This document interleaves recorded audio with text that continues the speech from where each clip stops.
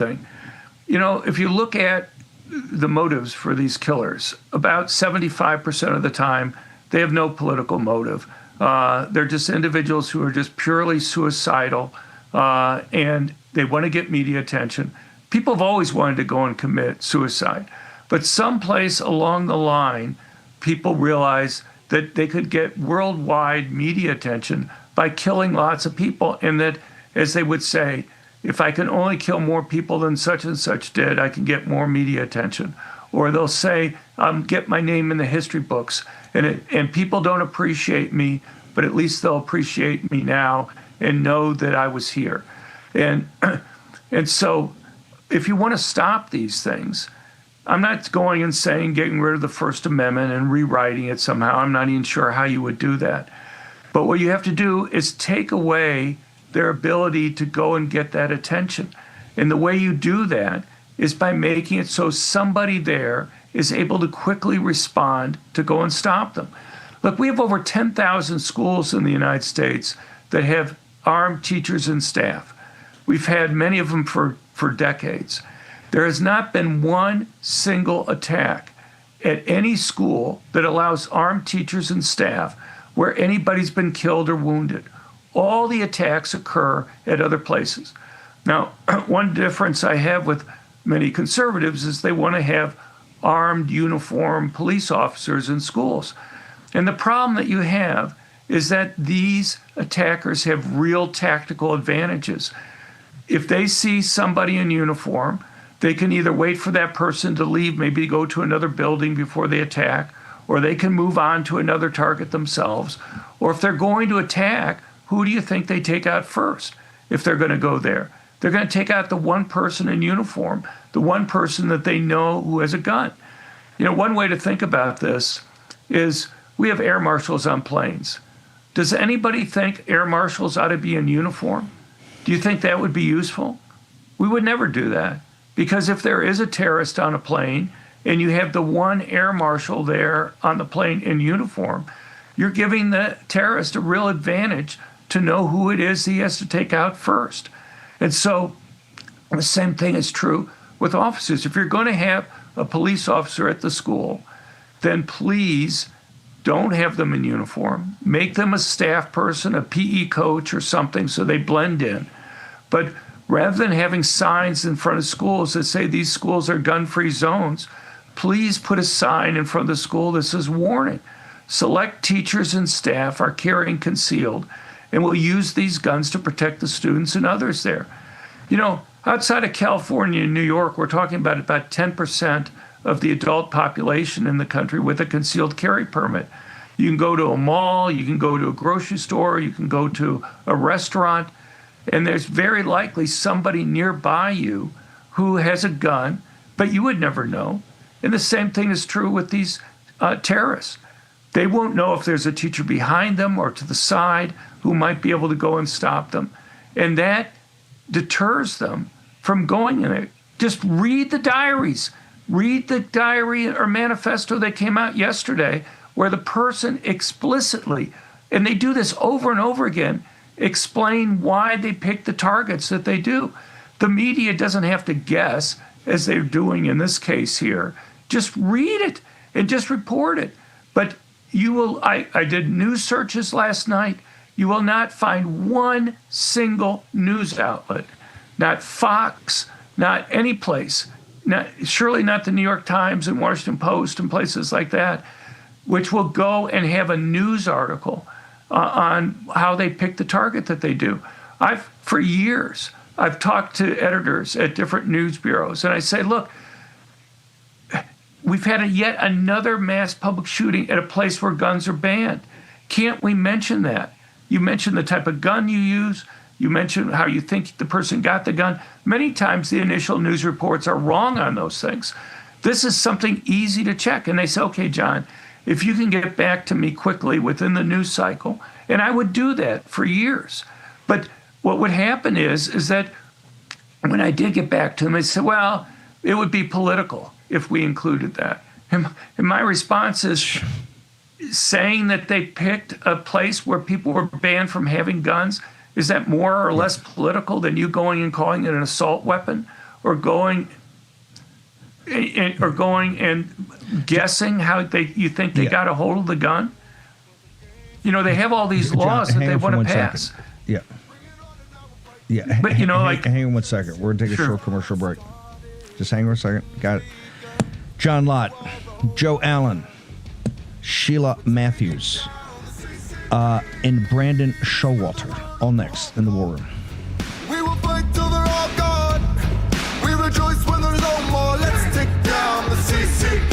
Hi, it's Christina again. Is your shower trying to tell you something? Is getting in and out of the bathtub becoming a safety concern? Are you worried about the cost of a bathroom remodel that could go on for weeks and weeks? Well, now you can have a gorgeous new bath or shower that's safer at a price you can afford with a one-day jacuzzi bath remodel. And now they're bringing you this special TV offer. We're waiving all installation costs and postponing all payments for up to 1 year. Jacuzzi bath remodel has a design you'll love at a price you can afford. Literally, they came in the morning, did the demolition, and installed our bathtub in 1 day. I definitely wish we called jacuzzi a lot sooner. Okay, so tell me, what are the 2 most common reasons people are calling jacuzzi bath remodel right now? Well, maybe they're just tired of the old, worn-out eyesore of a bath. Often they have dated colors, tiles that might be cracking and fading, or impossible to clean grout. Christina, did you know that the average shower has up to 300 linear feet of grout? Honestly, I had no idea. Yeah, that's a whole lot of scrubbing. So that's definitely one of the reasons people call. And you'll love that the new bath or shower just rinses clean and resists mold and mildew. Now, another big reason people call is they've been feeling uneasy stepping over that tub to take a shower. And we're here to help with a safer, more stylish shower that you'll love and is custom designed for you. Every time I stepped over my old bathtub, I worried I might fall. I don't have those fears anymore. Jacuzzi Bath Remodel gave me a gorgeous shower that's safe too. It was done in the same day. We did not have to wait. It is amazing. Time is running out to take advantage of this special offer. When you call right now, we're waiving all installation costs with our Christina Across America offer and no interest and no payments for up to 1 year. Call now to schedule your free, no obligation in-home design consultation. You can create your new bath or shower customized just for you, installed in just 1 day from the most trusted name with Jacuzzi Bath Remodel. Call now. It's never been easier. Get your free design consultation, schedule your 1-day installation, and start loving your new bath or shower right away. You can go from this to this, and from this to this, or even from this to all this in just 1 day. I did not like my bathroom before and was embarrassed by it. Yes. This is unbelievable. It is stunning. I can't believe it. Time is running out to take advantage of this special offer. When you call right now, we're waiving all installation costs with our Christina Across America offer and no interest and no payments for up to 1 year. Call now to schedule your free, no obligation in-home design consultation. You can create your new bath or shower customized just for you, installed in just 1 day from the most trusted name with Jacuzzi Bath Remodel. Call now. War Room. Here's your host, Stephen K. Bannon. Birchgold.com. Take your phone out right now. Bannon. Text Bannon, Bannon, to 989898. You get access, totally free, to the ultimate guide to investing in gold and precious metals in the age of Trump, and you get a direct access to Philip Patrick and the team. Now more than ever, the financial turbulence. By the way, I don't even think I'm going to have time. I'm going to try to get it in about the Federal Reserve, the governor of the Federal Reserve, President Trump, now saying, you got to go. There's going to be a clash of all of this. I think some pretty big constitutional issues of President Trump's Article 2 powers. And I would say the unconstitutional way that the Federal Reserve is set up, that's why this fight's so big. Anyway, birchgold.com. Understand what central banks, what they mean in the economy, what they do, what being prime reserve currency means. You can go to birchgold.com/Bannon, the end of the dollar empire. All the information's free. Get it today. Get up the learning curve. President Trump just went out with which I'm going to get a lot back on here in a minute. President Trump just went up 3 minutes ago. Governor Pritzker had 6 murders in Chicago this weekend. 20 people were shot, but he doesn't want to ask me for help. Can this be possible? The people are desperate for me to stop the crime, something the Democrats aren't capable of doing. Stay tuned, President DJT. I think the template scene work in the nation's capital is coming to the Windy City. I'll get into that with John Lott in a moment. Also, CDC, we got so much to do. Joe Allen, you're going to be back at 6 to go in this more depth because you've studied this quite thoroughly. It also ties together with a lot of the stuff about transhumanism. You're going to connect some dots this afternoon, but give me your best 2 minutes right now, sir.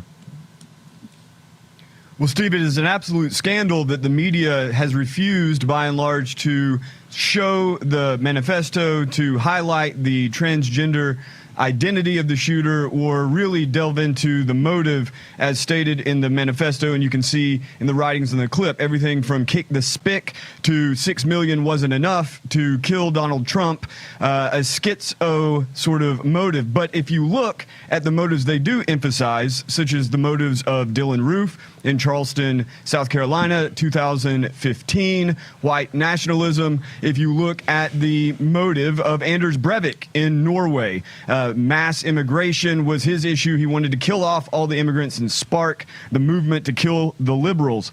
But you also have some exceptions to the rule. You have Cho, the Asian Virginia Tech shooter in 2007 who killed on the basis of social justice warrior ideology. You have the black shooters in 2013, Christopher Dorner and Aaron Alexis, one a cop and the other, I believe, a soldier, shooting up the Navy Yard just south of here in the Washington, D.C. Navy Yard. So you have this wide array of ideologies. I think the trans ideology is important, but a shooting that happened in my own hometown, 2008, at the Unitarian Universalist Church was conducted by a guy who was amped up on Michael Savage, Bill O'Reilly, and Sean Hannity. So I think that the ideological angle is important, but I think that to show this in the light of it's because of trans is grossly inaccurate. Okay, fine. We'll get more clarity because that was clear as mud. We'll get more clarity from you at 6 o'clock. Joe, and Joe, stick around. Again, I need you as a camera operator in the war room. I'm trying to get Michael Caputo there. Brandon Showalter, I know you disagree. This is what this show's about. What do you got for us? Well, I wouldn't want to make any sort of correlation, causation, fallacy, or conclusive proof, but I can't help but notice that this episode, Steve, crystallizes just how dark and diabolical transgender ideology is. It leads nowhere good. We are doing a massive disservice lying to young people about something as basic as their bodies. And if you read that guy, you watch that video, if you can stomach to see his manifesto, the demonic nature of it is readily apparent. And what this shows also is just how far this has captured the tops of our society, particularly the mass media and the Democratic Party as a whole. It leads nowhere good. When we lie to children about the basics of their bodies, they are going crazy. And so again, I'm not going to say this is the direct cause of this massacre, but it sure doesn't help, and I'll just leave it there. Yeah, Grace and Mo need to bundle and make sure everybody this weekend, folks, you got to watch the videos and you got to read this guy's writing. You need to see the manifestos out. You need to see it. Brandon, you did such an extraordinary job and all that. What's your social media, Brandon? Where do people go to follow all the great work you've done to combat this quite dangerous ideology, sir? I'm on X at Brandon M. Show, and I would point everyone to our latest episode of our documentary podcast series called Generation Indoctrination.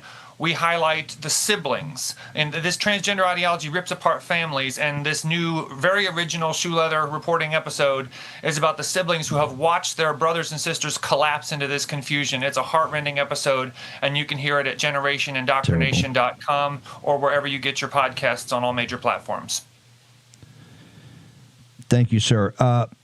Sheila Matthews, you got 2 minutes. Walk us through what needs to be done. You've been hammering this. You've been dead right on this from the beginning. What is Abel Child saying needs to be done immediately, ma'am? Well, we need to open up the mental health records. We need to really discuss the fraud of the diagnosing of the labels. There's no science behind it, and the relationship between the government. As of yesterday, Pam Bondi announced going into Labor Day that children should be aware of fentanyl and to be wary of the pills that they take. She defended Adderall and Xanax as being okay to take. And I think we need to have the conversation about the prescription drugs that are given out to 1 in 4 Americans. And that's one. These children are on a cocktail of drugs. This is inhumane. This is a human rights issue. This is not a political issue. This is about getting to the evidence. And we need to do that through opening the records and educating the public on the relationship that the government has with endorsing psychiatric treatments for our children in schools. We have an abundance of mental health. We are in a crisis financially, and we have to look at the billions of dollars spent on these fraudulent labels and these dangerous mind-altering drugs. And Able Child. Sheila, real quickly, where do people go to get you?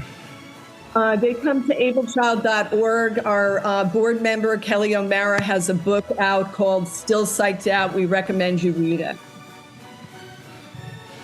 Ma'am, great. Thank you for doing this, Sheila Matthews, Brandon Showalter.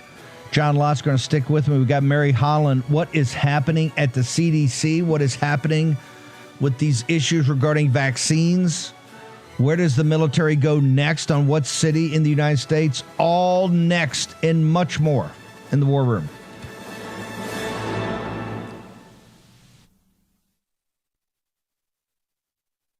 Fellow Americans, did you know a war is being waged right now for how you spend your hard-earned dollars?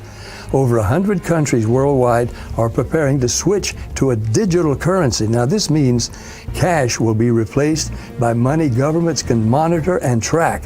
This tracking makes it possible to collect data from every purchase you make and the ability to decide what you can buy and when you can buy it. What's more, your assets can be frozen or even seized.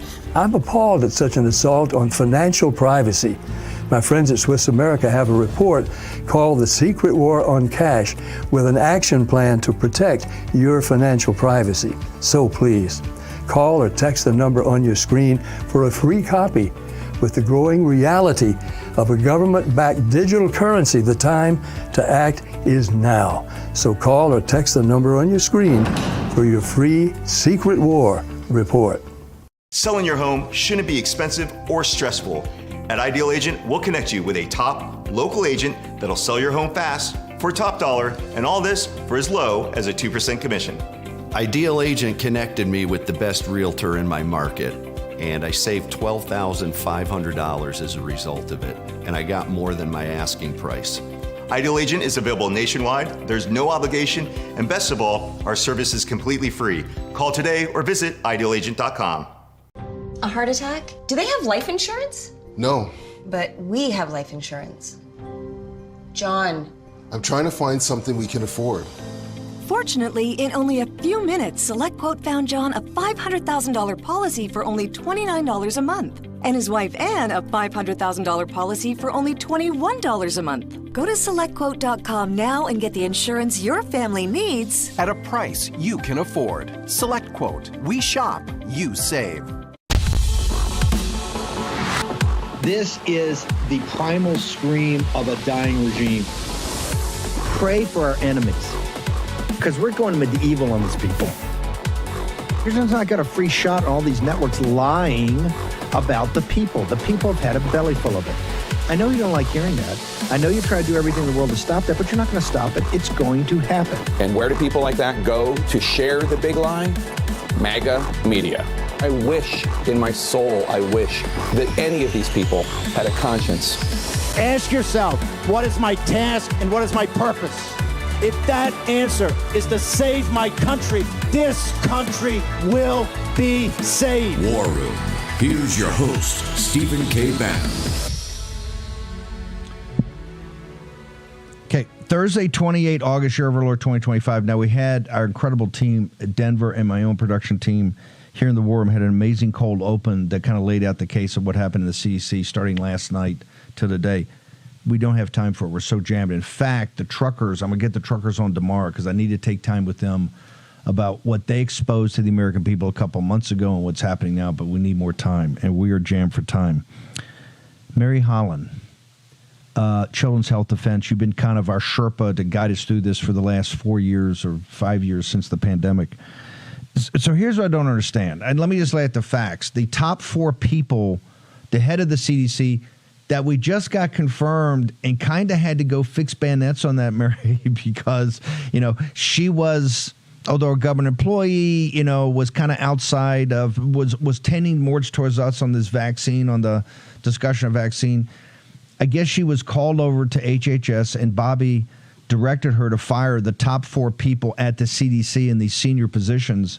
She refused, and then they said they were going to fire her. In fact, I think Bobby fired her, and then they found out that only the president can fire her. She refused. She dug in, and Cassidy got involved, right, who had been a big proponent of not having any of these people associated with Bobby to be confirmed. And then the president, they checked the Constitution and said the president directly fired her, terminated her last night. And so the question is, and this is supposedly off of the rollout, not just on mRNA, but Bobby Kennedy's commitment to the American people, platinum level science and radical transparency. So my question is, what exactly happened? I know you're an outsider. Yeah. And couldn't this been a little thought through, since we just got her confirmed, and we've all known that this is kind of the thing, we're going down the path of platinum level science and radical transparency when it comes to vaccines, ma'am? Well, Steve, remember that this was not Bobby's first choice, right? The first choice for the president and the Secretary Kennedy was Dr. Dave Weldon. Dave Weldon had been in Congress for many years and had been outspoken that we don't have platinum level science about vaccines. He was not able even to get a hearing, right? He was nixed. And so Menarez was the second choice. And she definitely has a deep state background, right? She's been involved in gain of function, bioweapons research for a long time, but she had a lot of skills that seemed interesting. Among them, AI, right? Data analysis. Because one of the things that Kennedy has to do right now is look at these millions of medical records to see what is causing autism, what is causing the chronic health epidemic. But apparently there was a showdown this past week, and she would not, what it sounds like from what we know is she would not fire these top level people who are absolutely vaccine zealots, right? This guy for Mpox and these other people. She wouldn't fire them. And she seems to be digging in her heels. And there's a lot coming down the pike, right? So Bobby Kennedy just ended the emergency use authorizations for the Pfizer, Moderna, Novavax shots. That means there's not the same kind of liability shield that they had under the PrEP Act. That's big. There's also a really important lawsuit before the CDC right now saying you guys are de facto creating these national mandates for kids, and you've never tested the science for the whole vaccine program. We should be saying it's really up to the doctors and the families. You can't be doing what you're doing. There's no basis for you basically creating this national mandate. So there's a lot coming down the pike, and I think Menarez made it really clear she's not on board. And I think Kennedy said, okay, well, then you got to move on out. And I think it's a real opportunity, Steve. We don't really know what's next. You're absolutely right that Cassidy and Kennedy seem to be somewhat at loggerheads. So maybe there's going to be an acting director of CDC. Maybe there won't be a director of CDC, and Kennedy's team will simply be sort of overshadowing things. I don't know. I don't know what's next. It is a threshold moment. Go back to this. Is folks, we got to get focused on this because this is big. It is. We're either going to go one direction or the other on this moment. So I want to go back just 2 things. Explain to the audience when the president of the United States designates a guy like Bobby Kennedy, he's going to be HHS, and Bobby Kennedy then designates a guy like Dr. Dave Weldon, who's a former member of Congress, is going to run CDC. Explain to the audience what it means he can't get a hearing. What does that mean? I mean, because this is what happened. They completely went nuts and just shut it down. But what does that mean to people? Explain it. So big, we understand that big pharma has a lot of influence in the swamp and in Washington. And so among the many things that President Biden did before leaving office was he ensured that the head of the CDC for the first time needed Senate confirmation. And so that then gave the hand to Senator Cassidy as the head of this HELP committee to really have a major role in who gets confirmed. This is the first time. I mean, in my view, the head of the HHS should be able to appoint his own team. But that's the reason that Dave Weldon got nixed, because it was clear he didn't have the votes. Yeah, but he wouldn't. I mean, they wouldn't even. They wouldn't even let him go and have a hearing in front of the American people. That's what upsets me so much. Not listening now. Now, I want to go mainstream media, because they follow the show closely. They're going to jump on. Oh, this is Mary Holland, who's co-head of the cult for Bobby Kennedy, calling some of the finest professionals that ever served the American people at CDC vaccine zealots. Can you put a little flesh on that bone? What do you mean by that, ma'am? What I mean by that, Steve, is what Bobby Kennedy is demanding is, as you called it, platinum level science. I think he usually says gold standard science. The reality is not the COVID shots, nothing on the childhood schedule, none of the shots altogether, not the recommendations for 6-month-olds to get COVID shots earlier or even for high risk. None of that is backed up by real science. Real science is you have an unvaccinated control versus the vaccinated group. And then for schedules, you have a long-term study that looks at all these things together. None of that's been done. It's been called out by the Institute of Medicine repeatedly that they don't have the science. And yet these high-level people in the CDC are gung-ho, do the vaccines, keep the program going, keep the liability shield. They're safe and effective. They save lives. That's a mantra. That's an ideology. It's not science. What do you mean, before I let you go, what do you mean? You think they'll slide in an interim director? And what is this relationship? Why is Cassidy, who's probably the least supportive of President Trump on many issues in the United States Senate, why is Cassidy such a big player here, ma'am? I think he's such a big player because he is a Republican, he is the chair of the HELP committee, and he is a physician, and he is very pro-vaccine. He is very, very pro-vaccine, and that's not going to change. So it's not clear what's going to happen, Steve. I think we have to stay tuned. I'll be happy to come back and try to deconstruct it as we go. Yeah, probably tomorrow, because things are going to be happening today. Mary Holland, where do people go to get all your content, particularly your social media, ma'am? Social media is at Children's HD for Health Defense, and our website is childrenshealthdefense.org. Ma'am, thank you so much. Appreciate you. Thank you, Mary Steve. Holland over Children's Health Defense. Gray Delaney, you join us. I've got a question. How did this, it came as a surprise, and I realized that she was Weldon was out, and she was the kind of next man up, and maybe not perfect. But you would think and assume that before she went for confirmation, because she took some incoming on confirmation, people would have walked through the plan here.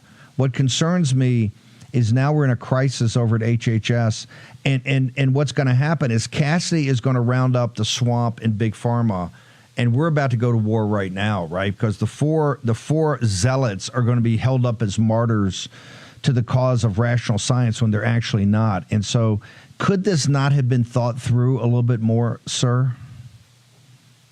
Yeah, if she represents the compromise candidate, then I don't understand how that she can be represent a compromise. I mean, she is a Bill Gates affiliated, completely all in on the mRNA technology.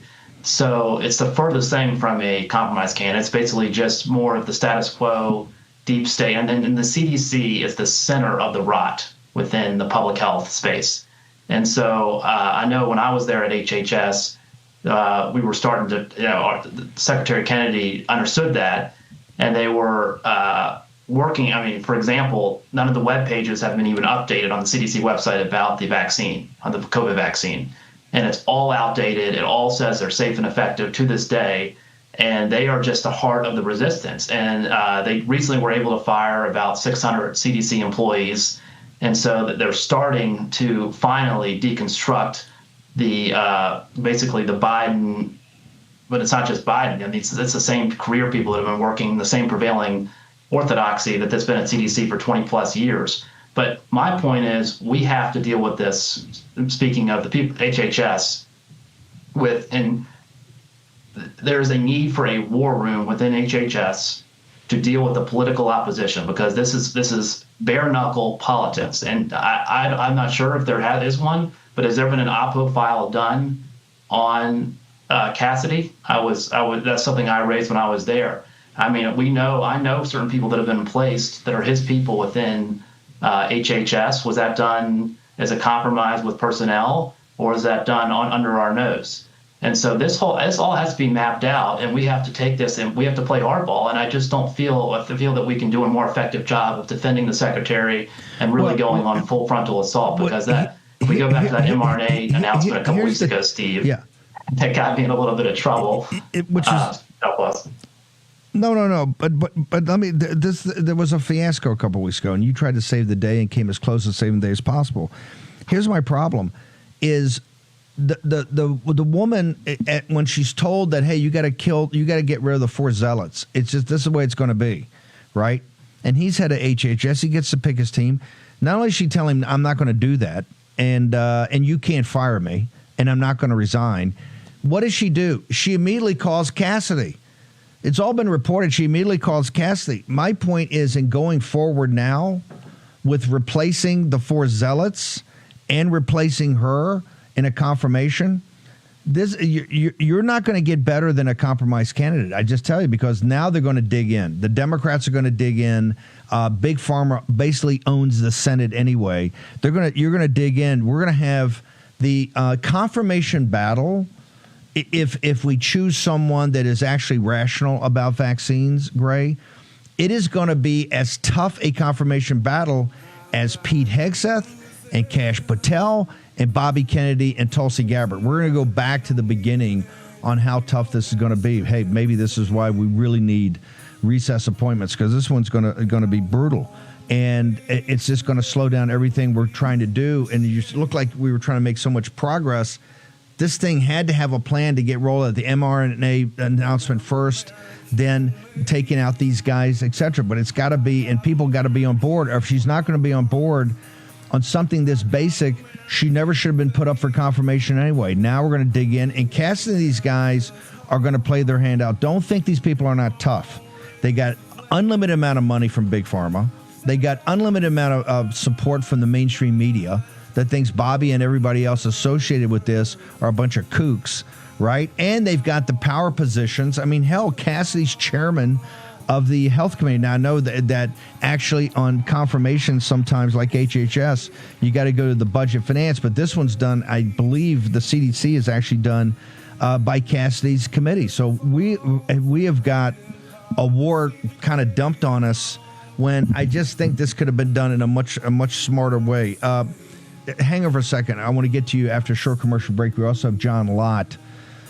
The President of the United States is seizing the institutions. The dramatic improvement of the nation's capital, the imperial capital, is there for all to see. And President Trump just put out a Truth Social post to Pritzker that said, yo, dude, you haven't called me for help. Help's coming anyway. And nothing is melting down the left more than this. Short commercial break. We're going to be back in a war room in just a minute. I got American heart. I got American faith. Selling your home shouldn't be expensive or stressful. At Ideal Agent, we'll connect you with a top local agent that'll sell your home fast for top dollar, and all this for as low as a 2% commission. Ideal Agent connected me with the best realtor in my market, and I saved $12,500 as a result of it, and I got more than my asking price. Ideal Agent is available nationwide, there's no obligation, and best of all, our service is completely free. Call today or visit idealagent.com.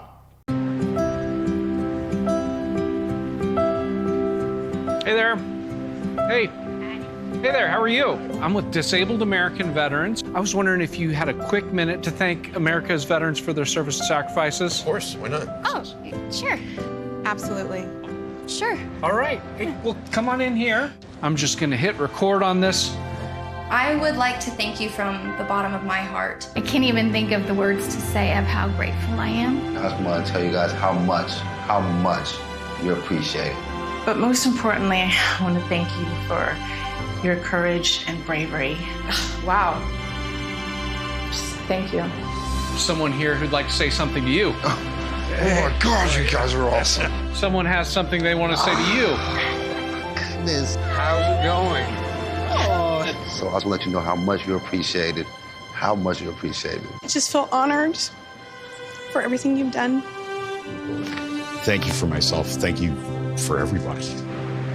I get to live every day, in peace because of you. A lot of people thank us, but we want to take the time to thank you, honestly, for giving back.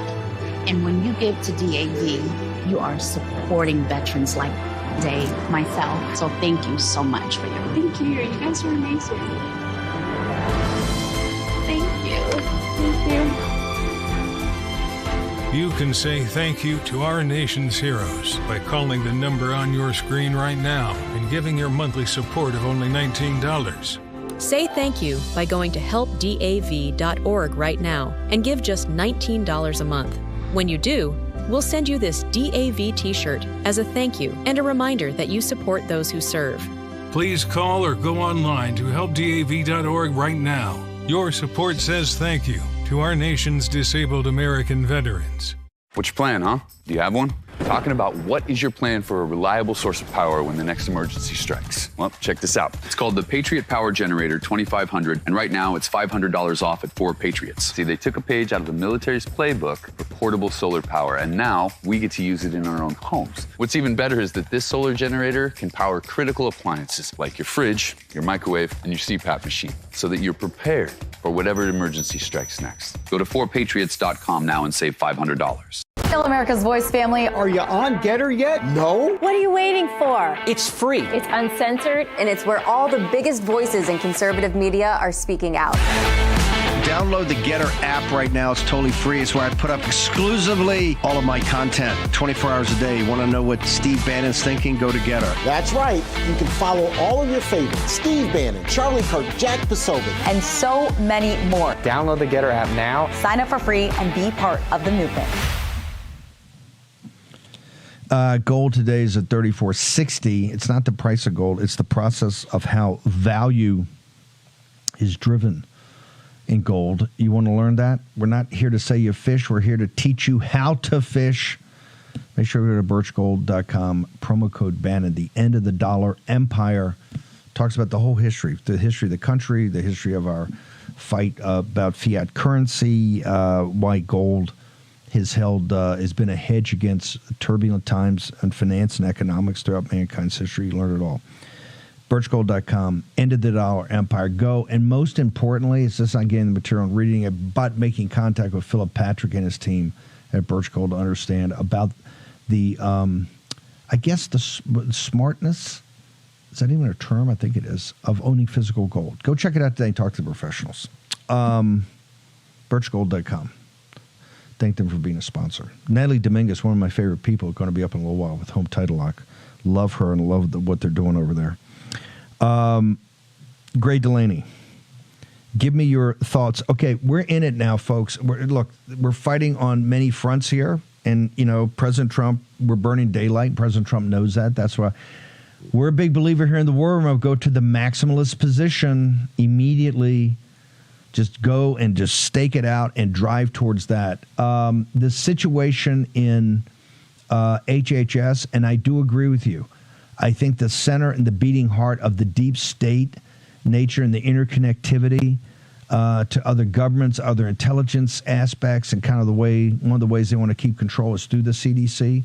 So it's all important. And folks, we're down now for a fight. Trust me, this is going to be a big fight. And they're going to try to go. They called for it last night. I said this is going to happen immediately. They're going to go and use this to try to remove Bobby Kennedy. So we got to fight here. They're going to try to use this to make it unpalatable for President Trump to keep him around. So, folks, get ready to go fix bayonets on this. Gray Delaney, you know this both from the outside and the inside. Give me 2 minutes on what the solution is here, sir. Yes. Well, I will say, just to lead off, I say Secretary Kennedy is 100% committed to Gold Star science, but also to addressing the vaccine issue, and you can see that. And there was a narrative that he was selling out, that he had no intention to move on the mRNA technology. Not true whatsoever. So what I spent a lot of time at my time at HHS was unifying the MAHA base and preventing that splintering of the MAHA and MAGA.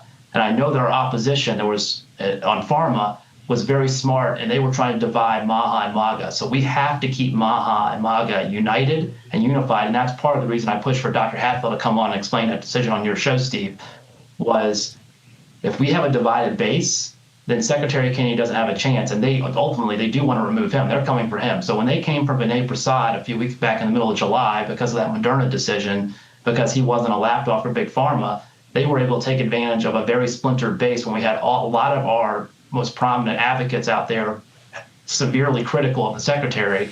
They moved in, they removed Vinay, now he's back, thank goodness.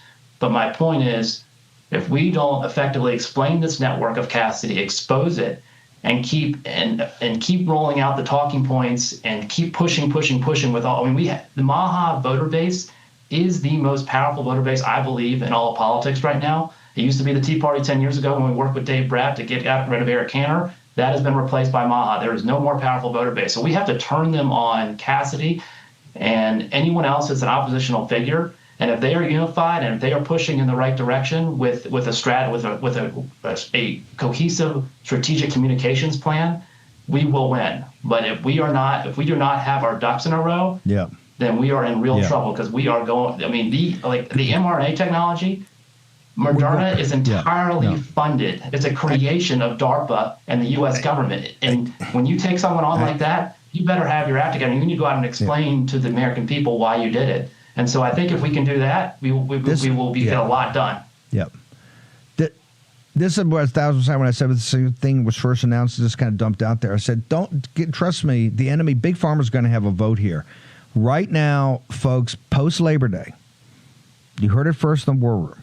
They're coming for Bobby Kennedy, okay? We're going to try to push this whole restructuring of the administrative state and the deep state that's in CDC, but they're going to strike, and Cassidy and these guys are going to try to remove Kennedy as HHS. That's the fight we've got, so get ready to go to the ramparts. Gray, social media, where do people track you down, sir?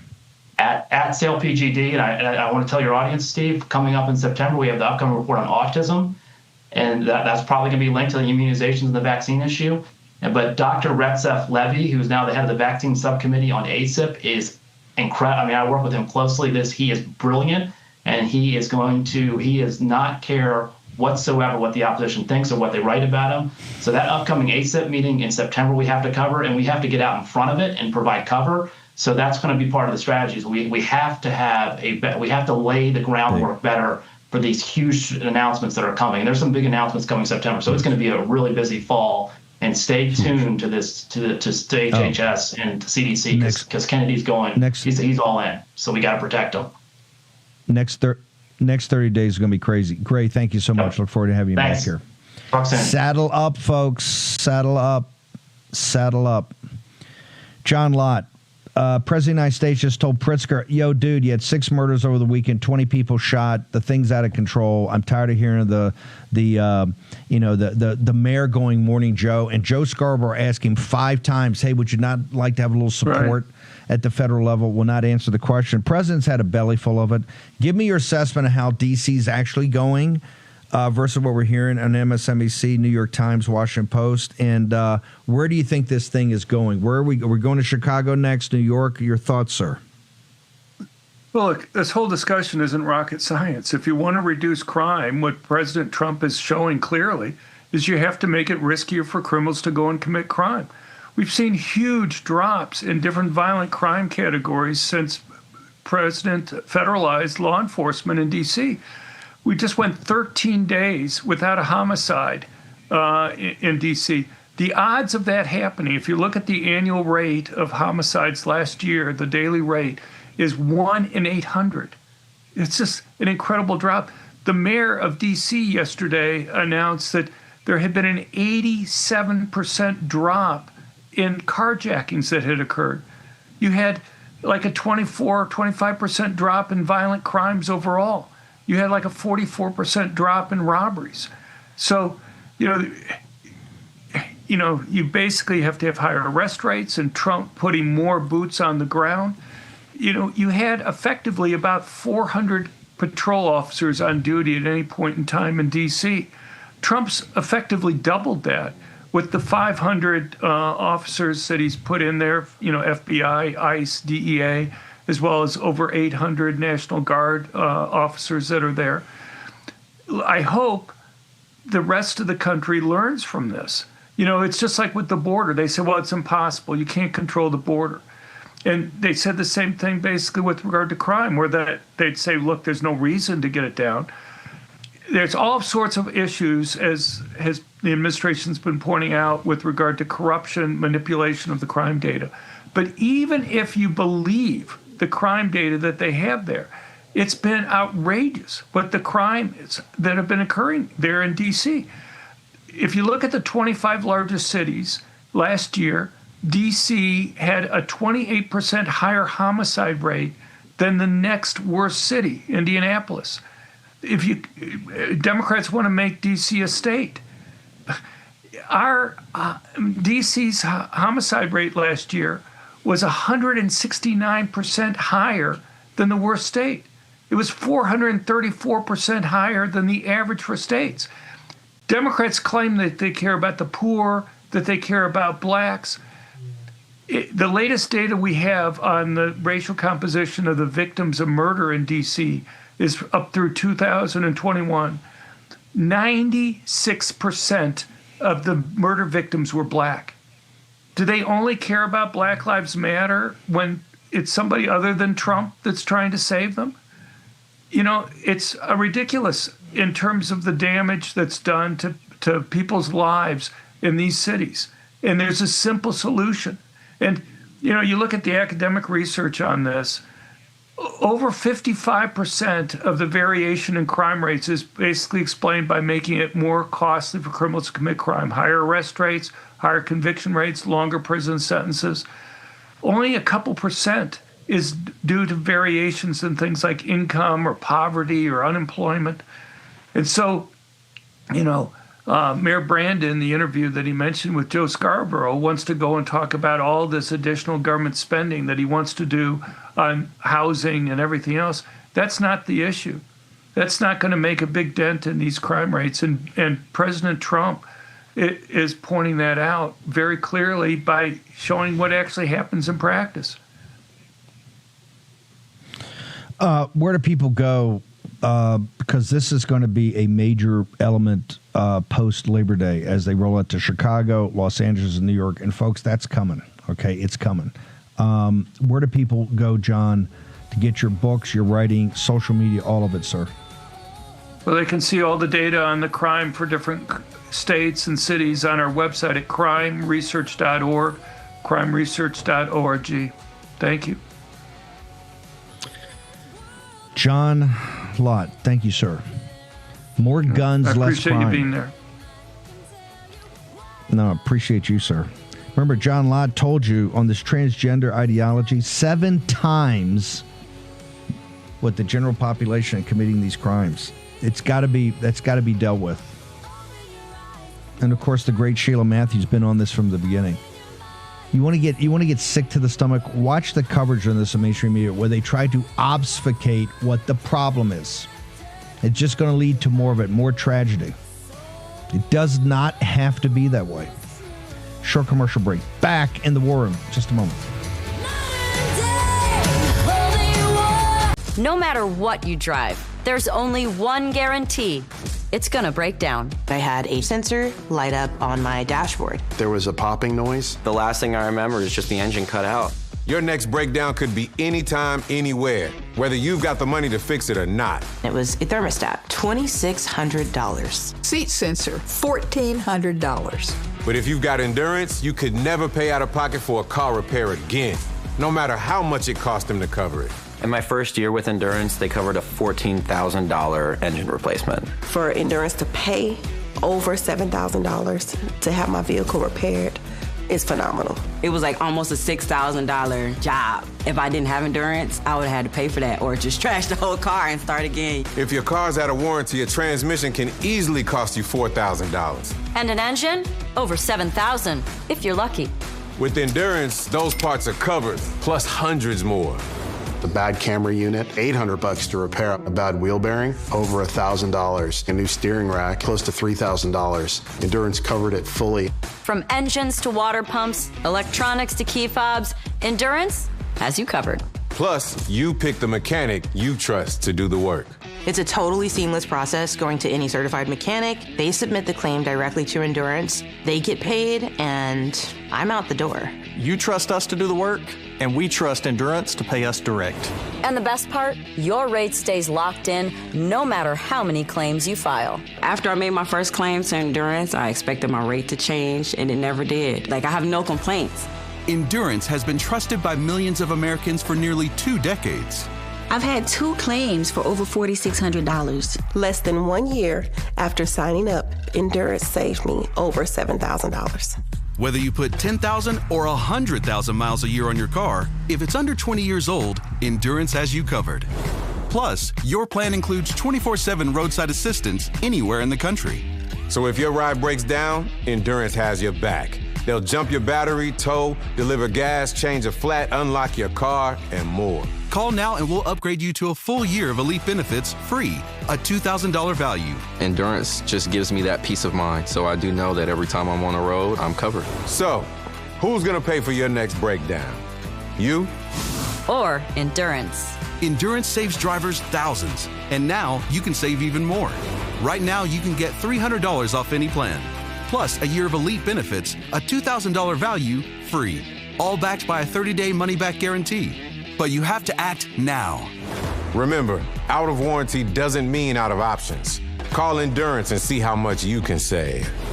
Call 1-833-496-5095 for a free quote. That's 1-833-496-5095. War Room. Here's your host, Stephen K. Bannon. Dr. Thayer, it was a huge bombing, a ballistic missile and drone attack in Kiev last night. I'm not going to be able to do justice to it this afternoon at 5 o'clock. And we're also going to have Peter Navarro live from the White House for an interview. And Dr. Thayer is also going to join us at 5 o'clock. So make sure you don't miss that. Tons going on and what I said, the Zero Hedge has an article. I said it first here the other day, and it's got to be now. Serious people have to start looking at the surrender of this thing being over, because Europe's not going to step up. It's just not going to do it. And the United States cannot step up because they're going to drag us into this war. So adults, really, if you want to stop what's happening last night, you got to get serious about how you're going to wind this thing down and stop giving people false hope, which is what Mearsheimer said was going to lead these people down the primrose path to the destruction, which is exactly happening. Look at the brutality of the strike last night, the hit last night. A true hero of our movement. I'm so honored to do this. We just put it together at the last second. Michael Caputo now joins us from the War Room. Michael was one of the very, very, very first people into the MAGA movement, one of the very first people that had the vision to understand what Donald Trump could possibly do as president of the United States. And Michael, probably more than anybody, your life literally has been destroyed. Then the illness came up. Matt Taibbi has an incredible piece up in Racket News, an exclusive this morning. For some, Russiagate never ended. It's kind of your story, although I know it's more here. Just take it at the top and walk through. When we talk about the Russia hoax and Russiagate, it's not a victimless crime here. You're one of the top victims of this crime, of how it destroyed you and your family, sir. Yes, sir. I mean, I think, thanks for having me on, Steve. The most important thing to take away from this piece in Racket News today is that they spied on the 2024 campaign. We're digging up evidence of the spying on the 2016 campaign. We're going to get to evidence of the spying on the 2020 campaign, but I can tell you it's living proof that they were spying on the 2024 campaign. As a campaign staffer in the policy department, the FBI had an open investigation on me. They had a Google user alert came to me in March of 2025, just several weeks ago, telling me that the FBI had just had a classified subpoena against my emails, my texts, everything that comes through Google, VoIP calls and things, and it is still open. It's still open now. I mean, in fact, I hired an attorney to find out more. And he said that the U.S. Attorney's Office in Washington, D.C. opened this investigation after my movie, the Ukraine hoax, came out and it named Hunter Biden and Joe Biden as taking money from Ukraine. In fact, I have the receipts of all of that. And I talked about it in the movie. And when they won, they went after me. And they opened a FBI federal criminal investigation. And it is still open. That's 4.5 years. And the reason why I've gone public with this is because I just want them to close it. I want them to just leave my family, my daughters, my wife alone. It's been, 9 years of this. And it damn near killed me, Steve. And it did kill people like Lee Avershaw, Paul Manafort's deputy in Ukraine. He died of cancer at the same time I had cancer. I was, many other people, Paul Manafort, the president, George Papadopoulos, Roger Stone, others, all these people who suffered far more than I did. I was always a witness. They kept trying to flip me into a subject and then a target, but I had a very good attorney and they were never able to do it. This whole thing was a hoax. The whole thing was complete fiction, and they could not turn the fiction into fact with me. They did it with others, with Papadopoulos and poor Carter Page. I've gotten to know all these people very well ever since this happened. Some of us, we call ourselves the remnants, the leftovers. Right now, I kind of feel like a cigar butt in the ashtray, and others do too. I believe that the president and Cash and Dan Bongino and Tulsi Gabbard, especially, all these guys are doing their level best. But you know what it is? We're finding out now it was bigger than we ever thought. It reached into places that we never knew. I am sure there are 1,000 people that did this. Yeah. Well, yes? I want to talk about that because you go from 16 to 20. Because your revelation that, hey, they were still doing it in the 2024, and they're going to continue to do it until we expose it, hold them accountable, responsible accountability, and put them in jail. That you're 100% correct. Yeah. And walk me through that. Walk me through how big it is and what do we need to do to stop it. Well, it's interesting, Steve, because the one thing Tybee didn't cover there is, I think, a real indication that this spying went on and it was directed at the president's 2024 campaign. A week ago, a friend of mine who worked on the Ukraine hoax with me called me up and he said, listen, your cameraman called me. He told me that the FBI was all over him. He was forced to into interrogations 3 times, and he's really sorry. He wasn't allowed to tell you. The FBI said it was confidential. He'd go to jail if he told you. I said, look, 2021 was a very difficult time when they called my movie Russian funded a complete lie. And my friend said, no, this happened in 2024. They went after my cameraman, the poor guy with a young child, in May of 24, and they came at him 2 or 3 more times, I'm not sure. And Steve, they ghosted him when Joe Biden dropped out of the race. They were planning something with all of this Ukraine stuff in 2024, and it was taken away from them when Joe Biden kind of crapped the bed in the debate. Here's the thing, Steve. My investigation is still open. I know Cash and Dan and Tulsi are very, very involved in this. It's not just about Michael Caputo. There are dozens of Michael Caputos involved here. I think what they have to do is arrest people. Not just investigate people, arrest people. I think they will, too. There's a lot of criticism for our national security leaders right now. If Donald Trump trusts them, I trust them. But all I'm asking for, Steve, right now is shut the investigation down. I can't get a mortgage. I can't get a global entry visa. God knows how else it's affecting my family. Please shut it down. Steve, how it's really affecting me right now is the Judicial Watch has filed 8 or 9 different FOIAs, and they've had to sue the FBI, the ODNI, and the Department of Justice on my behalf today. And the reason they have to do it is because the FBI left that investigation open so they don't have to respond to FOIA. And if the Trump administration is truly in charge of the FBI, shut that down. Give me my FOIA results and do it as soon as you can. I want to take a minute and walk through your journey here. What happened to your family? What happened to your finances? What happened to your health? I don't think people even understand the very basics of how they tried to destroy you and came very close to doing it, sir. Well, I've been kind of on the Trump team since I was his driver at the Republican convention in 1988. I've been involved with him off and on all along the way. Tried to get him to run for governor in New York. I tried to help him buy the Buffalo Bills. I took on Bon Jovi for him. And I was so honored to work in 2016 and then in 2020 to be involved as his Assistant Secretary of Health during COVID. But I was so stunned, and Tybee recounts this story. I was over in Moscow in March of 2017. This is actually the first time it's ever been mentioned publicly is here, and today's Tybee in this. I was over there with a leading Democrat trying to figure out how we could improve relations with Russia in the new Trump administration. While I was there, James Comey and Representative Speer and an Intel committee name-checked me, and my whole life changed. Not only were they accusing me of being a Russian spy, I was sitting outside the Kremlin when they did it. Like my advice to people who want to get into international relations, what I did, do it. Get a passport, see the world.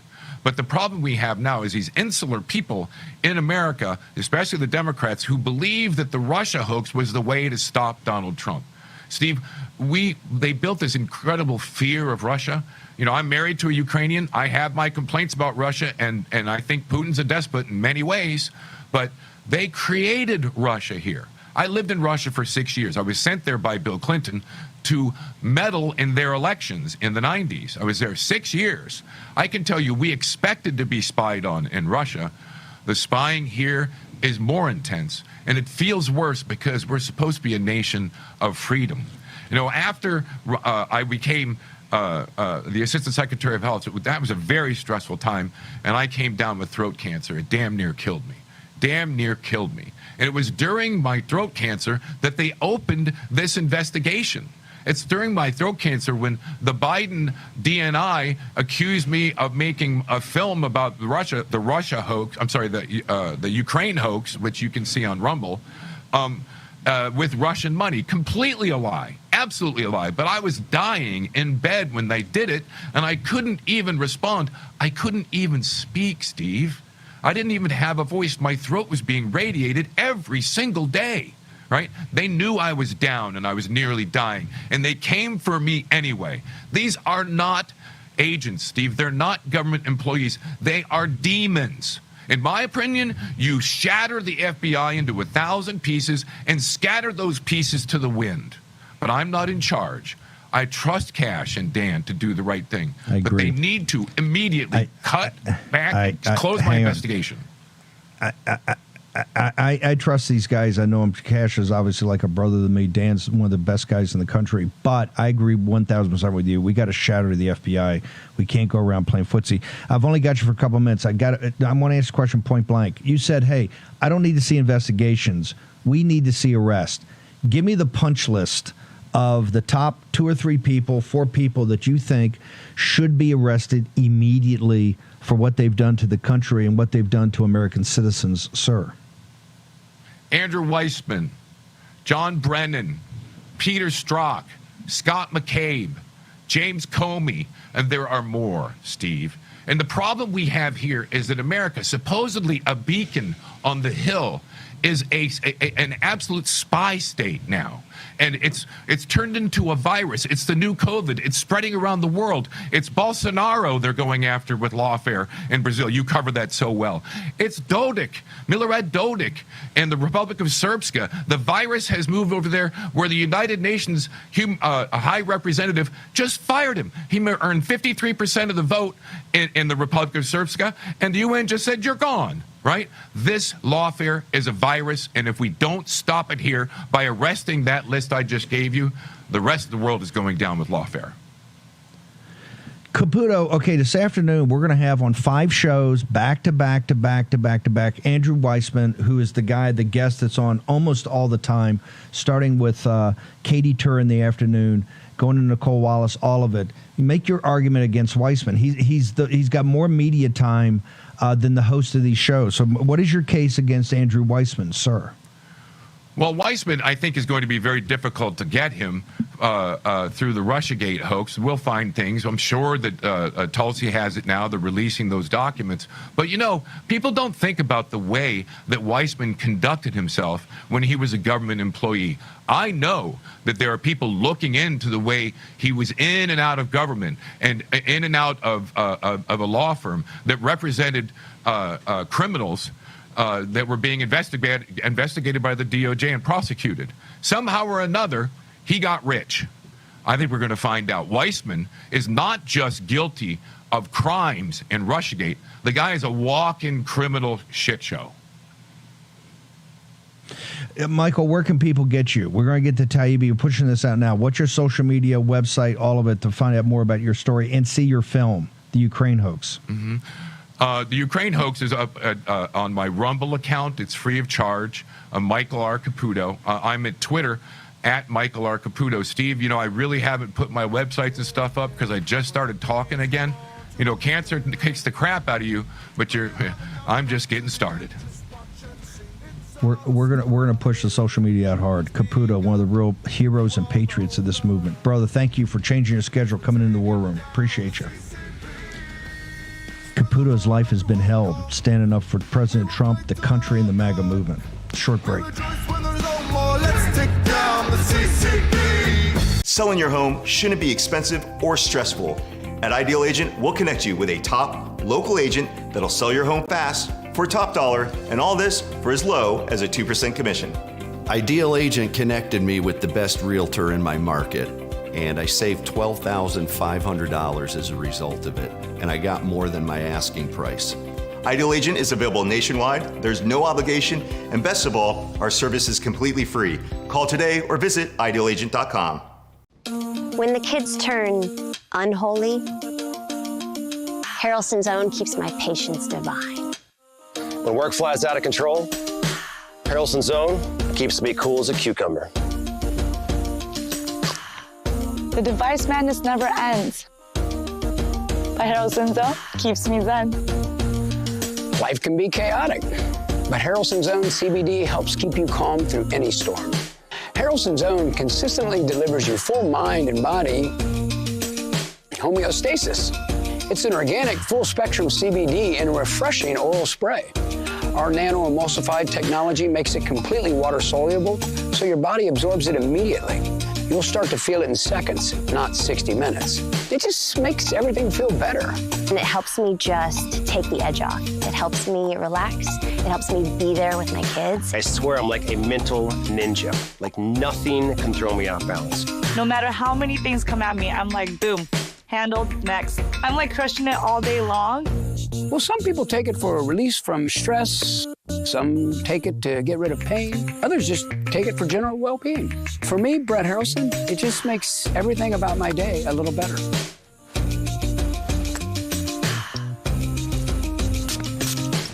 Give your life a boost. It's just the best you've ever felt in your natural state. My happiness in a bottle is the best. So to sum it all up, you're going to feel the benefits quickly, love the way it feels, and like the way it tastes. Pay a fair price, and you're going to thank us for it. We are so confident you're going to be satisfied that we back every bottle with a 60-day, 100% money-back guarantee. Give Harrelson's Own a try, from our family to yours. Go to HO.com to order Harrelson's Own now. Yep, it's that easy. Just our initials, HO.com. A heart attack? Do they have life insurance? No. But we have life insurance. John. I'm trying to find something we can afford. Fortunately, in only a few minutes, SelectQuote found John a $500,000 policy for only $29 a month. And his wife Anne a $500,000 policy for only $21 a month. Go to SelectQuote.com now and get the insurance your family needs at a price you can afford. SelectQuote. We shop, you save. War Room. Here's your host, Stephen K. Bannon. Joe's going to be back with us. Joe Allen's going to be back with us at 6. I just want to repeat, I put it up. Denver will have it in a second. The great Andy No has got on his Twitter account, and this, folks, you got to read this now. Grace, you got to push it out. What did I say? What did I say about this? He's reporting trans leftist accounts all over social media are celebrating the shooting and killing of children at the Minneapolis church by a trans gunman. They believe it is revenge against Christianity and the Trump administration for not allowing transitioning children and defining sex as biological. Told you. And you ought to see some of the evidence he has here. It's absolutely sickening. Joe Allen will dive more into this at 6 o'clock as we go through this. This is if we don't, you got to face this problem. You got to face it now. These problems only get worse if you look away. Only gets worse. Grace and Mo, if you can put that out for everybody in the War Room posse to see. By the way, Charlie Kirks will be here at noon. Posobiec after that. We're back 5 to 7 tonight. Natalie Dominguez. I keep saying, people when they have this, when you have a house, you have a home, and you have a title, right? Every dream you've ever had is in that home. But that can turn into a nightmare so quickly, right? Through no fault of your own, except the fact you haven't had time. Walk us through it for a second, because today with cyber, with artificial intelligence, the sophistication of that, with rogue accountants, rogue lawyers, and particularly the rudimentary system we have for protection, folks, and I tell you, folks, when this happens, you look at Natalie's stories and all the things we pull from public media, your life changes because all of your time is sucked up in getting this thing sorted. And the anxiety, it'll take years away from stuff you want to do to have to deal with this mess. But the anxiety will take years off your life, because every day you're sitting there going, are they going to take my house? I'm going to lose everything. Natalie Dominguez, Home Title Lock. The floor is yours, ma'am. Thanks, Steve. So, what you're talking about is something that we talk about all the time, right? AI, cyber, ever since COVID, everything being so easily done online.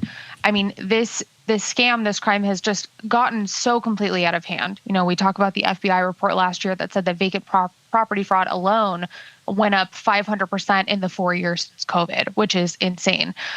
We often talk about scammers and criminals that are, filing these fraudulent quitclaim deeds or warranty deeds at public records. And then they have, when you talk about a title, we talk about this often, it's your concept of ownership, right? So when they file this at the county, your concept of ownership is now no longer yours. So then they can go behind your back and sell your home. We've seen homes get bulldozed by real estate companies. But what I want to talk about today, it's a kind of different kind of fraud. It's a fraud that's unfortunately kind of legit. And I really want the posse, anyone with elderly parents, grandparents, family, and friends really need to kind of take this next report to heart. Hot off the presses, Phoenix, Arizona, Edward Trenton, I'm going to murder this name, Alberison, and Gretchen Marie Zomjan ran a predatory real estate scheme, misleading names like Hands with Hope, advertising that they could rescue homeowners from foreclosure. And the 50-plus known victims, they're thinking there are many more, but the 50-plus known victims were primarily elder Arizonans already struggling financially. So these homeowners were told by this real estate couple that they needed to temporarily transfer their deeds into trust so that they could stay in their homes. Instead, the deeds were then transferred into shell LLCs, fully controlled by this couple. So they now had full control over the equity in these homes. The guy signed the deeds, the wife illegally notarized them despite being the spouse with direct financial stake. And reports haven't come out yet on how they found out about the fraud, but we do have, the AG website report. And thank God for people like Attorney General Mays. She filed suit against the couple alleging consumer fraud and exploitation of vulnerable adults. But they also sought emergency receivership over all of the criminals' assets to prevent further fraud. 50-plus known victims, all elderly, struggling to stay in their homes financially. So the reason this is super scary, right, Steve, is because generally the way it happens is they file fraudulent paperwork, et cetera. We talk about this all the time. Handwriting experts, sworn testimony, illegitimate notary stamps can still take months to years to unwind. But in this case, they got the elderly homeowners to legitimately sign over their home. And because this scam is no longer just a fraudulent piece of paperwork with a fake notary stamp that you have to prove is, legit or not from the scammer's perspective, they have the real signature, they have the real homeowner. There's so much now that you have to do to prove fraud and coercion, because on paper, this is like completely legit, right? It's not a random notary stamp that no one can find the notary. So let's say now, Steve, let's say you're the child of an elderly parent. You can sign up your parents' home with us. So it's not just your own home. You can sign up your parents' home with us. Or if they sign themselves up, you can designate yourself as a member that gets notified on their account. So you would have been notified the moment that something happened with their property, if something was filed against it. And this is what's really, really important for us, especially for the elderly, right? I talk about my grandparents in Florida all the time. I love them dearly. My dad talks to my grandfather every single day, but not every family is like that. So if you have, elderly people in your life that could be taken advantage, 50 plus victims just in Phoenix. Imagine this happening anywhere else. And that's the ones that we know about. So we would jump in, take over the legal process from start to finish, and make sure that you and your family are in good hands. And Steve, something that we don't actually usually talk about. Now? Yeah. No, go ahead. HomeTitleLock.com, I just want to guys. know, where do people go right? Yeah, and to talk to you directly, they go to Home Title Lock, promo code Steve. But I want them to get all this information, because particularly all your different things that you can get your parents on there. This is they're getting more and more sophisticated. The cyber criminals, the artificial intelligence, and particularly the rogue actors. They understand there's trillions of dollars locked up in home equity throughout the country, and they're after it, trust me. And they're going to look at going after the elderly first. HomeTitleLock.com, promo code Steve. You got Natalie Dominguez and your team. Natalie, thank you so much for joining us here in the War Room. Appreciate it. Thanks, Steve. Although you scared the hell out of me. You scared the hell out of me every time you're on. Unbelievable. How demonic are people to do that with people that have worked all their lives to have a little something? Got to protect yourself. Okay, Charlie Kirk is next. Poso's after that. Gruber. Eric Bowling. Then you're back at 5 p.m. Eastern Daylight Time, when you will be back in the War Room.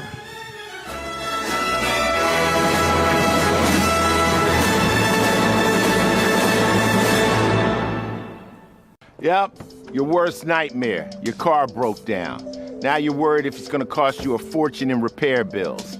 Unless you already called CarShield, the legit #1 auto protection company in the country. When you're protected with a plan through CarShield, the process is smooth like ice and done in as little as 3 steps. 1.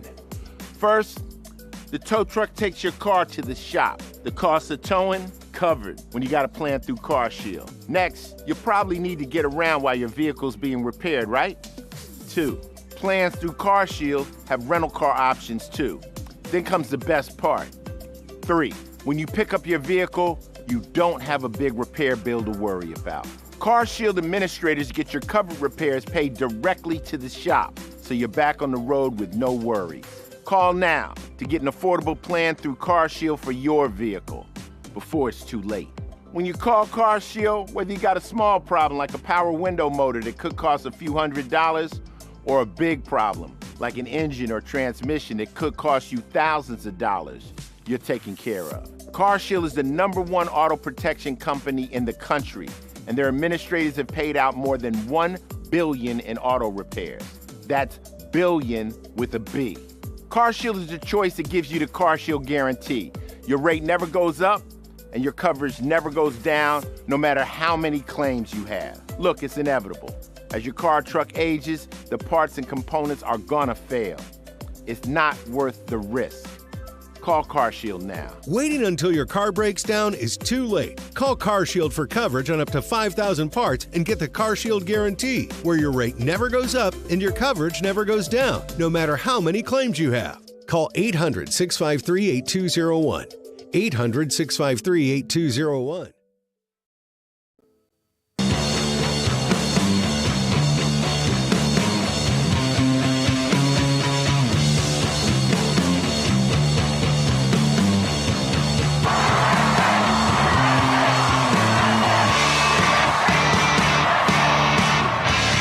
Charlie Kirk Show starts now. Obviously, I've heard about the rhetoric and the narrative that is being pushed out, but here's the thing. Anybody that is going to use this as an opportunity to villainize our trans community or any community has lost touch with a common humanity. We got to be operating not out of hate for any group, but out of a love for our children. That's where the focus needs to be right now, a love for our kids. Look, we need to be standing up for every community out there, a Catholic community too, by the way. I mean, any community that suffers this kind of blow, our Minneapolis community, you got to stand up for them. But, you know, I feel oftentimes in these instances there's this desire to villainize a group. You want to call this an act of cowardice? Do it, because it is. But regardless of what group or background, gender, you know, the bottom line is that kids got killed. Let's love each other more. Wake up. You will lose your country. Again, it's not about Democrats. Or it's about all of us. So you're absolutely convinced he's... I'm absolutely 2028. You've seen it. He's tried to steal the last election. He's trying to rig it in plain sight. He seems to have found ground, legs, with the left by mocking President Trump. Like a ChatGPT personality, he's just borrowing now from President Trump, copying his style with X posts. Now he's even going for his own MAGA-style merch. The shop includes items like Newsom was right about everything hat, or he has a Newsom 2026 mug.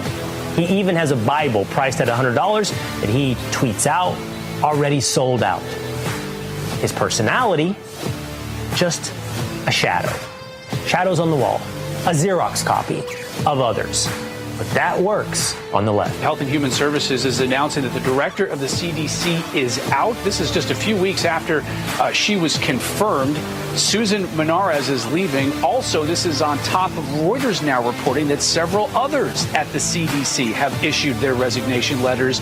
The reasoning is unclear, though. The New York Times is reporting it was over differences with Secretary Kennedy on vaccine policy. Federal regulators have just approved and limited COVID vaccines for Americans. That has also put them at odds with some doctors groups who have issued their own recommendation on who should get COVID shots. Finding certain interventions now that are clearly, almost certainly causing autism. And we're going to be able to address those in September. So 1 in 10,000, and now it's 1 in 31 or 34 or 12 if it's a boy. Can you imagine that? And that was 1 in 10,000 not so long ago. I can't believe Charlie Kirk really means all of this. You know, she's got to submit to her husband. Because that's weird. All right, so here's the thing. I think a few things can be true at once. Okay. I think, number one, this is bait. And I think we should acknowledge, to some degree, we're taking the bait here. Part of the reason, though, that I'm willing to take it is because I have now watched Charlie Kirk really evolve into one of these women submit to your husband guys. Submit to your husband, Taylor. You're not in charge. As Governor Tim Walz said on the campaign, say it with me, weird. This is just the definition of weird, bizarre, and frankly just deeply disturbing. And the fact that Charlie Kirk has millions and millions of followers and fans. If you are a follower or fan or like Charlie Kirk and you agree with this statement out of like the 1800s that Taylor Swift now needs to submit to her husband, what is wrong with you? And what is wrong with Charlie Kirk? If you didn't know that Charlie Kirk was a weird dude, now you know. And please, for the love of everything, do not listen to this man. Any man in the world right now, Travis Kelce has the right to take a at Charlie Kirk, and I would support that. It'd be heroic, really.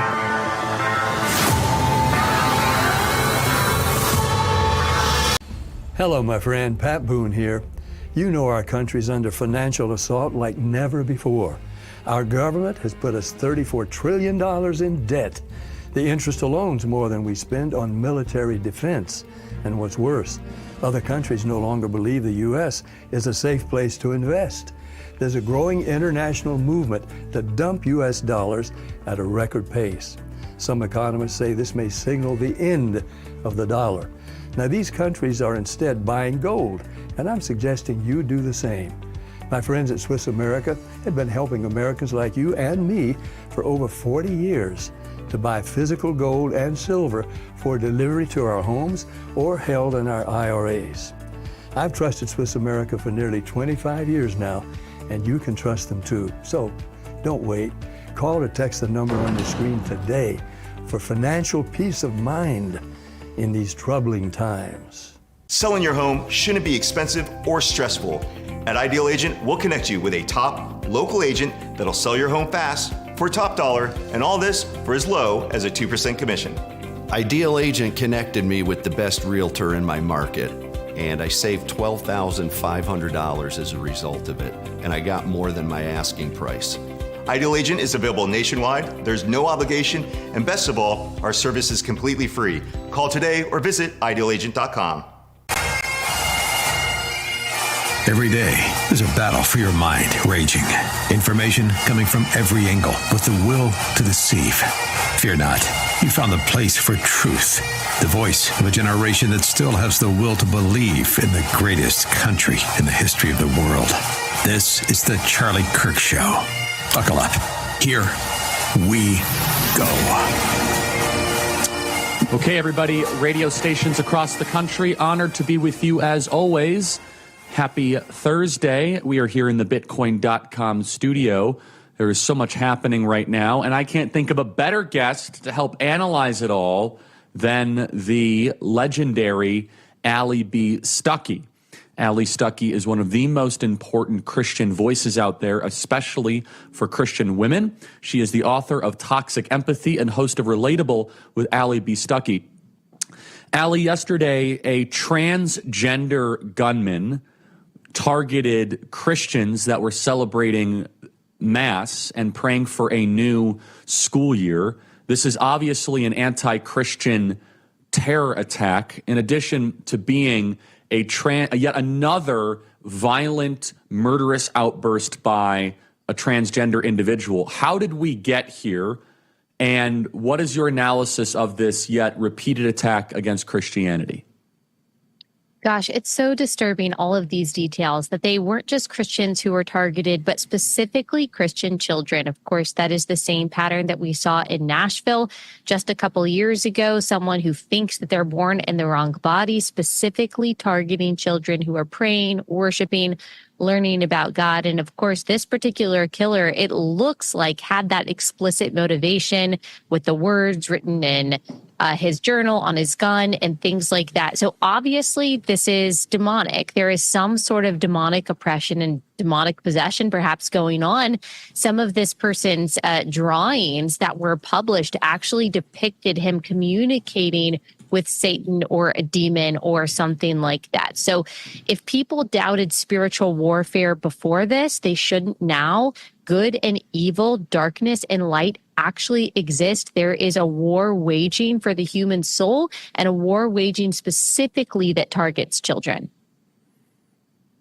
Yeah, that's well said, and that is exactly right. And it's interesting because so many pastors, when George Floyd overdosed in Minneapolis in May of 2020, they, for months, some weeks, they talked about how we're racist and we need to apologize for being racist in Minneapolis, mind you. And I wonder how many pastors this Sunday are going to speak out against the toxin of transgenderism. More innocent children have been harmed by the trans lobby than by racist police. Let's put 461 up on screen. This is a picture of, obviously this guy's completely deranged. He's totally insane, so I don't want to read too much into his imagery, but that looks like he's communicating with a demon or some sort of satanic spirit there. Allie, why is it that the church is refusing to speak out against what is now a public safety risk, which is the transgender community in this country? Gosh, that's such a good and sad comparison, what you just said. We had so many pastors who would have called themselves, conservative evangelicals who, after George Floyd's death, blamed all white people because of the alleged actions of one person. Mm-hmm. And yet, when it comes to someone who identifies as the opposite sex, of course, we see the mayor of Minneapolis saying this has nothing to do with transgenderism. This doesn't have to do with the quote unquote trans community. And unfortunately, we're probably going to see that vagueness from a lot of pastors who call themselves Christians. But really, they should have been talking about this a long time ago. All Christians, especially pastors from the pulpit, should be on the front lines about this, because primarily this is not political. Primarily this is theological. In fact, it goes back to the very first chapter of the first book of the Bible. So if you are a pastor who says, I don't want to get political, I'm not asking you to. I'm asking you to get biblical. And if you just preach the first 27 verses of the Bible, you will get to the controversial statement that all people are made in God's image as male or female. That is fundamentally theological. And if you are missing that, it's not because you're scared to be political. It's because you're scared to be biblical. And if that's the case, you have no place behind a pulpit. That's right. A lot of these pastors need to resign in disgrace. And in the audience right now, if you're going to one of those churches and you are tithing to one of those pastors, you got to disconnect. This Sunday should be a test. Will your pastor speak out against the transgender threat in our country? And if they spoke out against George Floyd, more people died actually in this situation than in George Floyd. They were attacking little kids at mass. And this wasn't a quote unquote MAGA white supremacist. Now, 440, let's put 459 up on screen. This is Minneapolis school shooter Robin Westman. I hate saying the name. I shouldn't have done that. Confessed that he was tired of being trans. Quote, I wish I never brainwashed myself. Yeah, the name should be Robert, not Robin. Again, their whole other thing that you and I could explore for about 20 minutes here, Allie, is that the media and the journalists are getting really mad that people are misgendering the shooter. Forget that 2 kids are dead. They're getting upset that this demonic mass murderer might have a wrong gendering. But I do want to play this piece of tape here. It's so telling. This is the mayor of Minneapolis, Jacob Free. And if this shooter would have been a Trump-supporting, MAGA hat wearing, they would have cared about his identity. But now that it was a trans person, they say, how dare you make it about their identity, even though this is a pattern of trans violence around the country. Play cut 423. I have heard about a whole lot of hate that's being directed at our trans community. Anybody who is using this as an opportunity to villainize our trans community or any other community out there has lost their sense of common humanity. We should not be operating out of a place of hate for anyone. We should be operating from a place of love for our kids. Right, and you're the one that defunded the police, or your entire cabal defunded the police after George Floyd. Allie Stuckey, your reaction? Yeah, he said the same thing on CNN with Aaron Burnett, I think it was. And then he, as an aside, kind of parenthetically said, including Catholic people, including the Catholic kids, as if they are just kind of a peripheral part of this story. No, it's the Christians who are targeted. And he is showing more compassion, what I call toxic empathy, for the perpetrator of this crime, because he happens to be identified as what they consider, a marginalized, oppressed group, than he is for the very kids who are being killed. Yes, the specific mental derangement that a killer has is absolutely relevant to the conversation when we're talking about stopping crime, especially when we see a pattern. If we see a pattern of any kind of person that is targeting another kind of person, in this case, a so-called trans person targeting Christian kids, then I think a smart person might ask, why does this keep happening and how can we stop it? One way to stop it is stop calling a man she, because you are perpetuating the very delusion that is driving this kind of evil ideology that ends itself in chaos and death. And that is toxic empathy. Talk a little bit more about that. I mean, you wrote a whole book about it. Shouldn't Christians be the leaders of correcting this in the culture, not the ones affirming the delusion that leads to 2 dead kids at a Catholic mass?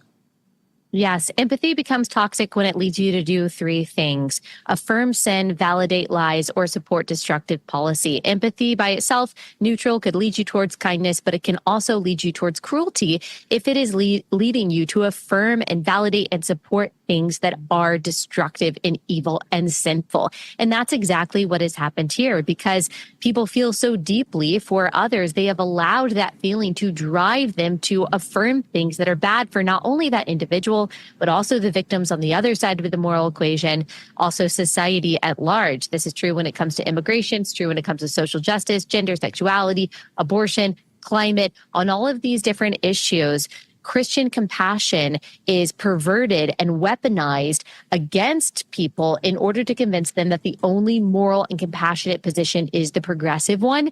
But love and empathy are not synonymous. Love, as we read in 1 Corinthians 13:6, is interwoven with the truth. So you can't have true love without, which means that Christians are called to something much better and deeper than toxic empathy.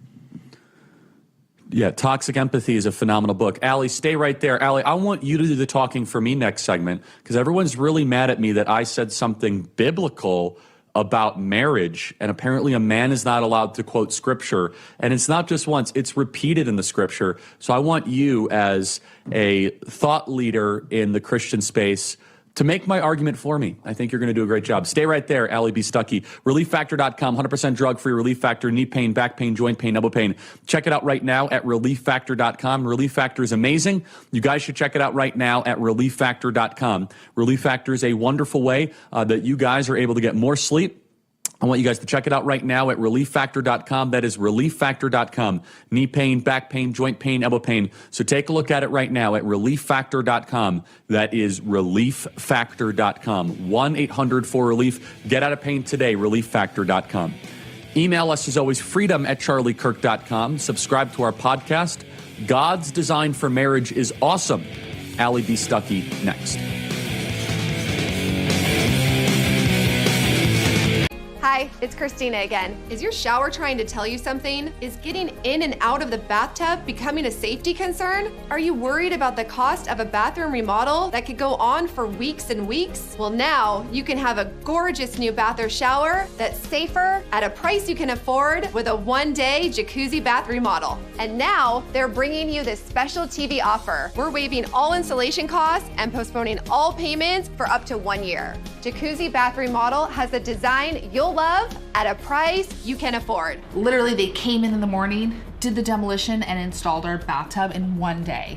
I definitely wish we called jacuzzi a lot sooner. Okay, so tell me, what are the two most common reasons people are calling jacuzzi bath remodel right now? Well, maybe they're just tired of the old, worn-out eyesore of a bath. Often they have dated colors, tiles that might be cracking and fading, or impossible to clean grout. Christina, did you know that the average shower has up to 300 linear feet of grout?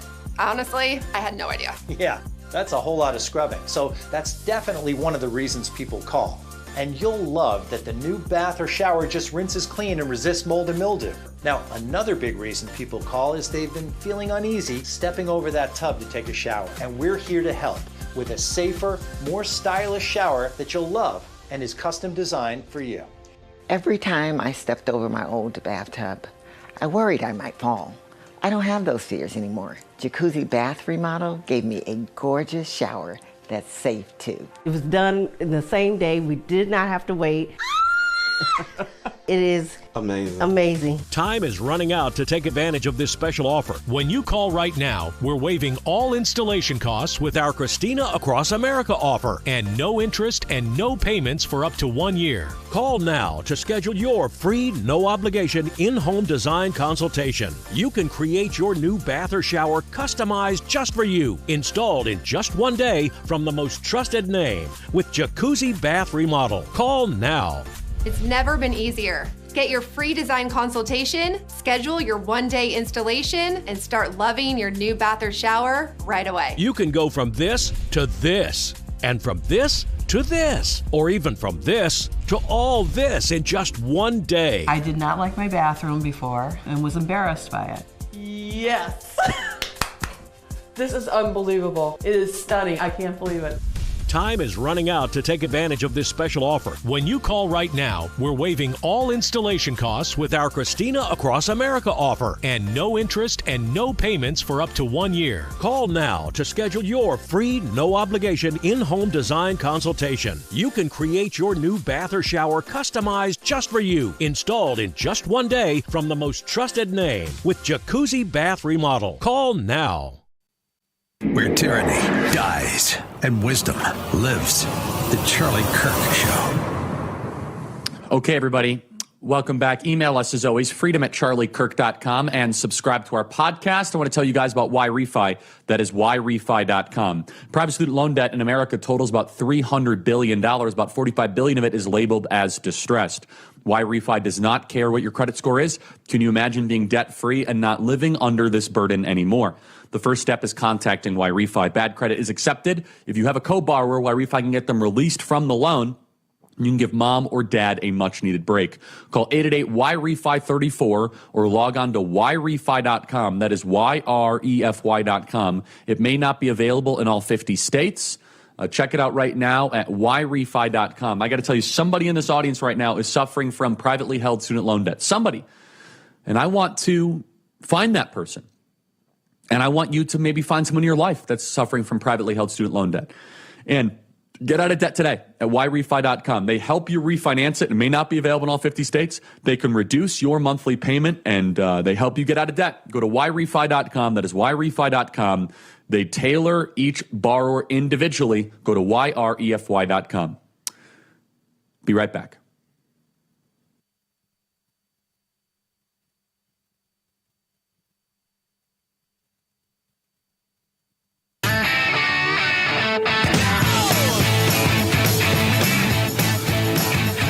Okay, everybody, welcome back. Email us as always, freedom@charliekirk.com.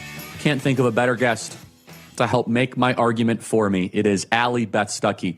Allie, I was so positive the media didn't mention any of it, celebrating the fact that Taylor Swift and Travis Kelce are getting married, and we're just so excited about the upcoming marriage. And I was basically outlining what are biblical principles for a marriage straight from Scripture. And I said, wives, submit to your husbands, as it says repeatedly. But the second part is also really important. We as husbands must be willing to sacrifice ourselves for our wives as Christ died for the church. That means we must be willing to die for our wives. Of course, nobody in the culture wanted to mention that. Let's play cut 457 as a setup, and then Allie, I'll allow you to respond. Play cut 457. Submit to your husband. You're not in charge? Not in charge of what? As Governor Tim Walz said on the campaign, say it with me, weird. This is just the definition of weird, bizarre, and frankly, just deeply disturbing. I think, number one, this is bait. And I think we should acknowledge, to some degree, we're taking the bait here. Any man in the world right now, Travis Kelce has the right to take a at Charlie Kirk, and I would support that. It'd be heroic, really. Oh, submit to your husband. Like, what? Like, you have a wife. Does your wife not hear you say this? Like, I don't get it. Oh, Erica agrees completely. We're going to do a whole podcast on this. Erica thought I was spot on. Allie Beth Stuckey, make my argument for me. Of course, you're talking about Ephesians 5 and other passages. As you said, it's not only one passage. We actually see this throughout Scripture, especially the New Testament, that wives are to submit to our husbands as we submit to the Lord. The husband is supposed to love his wife as Christ loves the church. So there we see so much. We see the definition of marriage as between one man and one woman, but we also see that it is an earthly reflection of an eternal reality of Christ's marriage to the church, Christ being the groom, the church being the bridegroom. And as the church submits to Christ, as he is our authority, so the wife is to submit to her husband. That doesn't mean all women submit to all men, but the wife is to submit to her husband, because at the end of the day, someone has to be responsible ultimately for the spiritual formation, the sanctification. Of course, the Holy Spirit does that, but that passage says that the husband is also responsible for the sanctification of his wife. He's responsible for the spiritual leadership of his family. He makes major decisions, and let me tell you, As someone who this September will be married 10 years, praise God, to someone who has led our family really well, that is a sweet relief for me. I am so glad that I am not the leader of our family. I am so glad that at the end of the day, my husband bears the responsibility of taking our family in the right direction. Now, do we talk about things all the time? Does he consult me because he appreciates my intellect, my wisdom, my decision making, my personality, all of these things? Of course, we love each other. But at the end of the day, when push comes to shove, I am going to follow my husband wherever he leads, and he is going to love me as Christ loves the church. I'm so glad that I do not bear that burden of having to be the self-sacrificial leader of our family, because that is a really hard job. And I think you're right. Taylor Swift, if she is wise, will realize that that is a really sweet relief for women. And this is very important. It's captain and first mate, not master and slave. My wife, by the way, is texting me right now. She's like, of course I agree. And I just want to reiterate this. It's not a dehumanizing thing. And also in Colossians, it says we should never be harsh to our wives. Understand, submit does not mean abuse. And this is all done in a voluntary context. And this is the key. Young ladies out there, if this bothers you, then do not marry a man that is not worthy of your submission. That's a very important thing. Do not find a man or do not date a man that you possibly would not want to be in that context. Allie, 1 minute remaining. I might keep you a little bit over. Why is this a teaching or just a one-liner that has just set the culture ablaze? Why did I kind of hit a little bit of an open wound? What is that all about? Because we live in a culture that whether or not someone actually affirms what we think of as transgenderism, our culture today is functionally transgender. And what I mean by that is that there is this underlying belief that men and women are the same, that we are essentially interchangeable. We saw this with feminism. We saw this with Obergefell, that women can be men. And then we, of course, saw that husbands can become wives, that moms can become dads. And so, of course, we have the belief now that men and women are essentially the same and just a matter of, helping someone with synthetic hormones.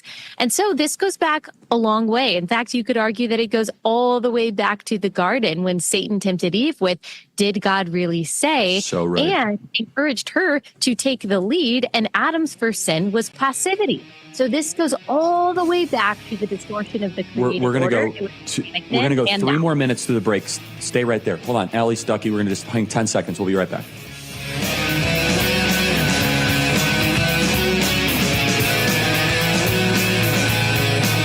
Selling your home shouldn't be expensive or stressful. At Ideal Agent, we'll connect you with a top local agent that'll sell your home fast for top dollar, and all this for as low as a 2% commission. Ideal Agent connected me with the best realtor in my market, and I saved $12,500 as a result of it, and I got more than my asking price. Ideal Agent is available nationwide, there's no obligation, and best of all, our service is completely free. Call today or visit idealagent.com. When the kids turn unholy, Harrelson's Own keeps my patience divine. When work flies out of control, Harrelson's Own keeps me cool as a cucumber.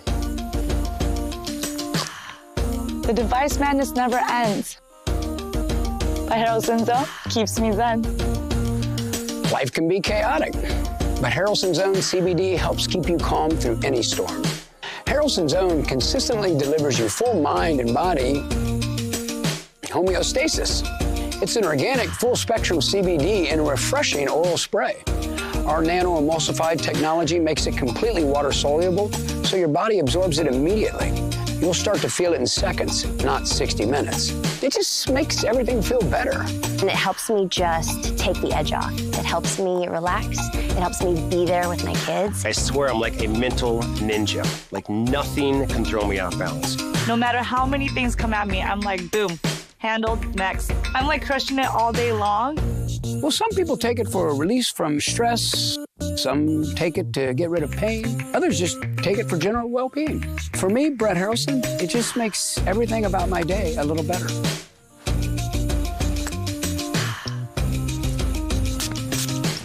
Give your life a boost. It's just the best you've ever felt in your natural state. My happiness in a bottle is the best. So to sum it all up, You're going to feel the benefits quickly, love the way it feels, and like the way it tastes. Pay a fair price, and you're going to thank us for it. We are so confident you're going to be satisfied that we back every bottle with a 60-day, 100% money-back guarantee. Give Harrelson Zone a try, from our family to yours. Go to HO.com to order Harrelson Zone now. Yep, it's that easy. Just our initials, HO.com. Hey, I'm former Navy SEAL Cade Courtley, and out here, I can't afford to be without power.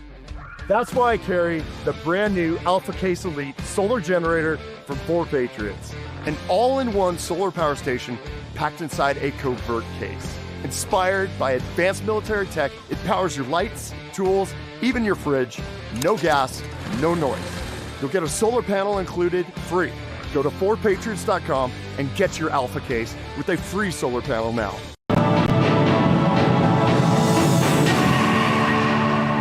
Welcome back to this Real America's Voice news break. I'm Terrence Bates. The country continues to mourn the deadly shooting at Annunciation Catholic School in Minneapolis. An 8-year-old and a 10-year-old are dead, while 14 other kids, along with 3 senior citizens, are hurt. Minneapolis' police chief says the injured are expected to survive. Late Wednesday, hundreds crowded into a nearby church for a vigil. Hundreds more mourned outside while the region's archbishop tried to comfort them. In the meantime, the shock of this heinous attack is shifting now to anger. These kids were literally praying. It was the first week of school. They were in a church. These are kids that should be learning with their friends. They should be playing on the playground. They should be able to go to school or church in peace without the fear or risk of violence, and their parents should have the same kind of assurance. These are the sort of basic assurances that every family should have, every step of the day, regardless of where they are in our country. To that end, President Trump says he has been fully briefed on the shooting and will continue to monitor the situation. He also ordered the U.S. flag to be flown at half-staff across the country for the rest of this month. You can see the White House here and the flag at half-staff. 47 continues to cement himself as the law and order president, with Wednesday's attack coming as he and Republican leaders on Capitol Hill craft a comprehensive crime bill. As for this latest shooting that has the entire country shaking its collective head, we now know the cowardly 23-year-old transgender shooter fired dozens of deadly shots from outside the church through the windows during morning mass. American-born Pope Leo XIV sending his condolences this morning, saying that he is praying for the relatives of the dead. And while the Trump administration has one eye on Minneapolis, the other is shifting to Wisconsin today. Vice President J.D. Vance will be in the Cheese State in order to promote President Trump's One Big Beautiful Bill. The two leaders met at the White House for lunch on Wednesday in preparation for the vice president's trip today. That's a quick check of your headlines. I'm Terrence Bates.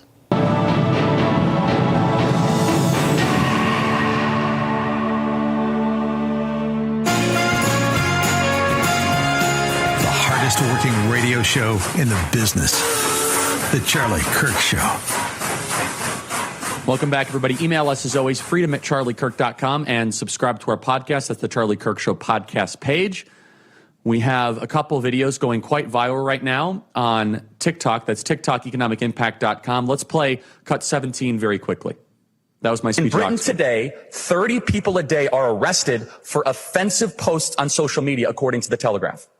Praying silently within 600 feet of an abortion clinic can get you arrested in Scotland, as a 74-year-old woman named Rose just learned weeks ago. Members of Parliament scold British citizens for thinking they have the right to say things, say that they do not have the right to say things that offend Muslims. You can check out that full speech at TikTokeconomicimpact.com. That's TikTokeconomicimpact.com. Joining us now is Dr. Larry Arnn, the president of Hillsdale College. You guys can take all the courses at Hillsdale College for free at charlieforhillsdale.com. That is charlieforhillsdale.com. Dr. Arnn, great to see you. Thank you so much for taking the time. Dr. Arnn, I want to ask you an open-ended question, and we have time to explore this together. And you are a great teacher of mine and a mentor of mine. But it's a question that has been raging all throughout the internet. The question is, what is an American? Dr. Arnn, what is an American? Well, First of all, an American is a wonderful and unique thing because our country is wonderful and unique. And there are two things that make it so. One is it started with some principles that had never been adopted before. They claim to be eternal principles. And they claim to establish that we have a nature, that we are created, that we have rights under that nature, and that we all have them, kings and commoners alike. And that had never happened before. Those principles, by the way, are unthinkable in the ancient world, and what intervened to change that, make them necessary, was the birth of Jesus Christ. Because now you're going to have a Savior for everybody on earth, but you have to come to him voluntarily. And so many people who came to this country came to escape religious persecution, and they figured out how not to do that. So that's the first thing, something unprecedented, something eternal, but never adopted before. The second thing is our experience on this land. The founders were very taken with the continent. Not until Lewis and Clark in the first decade of the 19th century did they know how big the continent was, have any direct report of it. But they knew it was big, and they knew they could carve a life out for it. So Americans are the greatest builders on earth. And, Elon Musk and Palmer Luckey and Alex Karp are lately, I think, the pillar of American national defense, because they're builders. They just do it on their own, and they think it up, and they do it. And so it's the experience we have. We brought everything from Europe when we came over, knowledge, books. We didn't bring the aristocracy. And we got a new land, and we got to settle it. And we're still like that, I think. And that's what politics is about today, by the way. Are we like that, or are we past that now?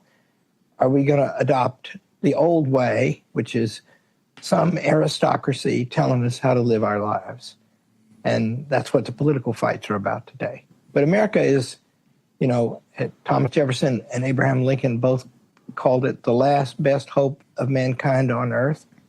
And it is still that today.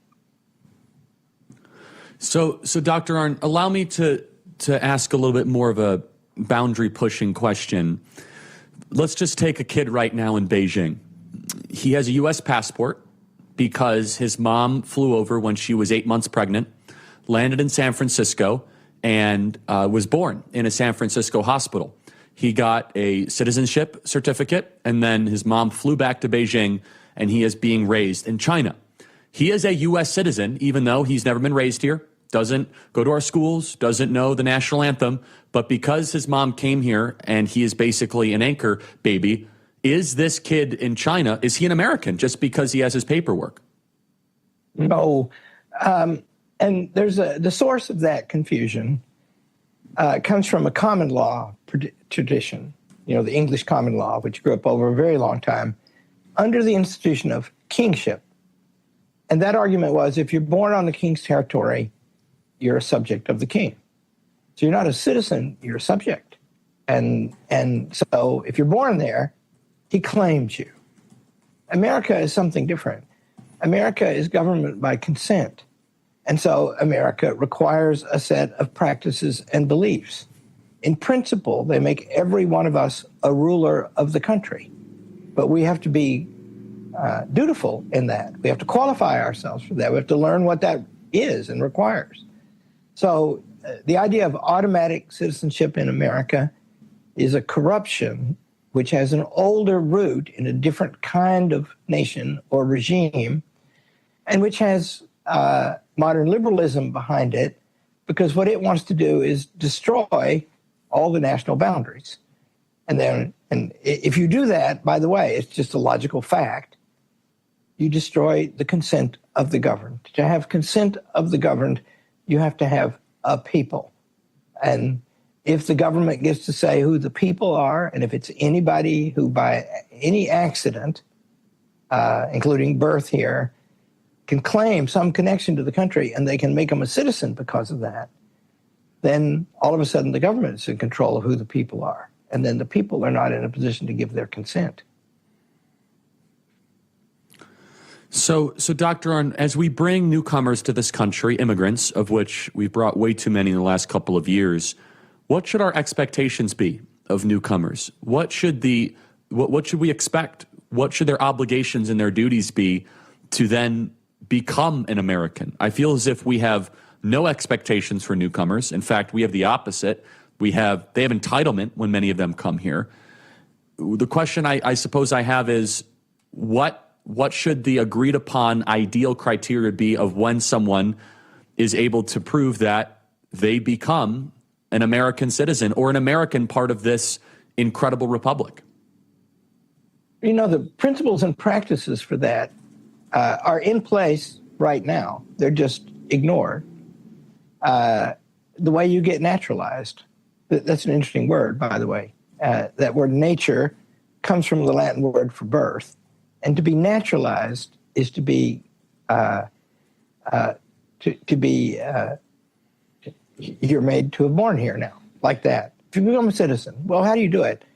You got to work for a time, years. You have to obey the law, and you have to pass a test. And the test is about what the country is, how it's governed, how it works. And so that, in principle, anybody can do that. Any race, any place, anybody. Now, in practice, because we have the right to consent to our government, we have the right and the duty to decide how many, right? Wide open is one choice. We've made that at various times in our past, never continuously. And then more restricted is a choice. But whether wide open or more restricted, the way to become a citizen is to adopt the practices and beliefs of America and demonstrate that. There are some good bills that have been in the Congress lately, didn't pass. Who knows what Donald Trump will get done, because whatever it is, if he decides to do it, he might get it done. But there should be tests, right? One of the bills, I think Senator Cotton and some others were behind it. It says clean record, speak the language, work, not be so old that you can't contribute. Senator Cotton said to me one time, "You're too old, you wouldn't get in." I said, "It's okay, I'm already in." And then pass the test, learn, show that you know. And then, oh, by the way, there's a loyalty oath. And so that's what's being ignored, right? We're ignoring two things. One is the right of the people in the interest of the country that they govern to decide how many is the right number. And of course we have that right. If you read the Declaration of Independence, in the middle there are these charges against the king. And one of them is the king had made everybody mad because he gave a new constitution to Quebec, and which was not part of the original 13 colonies. And apparently they put up with it. He gave them a constitution he liked better. And then he expanded its borders southwards. And that made everybody mad, right? Because he's taken our territory and he's setting it up to govern the way he wants, not the way the people who live on it want. So yeah, you can't do that. That's an abnegation of the principles of the nation. And I want to repeat, it's the interplay of the principles of the nation and this experience we have of settling this continent. And think about that experience, right? The kind of government we set up in the Declaration of Independence and Constitution is simply unprecedented. And what we did through many trials was we extended that way of government all the way across the continent. In the beginning, not knowing how big the continent was. In the beginning, naming the army that won the Revolutionary War the Continental Army. And all of the new places came in with the same rights and the same representation as the original 13. Now, that's an amazingly generous act and a service to the principle of equality that was fabulous. But you can only serve those principles if you live the life to serve those principles, because they carry the duties of citizenship with them. Yeah, I agree with all of that. And I'm in favor right now of an immigration moratorium. I've said that. We've had a very big meal. It's time to digest that meal. And we've had a huge influx of people coming into America. Dr. Arnn, we have a minute here, and then I really want to spend time on how things are going at the college, because it is America's greatest college. But let me just ask one final question here in just a minute response.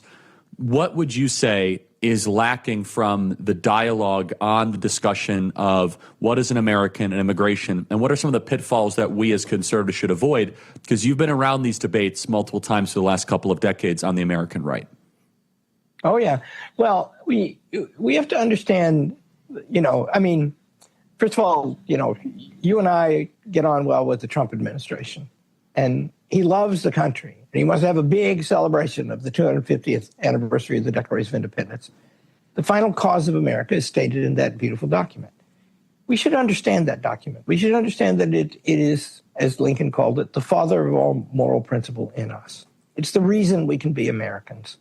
We should also understand our unique experience and what it calls us to do today, which is to govern this country in freedom, to make it strong, and to be a light, but not a ruler, of the world. And all of that, that's the founding fathers talking there. That's exactly how they thought.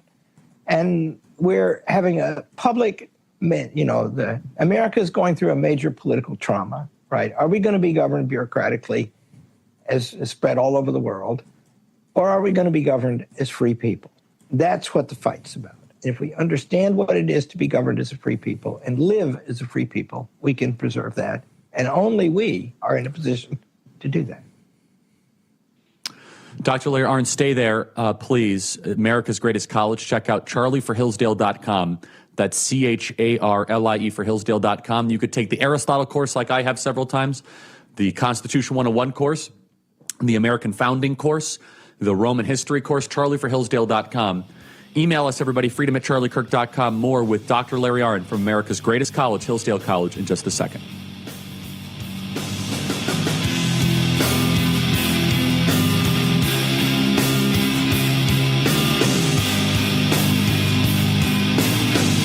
Thinking about buying a new cell phone? Think AMAC. AMAC members have access to special pricing on talk, text, and data plans for as little as $10 per month. It's one of the many ways joining AMAC can save you money on everyday things. But that's not all AMAC has to offer. AMAC is America's leading conservative advocacy and benefits organization, guided by the principles of faith, family, and freedom. So when it comes to saving money on cell phones and service, think AMAC. There's nothing worse than losing your dog before their time. That's why I created Dr. Marty Nature's Blend, designed to help dogs with everything from digestive issues to itching, even moving better. Nature's Blend works because it's freeze-dried. So instead of destroying the nutrients with high heat, they all get right into your dog's body. Take it from a veterinarian with over 50 years of experience saving dogs' lives. I have never seen a food make this much impact on a dog's health. For a limited time, get up to 54% off Dr. Marty Nature's Blend, plus a free gift with our special TV offer. Call or go to drmartypets.com/TV. A heart attack? Do they have life insurance? No. But we have life insurance. John. I'm trying to find something we can afford. Fortunately, in only a few minutes, SelectQuote found John a $500,000 policy for only $29 a month. And his wife Anne a $500,000 policy for only $21 a month. Go to SelectQuote.com now and get the insurance your family needs at a price you can afford. SelectQuote. We shop, you save. Selling your home shouldn't be expensive or stressful. At Ideal Agent, we'll connect you with a top local agent that'll sell your home fast for top dollar, and all this for as low as a 2% commission. Ideal Agent connected me with the best realtor in my market, and I saved $12,500 as a result of it, and I got more than my asking price. Ideal Agent is available nationwide, there's no obligation, and best of all, our service is completely free. Call today or visit idealagent.com. Speaking the truth, no one else has the guts to say. The Charlie Kirk Show. Okay, everybody, we have our campus tour coming up. Oh, it's going to be amazing. I'm doing 30-plus campus events this fall. Buckle up. It's going to be a game changer. TPUSA.com. Play cut 53, please.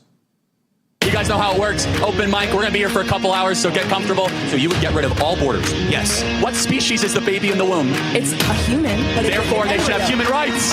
No. He's a liar. You're a typical leftist because you only care about yourself, not about the other people. It's very clear by how you're acting. What can I do to save the country? You answer that question every single day. You are doing something that is bigger than you. A lot of people. How are we doing? I'm on the move like a runaway. No turning back, I pick up the pace. I do not care what the others say. Listen, I told you that I did not come to play. We about to take it to higher heights. History's waiting when I arrive. Today is the dawn of a new, and I'm about to show them that they cannot hold me down. When you will win, then you learn from your losses. We came from the bottom and now we the bosses. The future is yours, so what will you choose? If you give it your all, you got nothing to lose.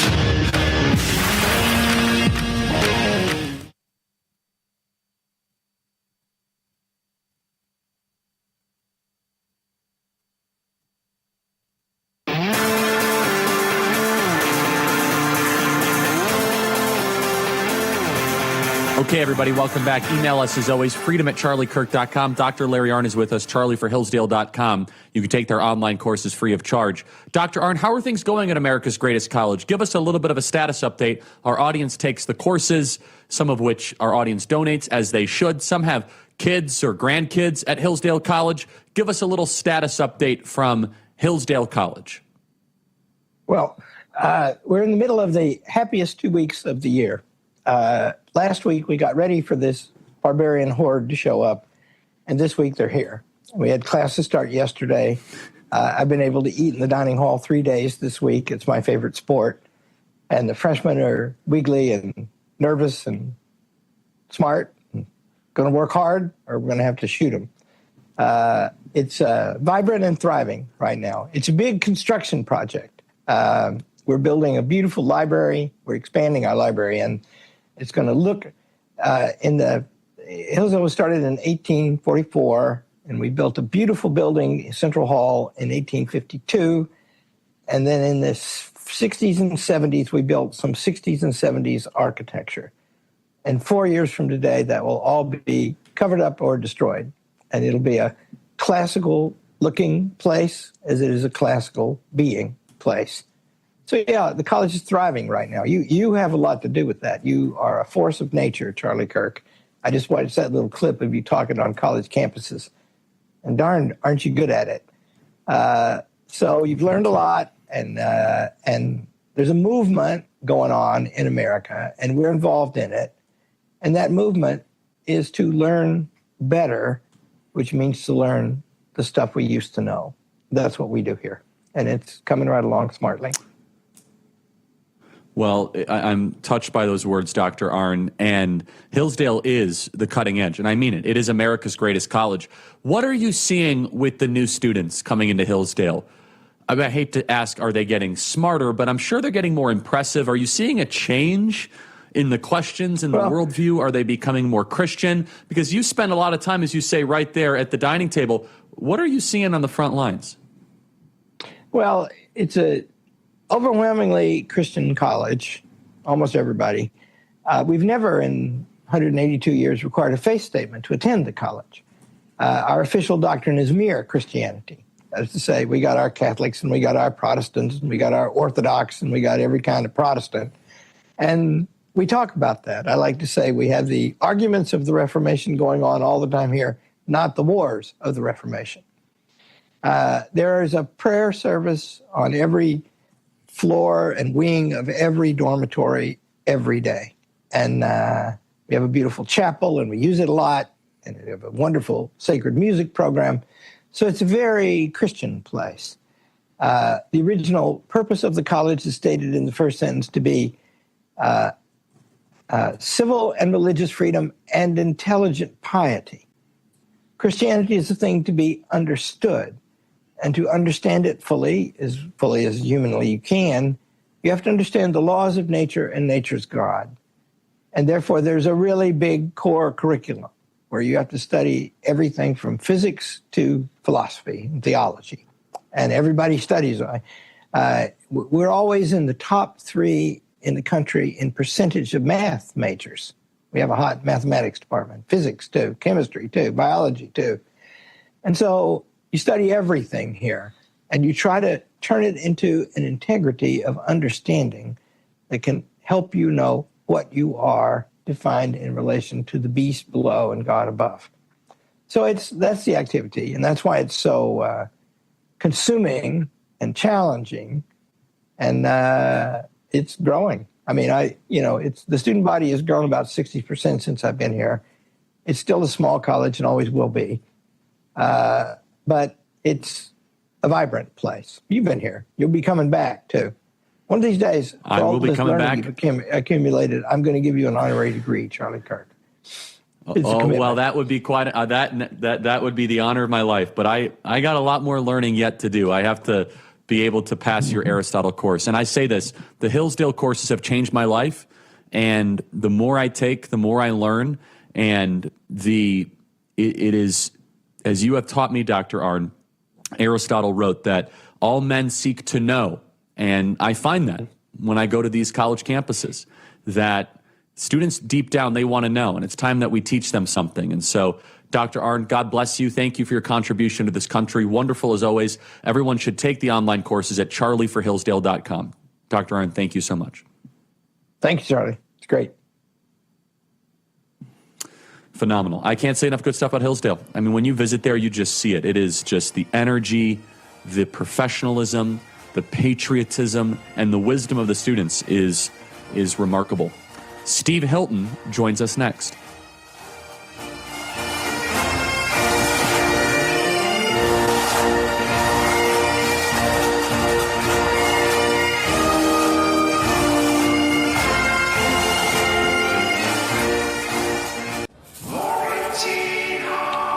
Yikes. Leaky refrigerator coil card. Oh no.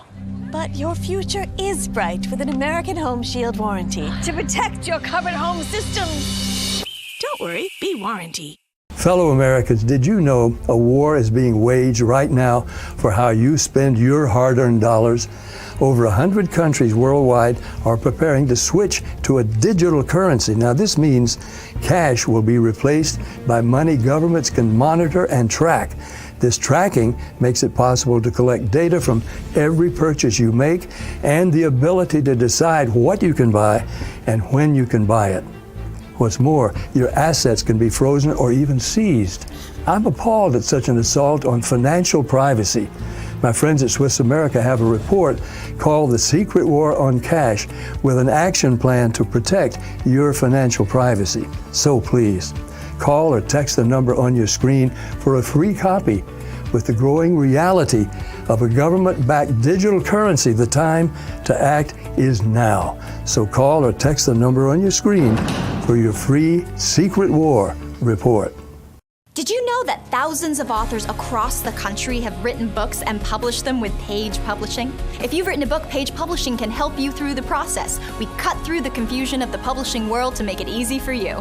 Call or scan for your free writer's guide today.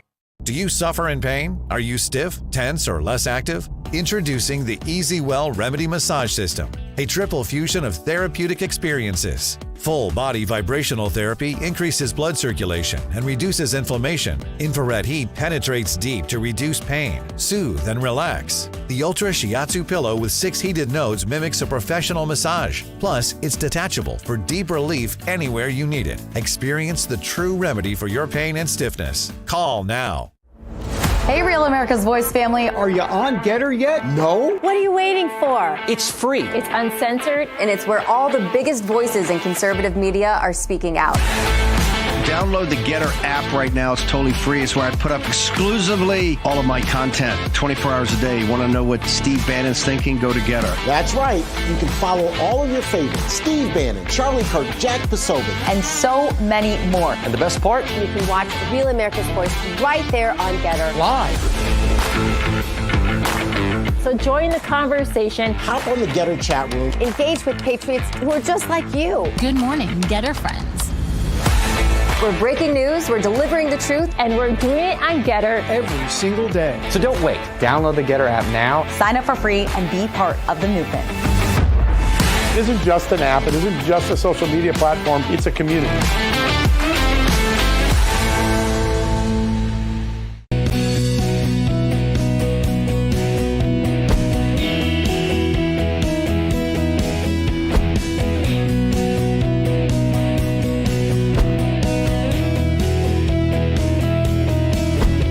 If you're stressed about back taxes, maybe you missed the April deadline or your books are a mess, don't wait. The IRS is cracking down with penalties adding up really fast. We're talking 5% per month up to 25% just for not filing. There is help, though. Tax Network USA can take the burden off of your shoulders and stop the spiral before it gets worse. They've helped thousands of Americans, whether you're an employee, a small business owner, or if you haven't filed in years. If you've got messy books, it's not a problem because they've seen it all and they know exactly how to clean it up. With direct access to powerful IRS programs and expert negotiators on your side, Tax Network USA knows how to win. You'll get a free consultation, and if you qualify, they may even be able to reduce or eliminate what you owe. More importantly, they'll help protect you from wage garnishments and bank levies. So, don't wait for the next IRS letter. Instead, call 800-905-8000 or visit tnusa.com/RAV to talk to a real expert at Tax Network USA. Take the pressure off and let Tax Network USA handle your tax issues for you.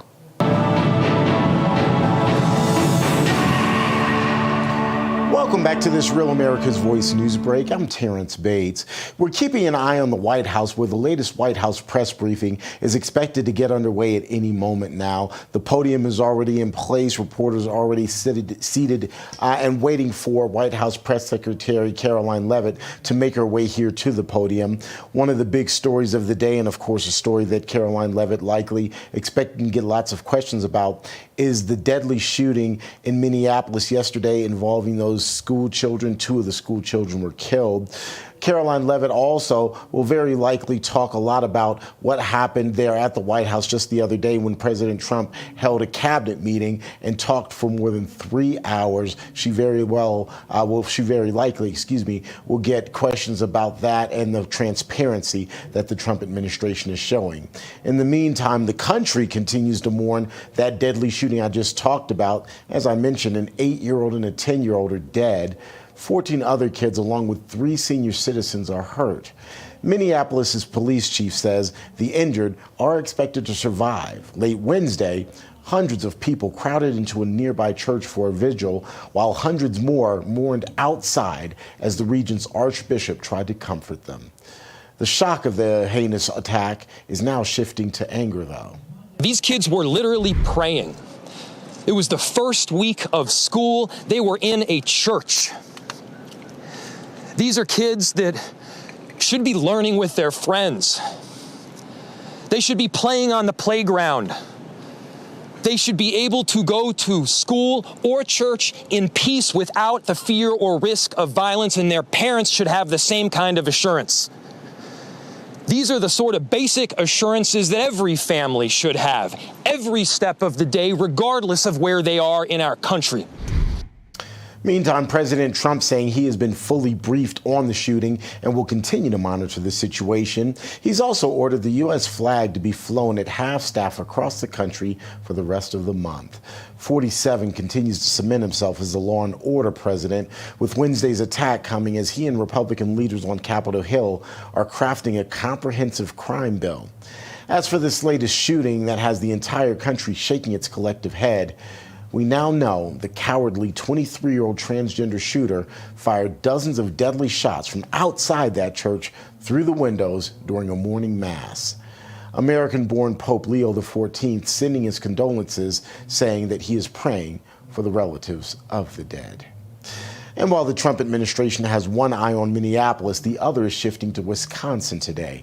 Vice President J.D. Vance will be in the cheese state, promoting President Trump's One Big Beautiful Bill.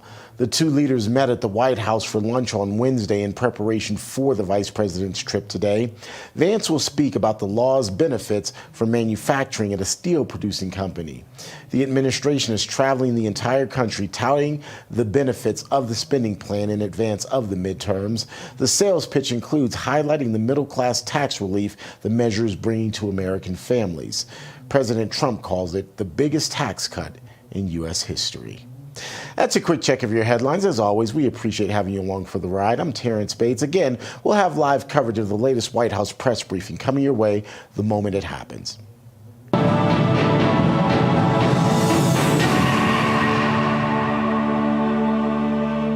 Are you disabled and can no longer work? This is an important message for you. Are you between the age of 45 and 63 and need help filing for disability benefits, or were denied by your insurance company or the Social Security Administration? Call Premier Disability at 1-800-427-8055 now. Whether you're a first-time filer or filed before and were denied, you'll pay nothing unless you are approved for benefits. Thousands of disability claims are unnecessarily denied each month. Call Premier Disability at 1-800-427-8055 now. Work with a team who will fight to get you the benefits you deserve, who understands the physical, emotional, and potential financial impacts, and will share their insider expertise. There are time limits to apply for benefits. If you are between the age of 45 to 63 and need help filing a disability claim, or filed previously and were denied, call our helpline now. You don't have to be a prepper to protect you or the ones you love. Introducing the new Patriot Power Generator 1200, a solar generator that's lighter, more affordable, and more powerful.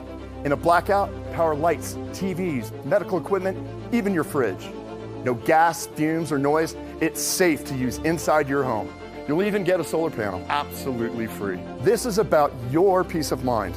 Get your new solar generator and free solar panel at forpatriots.com.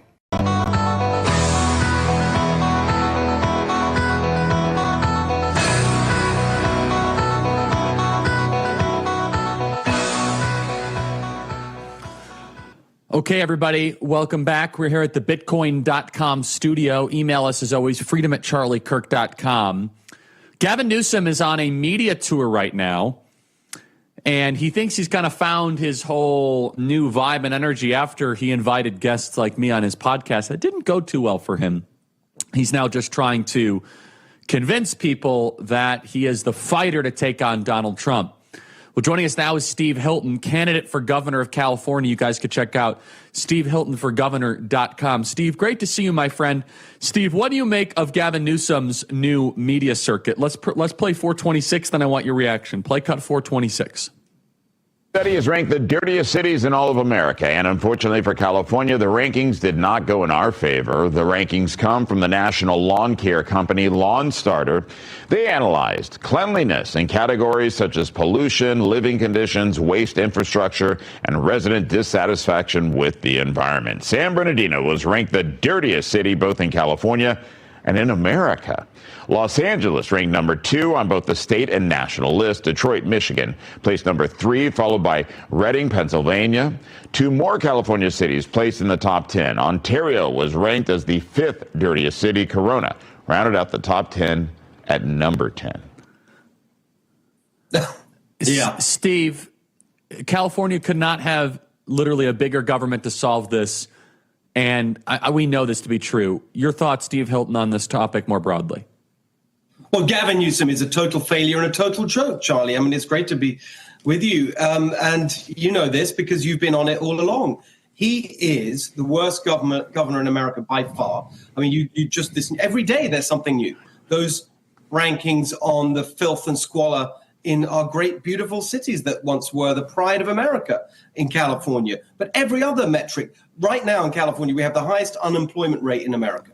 We have the highest poverty rate in America, the highest cost for everything that matters: gas, electricity, water, insurance, everything, the most expensive, housing, rent, you name it. We have the worst business climate in America 10 years in a row. I mean, on and on. Everything is a disaster. So what's he doing? This ridiculous, incompetent idiot. He's running around lecturing everyone about authoritarianism and democracy. Meanwhile, rigging the elections even further in California with his redistricting thing that he claims is all about Texas, but he gave the game away because at the start of it, he said this is really about, in his words, our opportunity to end the Trump presidency. So he's just a joke. And one last thing I'll say, Charlie, is that, yes, just this week, we talk about the dirty cities.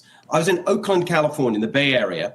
I put out a video of it because even to me, and I've been on the road now for years, and I've seen, I thought, everything in California. The scale of the squalor that I saw on the homelessness was off the charts. I put out a video, and Gavin Newsom himself, a year ago, he went to a homeless encampment in LA for some photo op, nothing like as bad as what I just saw. in Oakland this week. Here's the quote from Gavin Newsom. Quote, "People are done. If we don't deal with this, we don't deserve to be in office." That was a year ago. He's done nothing. Just as when he sat down with you and agreed with you about the obscenity of biological men in girls' sports, he said, yeah, that's massively unfair, deeply unfair, he said. What's he done about it since then? Nothing. This guy is an absolute joke. That's why I'm running for governor, Charlie, because while it's a joke, it's not funny. California is turning into a failed state. We can't let that happen. This is a serious job, taking on this corrupt elite. My parents are Hungarian immigrants, working class. I got to Oxford University. I taught at Stanford University. I've started companies on both sides of the Atlantic. I've worked at the highest level in government. I've got the media platform. We need a serious fighter to take on these corrupt elite idiots who are destroying this beautiful state that should be the pride of America. Yeah, and I mean, I completely agree. And let's just play some of this of Gavin Newsom's press tour. This is him at a Politico conference today. Yeah. I don't know what he's doing there. Play cut 4-6, like govern your state. There are still burned cars on the sides of the street in the Pacific Palisades from the fire in December. And that fire was largely because of Gavin Newsom's gross negligence. Play cut 462. I don't think Donald Trump wants another election. You think for a second you want... I have 24 Trump 2028 hats. His folks keep sending me. And you think he's going to run again? No, don't give me... who spends $200 million on a ballroom at their home and then leaves the house? Okay, so we're obviously getting under his skin. We're interrupting this People are program for a special live report. Welcome back, everyone. Caroline Levitt at the podium at the White House. Let's listen in. That took place yesterday at the Annunciation Catholic Church in Minneapolis, Minnesota, where a deranged shooter opened fire during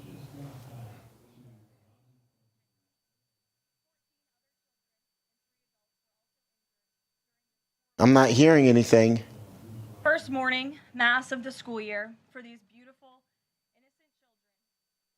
The sacred religious service was desecrated by an evil monster. We are all eternally grateful to the heroic law enforcement officers and first responders whose courage and swift response aided all of those impacted by this horrible tragedy.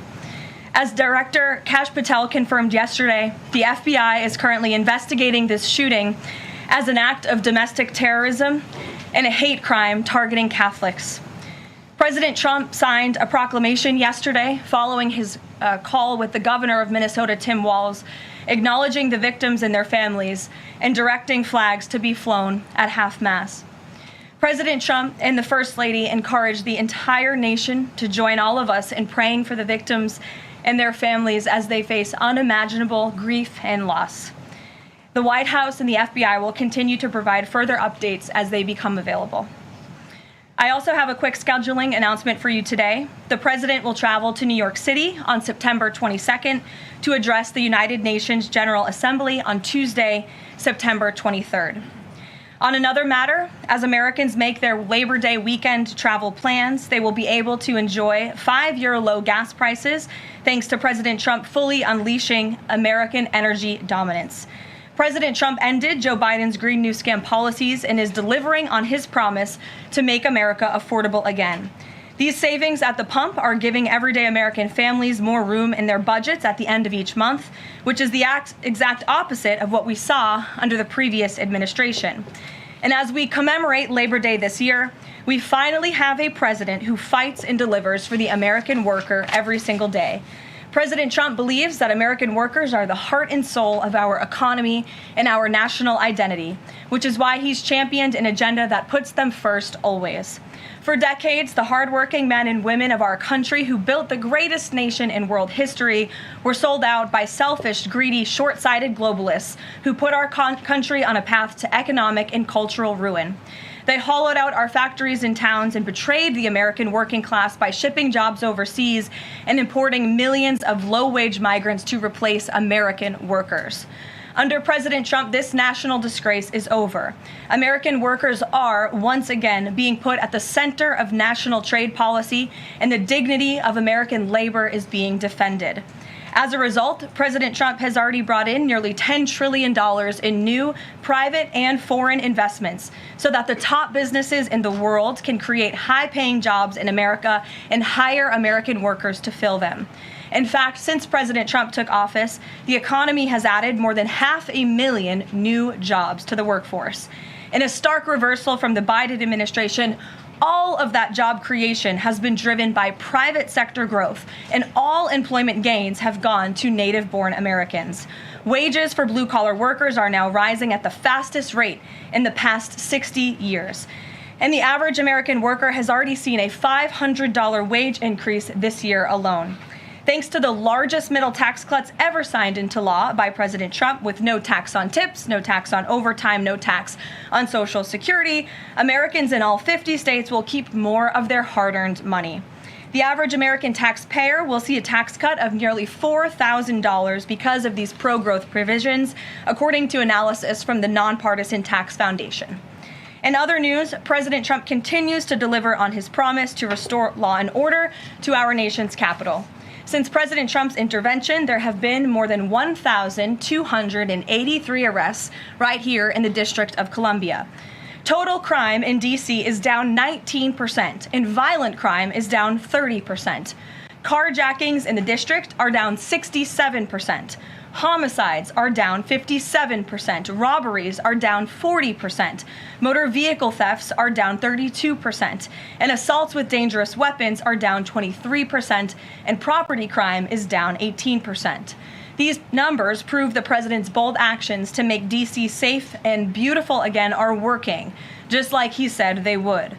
And that's why on Monday, the president took additional action to sign an executive order taking steps to ensure that cashless bail in Washington, D.C. is eliminated. For too long, D.C.'s reckless cashless bail policies have allowed dangerous criminals to be quickly released, which endangers everyone who lives in and visits our wonderful capital. No cash bail has also foolishly forced law enforcement to repeatedly arrest the same offenders over and over again, only for them to be released back into our nation's capital. This is the definition of insanity, and the president is seeking to end it. He also signed a separate executive order addressing the crime emergency in D.C. by instructing the National Park Service to hire additional United States Park Police officers to support public safety, and directing the U.S. Attorney's Office for D.C. to hire additional prosecutors to focus solely on violent and property crimes. So while liberal Democrats across the country continue to double down on their failed soft-on-crime approach, the American people, including local D.C. leadership, business owners, and residents, are rallying behind President Trump's crime crackdown. According to new polling, 81% of Americans say crime is a major problem in large cities across the country. And a clear majority of Americans believe the president's actions are justified and necessary to reduce crime in these cities. Indu Bhatia, who runs a liquor store a half mile from the White House here just down the street, is one of those Americans who are grateful for President Trump's public safety push. Indu recently told the New York Post that her store was robbed so many times that they had to spend exorbitant sums of money on security, jeopardizing her family's financial future. But thanks to President Trump's strong action, Indu said, quote, "All of my employees, including me, we feel much safer, and even our customers feel really happy when they walk into our store." And just yesterday, Washington, D.C. Mayor Muriel Bowser credited President Trump for surging federal law enforcement personnel and said neighborhoods, quote, "feel and are much safer." We thank Mayor Bowser for her cooperation and her willingness to help us make D.C. safe and beautiful. This entire effort has vindicated what President Trump and law and order advocates have been saying for years, and this is our message to Americans in Democrat-run cities nationwide. Decline is a choice. You don't have to live in constant fear of being robbed, raped, or murdered. Your leaders are lying to you, and they have been failing you for decades. The President Trump approach of upholding law and order by letting our brave men and women in blue actually do their jobs to aggressively fight crime works. In just a few weeks, President Trump has done more for D.C. residents than Democrats did in 50 years. And this can be replicated in other crime-ridden cities across the nation. As President Trump has said, all of these elected officials in charge have to do is pick up the phone and ask for the president and the federal government's help. President Trump doesn't care if they are a Republican or a Democrat leader. He wants Americans to be safe and for every law-abiding American citizen across the country to be able to thrive in their city and in their community. With that, I'll take questions. Here in our new media seat today, we have social media influencer, content creator, Brandon Tatum. Brandon, thank you so much for joining us today. Why don't you kick us off? Well, Caroline, thank you so much for having me. I really appreciate it. And on behalf of everybody that follow me, the millions of people that follow me, I want to say thank you for making the sacrifice and dealing with some of the most disingenuous people on planet Earth at times. I have two questions. The first question is associated with the shooting that occurred the other day. And I want to ask the question of, we know that it's not a gun thing. Any rational person knows it's not a gun thing. We know it's a mental health issue. So I want to know from you, what is President Trump and the White House going to do to address mental health issues around the country associated with these shootings? And the second thing is Chicago. You know, anybody with a connected brainstem knows that Chicago's crime is out of control. And young black men are getting killed, laying dead in the middle of the streets every single day in Chicago. No president has addressed any of these issues. And so what is the White House going to do to address issues in their capacity to deal with the conflict and violence in Chicago? Sure.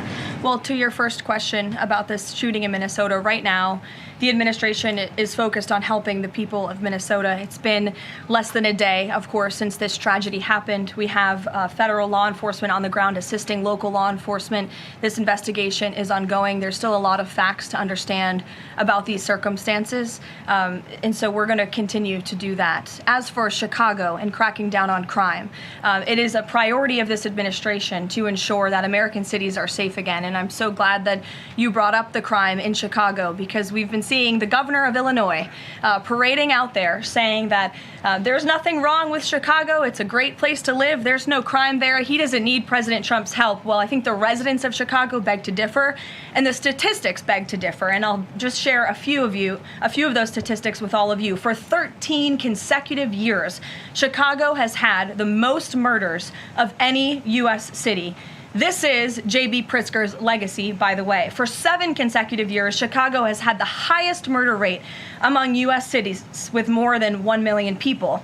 In 2024, just last year, Chicago's murder rate per capita was 3 times higher than Los Angeles and nearly 5 times higher than New York City. That's more than double the murder rate in Islamabad and nearly 15 times more than Delhi. Out of Chicago's 147,899 reported crimes this year, that's how many crimes have been reported in Chicago since January 1st. There have only been arrests in 16% of them. These numbers are unacceptable. There have been more illegal guns recovered in Chicago than in New York City and Los Angeles combined. The number of reported motor vehicle thefts last year was more than double the number in 2021. And Chicago has also, just like DC, come under scrutiny over discrepancies in its homicide data reporting. So as bad as these numbers are, perhaps they are even worse. And this is Governor Pritzker's legacy. He should put politics aside. He should pick up the phone and call this president, who would be more than happy to do right by law-abiding American residents in the city of Chicago, and we hope that he will. Gabe, and thanks for being here, Brandon.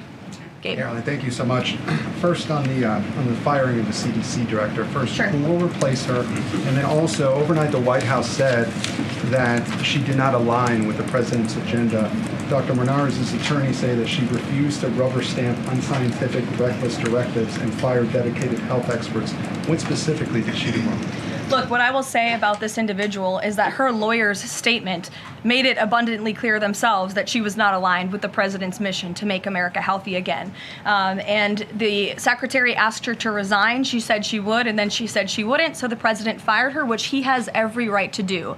It was President Trump who was overwhelmingly reelected on November 5th. This woman has never received a vote in her life, and the president has the authority to fire those who are not aligned with his mission. A new replacement will be announced by either the president or the secretary very soon, and the president and Secretary Kennedy are committed to restoring trust and transparency and credibility to the CDC by ensuring their leadership and their decisions are more public-facing, more accountable, strengthening our public health system, and restoring it to its core mission of protecting Americans from communicable diseases, investing in innovation to prevent, detect, and respond to future threats. That's the mission of the CDC, and we're going to make sure that folks that are in positions of leadership there are aligned with that mission. And briefly on another topic, alligator Alcatraz. Last week, a judge on an environmental concerns lawsuit said that the administration had 60 days to wind down operations there, state officials did.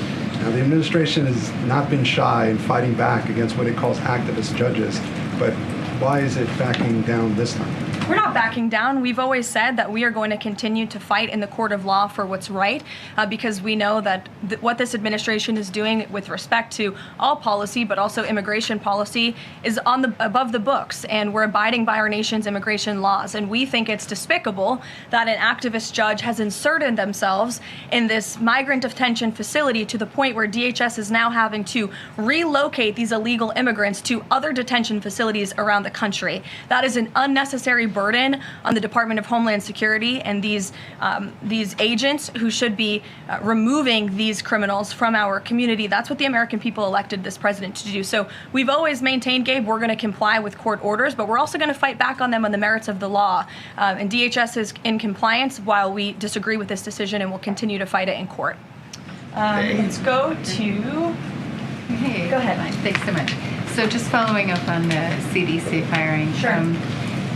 Are you anticipating other changes there at CDC in addition to that firing? And is the administration going through in a very sort of organized fashion? Is there a task force that's going through high-level appointees to see who is or isn't aligned with the mission? Like, should we expect more changes? Not to my knowledge. I understand there were a few other individuals who resigned after the firing of Ms. Monarez. One of those individuals wrote in his departure statement that he identifies pregnant women as pregnant people. So that's not someone who we want in this administration anyway. So if people are not aligned with the president's vision and the secretary's vision to make our country healthy again, then we will gladly show them the door. Caroline, can I just go to the back? Thank you, Caroline. Go behind you, Andrew. Go ahead. Oh, thank you, Caroline. The military deployment that President Trump has sent to the Caribbean Sea close to the shores with Venezuela is massive. It's much more that is needed to simply counter narcotics operations. Is President Trump considering launching military strikes to military installments or facilities in Venezuelan soil?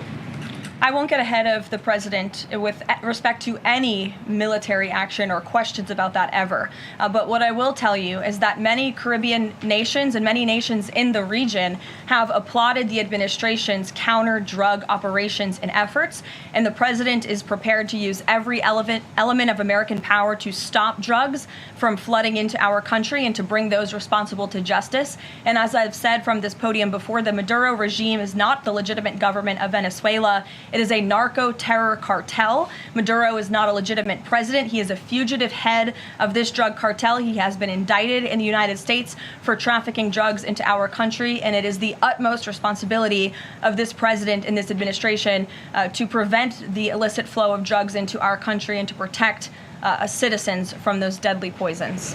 Reagan. Thanks, Caroline. I have two questions for you. Sure. Democrats, including former White House Press Secretary Jen Psaki and Minneapolis Mayor Jacob Frey, attacked prayer and pushed gun control in the aftermath of yesterday's shooting. What's the White House's response to their comments? Yes, I saw the comments of my predecessor, Ms. Psaki, and frankly, I think they're incredibly insensitive and disrespectful to the tens of millions of Americans of faith across this country who believe in the power of prayer, who believe that prayer works, and who believe that in a time of mourning like this, when beautiful young children were killed while praying in a church, it's utterly disrespectful to deride the power of prayer in this country, and it's disrespectful to the millions of Americans of faith. And I would encourage Ms. Psaki to pray for these families themselves who need it right now more than ever. My second question for you is that there have been media outlets who have glazed over the fact that the shooter was confused in their gender identity. Does the administration believe that this element needs to be investigated in the shooting? All of the elements are being investigated in the shooting, absolutely. which is why part of the reason the FBI director came out and immediately confirmed that facet of the investigation. John. Thanks a lot, Caroline. Two questions on two separate issues. First of all, the drone and missile strikes that took place overnight in Ukraine. General Keith Kellogg, the president's special envoy, has described these attacks as egregious. Do you agree with that description, and do you view President Putin as an impediment to getting peace between these two countries? Well, it's not about if I agree, it's about what the president thinks, and I know what the president thinks because I talked to him about this. He was not happy about this news, but he was also not surprised. These are two countries that have been at war for a very long time. Russia launched this attack on Kyiv, and likewise, Ukraine recently dealt a blow to Russia's oil refineries. They have taken out, as a matter of fact, 20% of Russia's oil refinery capacity over the course of their attacks throughout the month of August. So the president is continuing to watch this intently, and this killing, unfortunately, will continue as long as the war continues, which is why the president wants it to end. And that's why he's worked harder than anyone to end this war, which would have never started if he were president. But perhaps both sides of this war are not ready to end it themselves. The president wants it to end, but the leaders of these two countries need it to end and want it to end, must want it to end as well.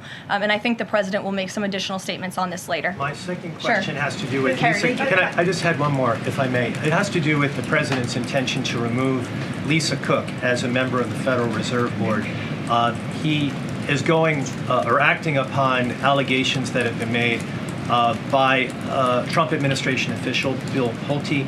These are just allegations. She hasn't been convicted yet of any crime. Is the administration opposed to allowing Ms. Cook to have due process, to challenge what has been alleged against her? I believe she is challenging it. I believe she just filed a lawsuit today, and Mr. Pulte has deferred those allegations over to the Department of Justice to investigate them. What I will say is that you had these mortgage receipts very clearly shown to the president, and he has the cause that he needs to fire this individual. He laid it out in the letter that he provided to her and to the public as well. And so we'll continue to fight this battle.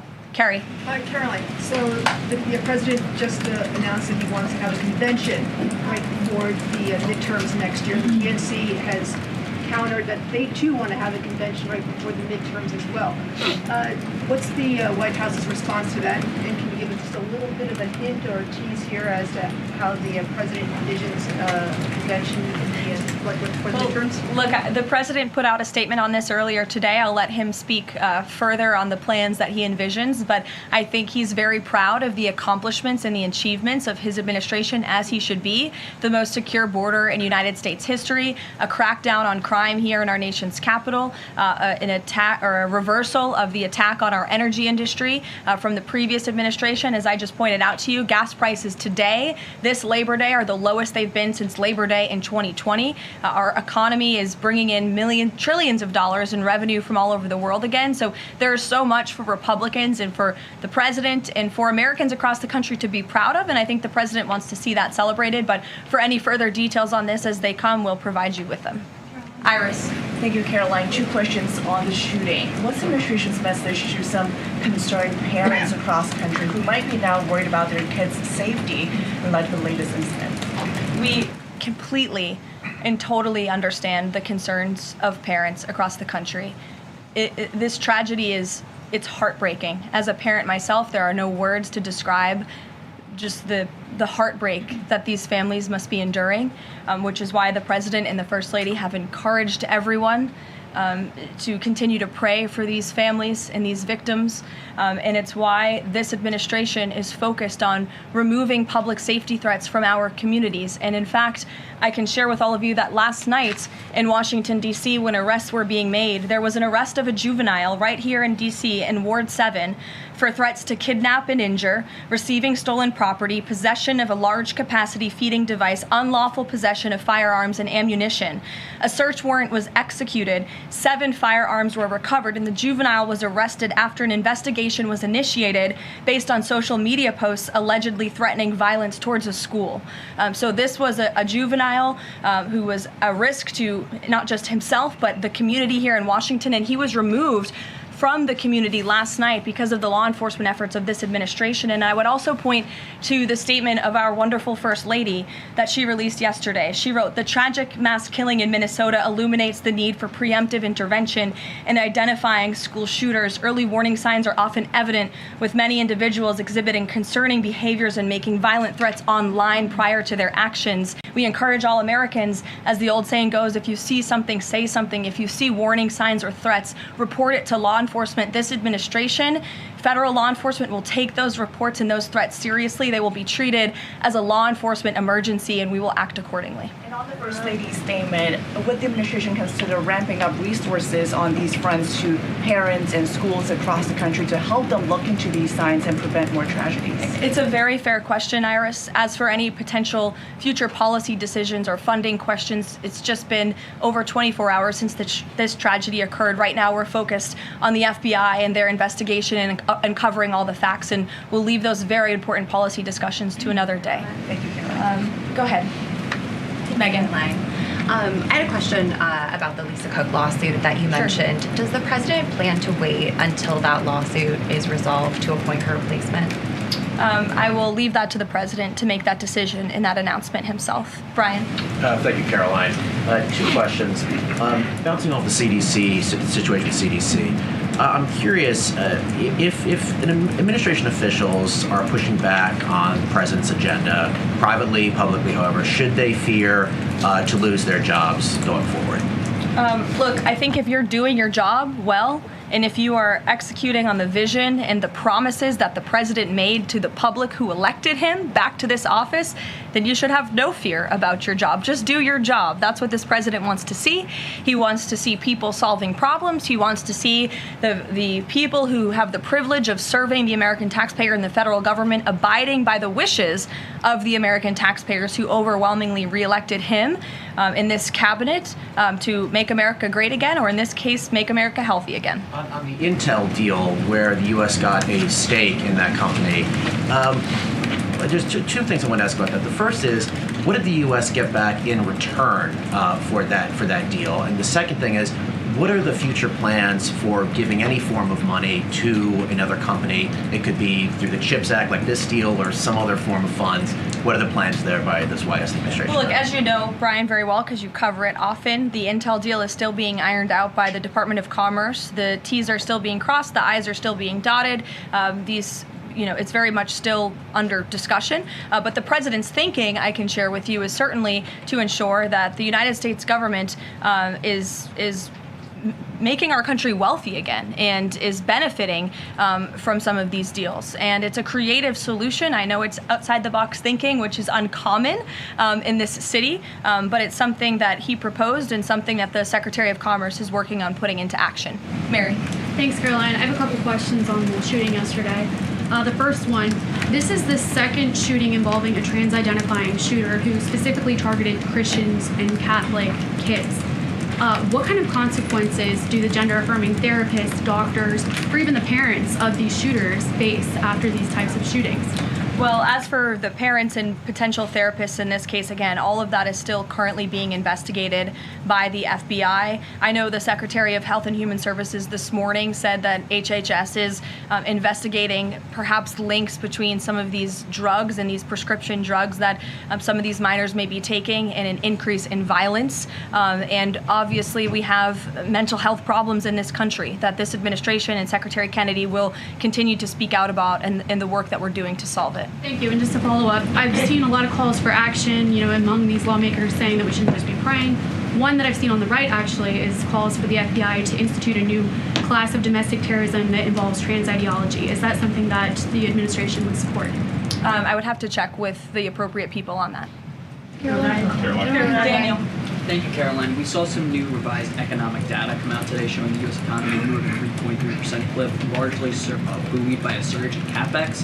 What's the White House reaction to this, and is this sort of the president's vision beginning to come to life after the Big Beautiful Bill was passed in July? Yes, I mean, look, we did say that once the Big Beautiful Bill was signed into law, we're going to see the effects of this massive pro-growth piece of legislation. As I laid out for you, as we head into the Labor Day weekend, there's many positive economic indicators that the American people can be hopeful about. But don't forget, we are reversing 4 years of reckless spending from the previous administration, of slamming regulations down the throats of American business owners and consumers across the country. But the administration is working very hard to unravel all of that and to ensure that small business owners and workers are thriving and that they have more money in their own pockets to spend. Thank you. Thanks so much, Caroline.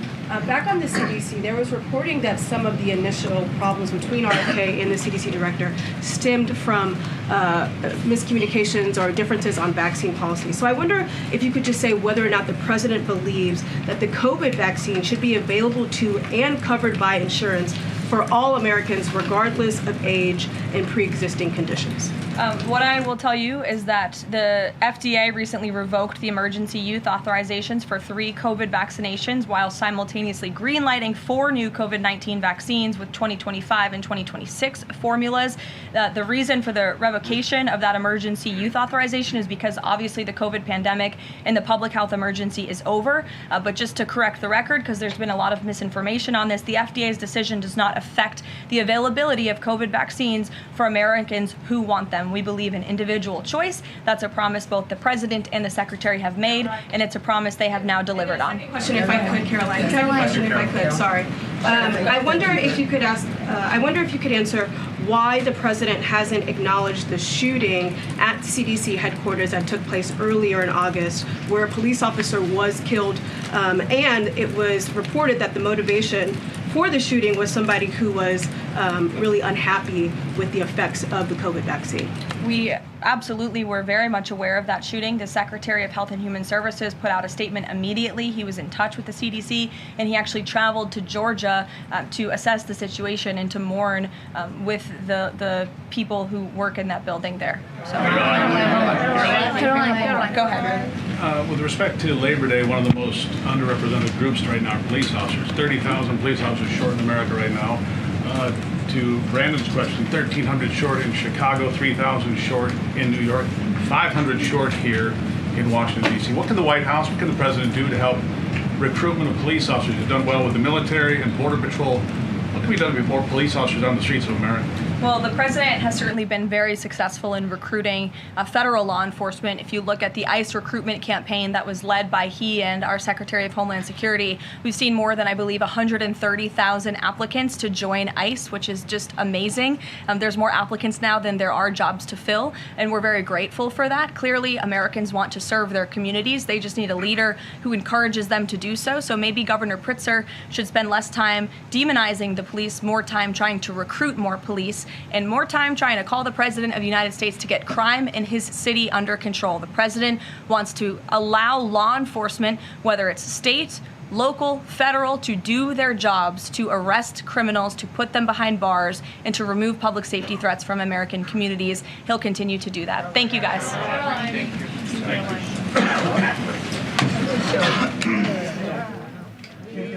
That was White House Press Secretary Caroline Leavitt hosting her latest press briefing there at the White House. We'll have more coverage of it throughout the day.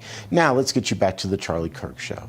This has been a live special report. We now join our programming already in progress. In April at HHS, there is very clear evidence that there is a real rise. They did a really excellent study back in the 1990s at the beginning of this rise in Wisconsin, and they looked at every factor, and it is very clear that the real number has increased. And some of the best research on this from University of California at Davis, Dr. Picciota, it's clear it's a real rise. This denial that, oh yeah, we're just better at diagnosing, or, you know, we think it's quirky kids, that's just nonsense. And also, as Bobby Kennedy said, and he was attacked for this in April, he's talking about what he's most concerned about are the cases of profound autism or severe autism. And that's about 20% of the total number of people. So yes, there are people who are very high functioning and who would say, oh, I'm autistic because, you know, I have some repetitive thoughts or I'm socially awkward.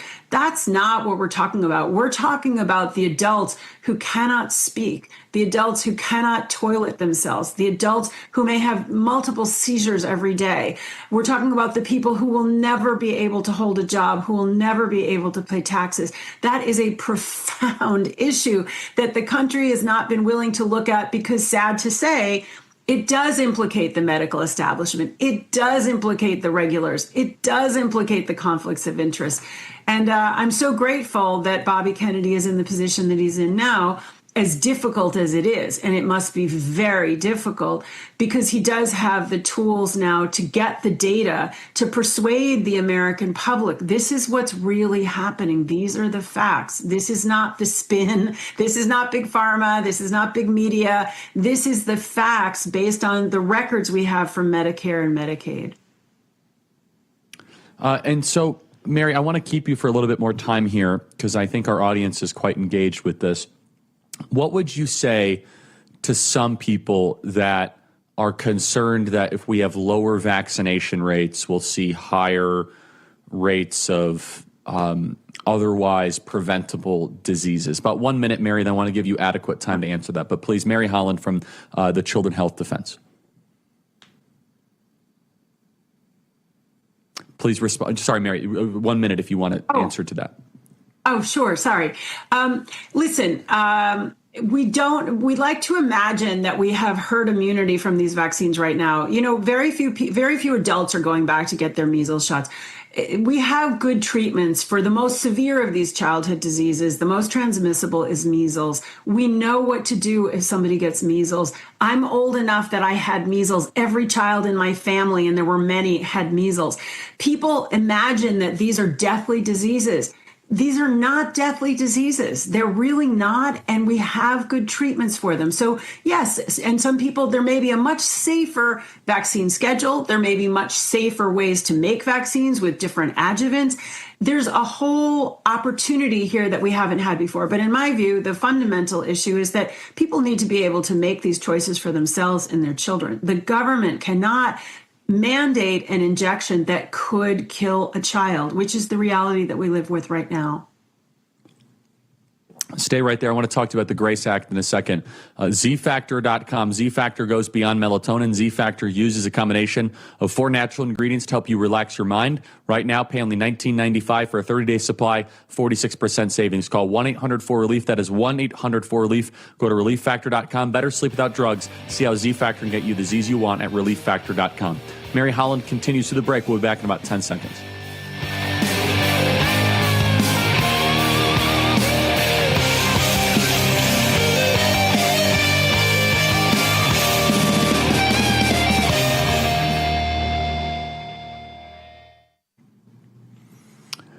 Okay, Mary Holland, in closing here, I want you to talk about the GRACE Act. What is the GRACE Act being sponsored by Representative Stubbe? What is are you in support of this?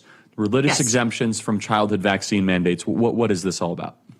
Right. So this is Representative Stubbe is going to be dropping a bill in Congress. He has a number of original sponsors. It's basically guaranteeing religious rights in the state. So under our First Amendment to the Constitution, free exercise of religion is right up there at the very top of what are our rights under the federal Constitution. And 4 states, including my home state of New York, do not have any religious exemptions to vaccination. 46 states do, ensuring that parents who have religious convictions against vaccines for many different reasons, for my body as my temple, for they don't want anything cultured in aborted fetal cell lines, to they don't want anything from a different species and purity of the blood, lots of different religious concerns. Those parents should have the right to that opportunity for their children, to have them be free from vaccines. And this bill would state simply that Congress can pass this. Congress has the right to enforce religious rights under the Restoration of Religious Freedom Act, RFRA from 1993, under the First Amendment. And this would cut off federal education funding to any state that does not have a religious exemption. So a state can continue not to have a religious exemption if it so chooses, but it would forego federal educational money. I think it's long overdue, Charlie. We actually at Children's Health Defense believe that there should be no medical mandates. The idea of a medical mandate putting the population above the individual is antithetical to human rights and to medical ethics. So we are very clear that there should be no medical mandates whatsoever. But while there are, we want families to be able to opt out of them. And we have a right to religious freedom in this country, thankfully. And so I'm very happy that Children's Health Defense is supporting the GRACE Act by Representative Stubbe.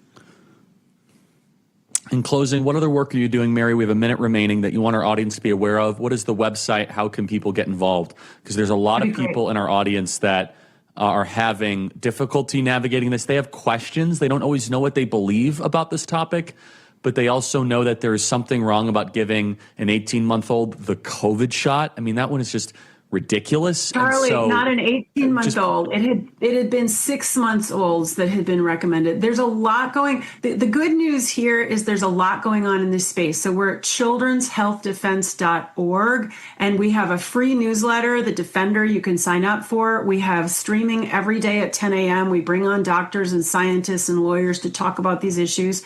And we would welcome you. And you can send in your questions. We have people who answer the phone. We want to be there for you and your children so that you can have healthy lives and you can practice your faith as you see fit. Mary Holland from the Children's Health Defense, thank you for your time. Talk to you soon. Thank you. We'll be right back, everybody.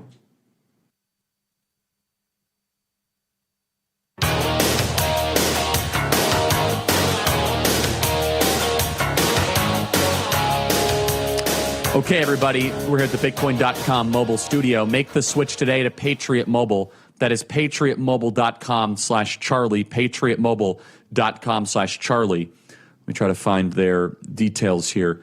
You have to make a choice. Either you're going to keep on funding woke wireless or you can make the switch. I realize there are many choices when it comes to who you choose for your cell phone service, and there are new ones popping up all the time.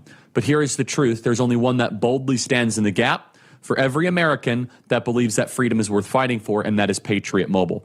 Go to patriotmobile.com/Charlie. For more than 12 years, Patriot Mobile has been on the front lines fighting for our God-given rights and freedoms while also providing exceptional nationwide cell phone service with access to all three major networks.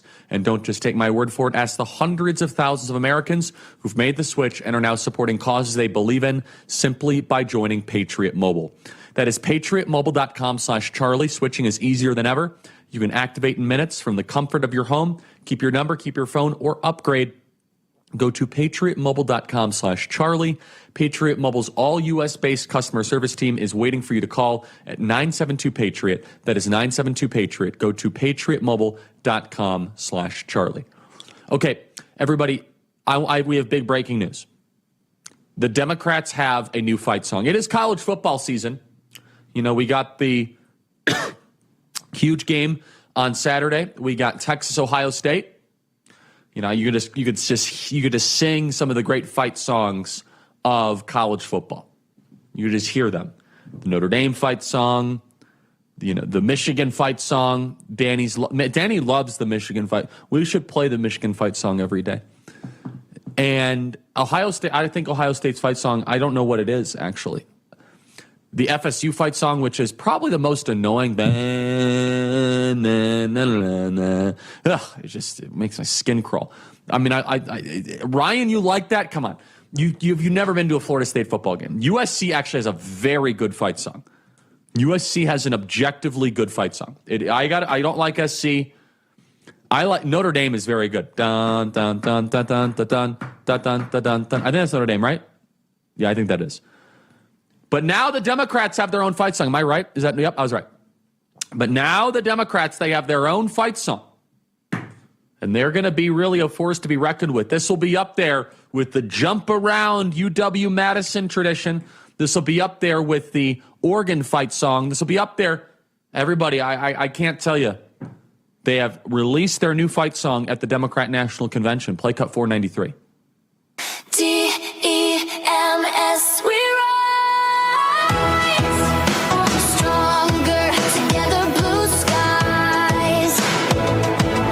Lift your voice, we're bold and true.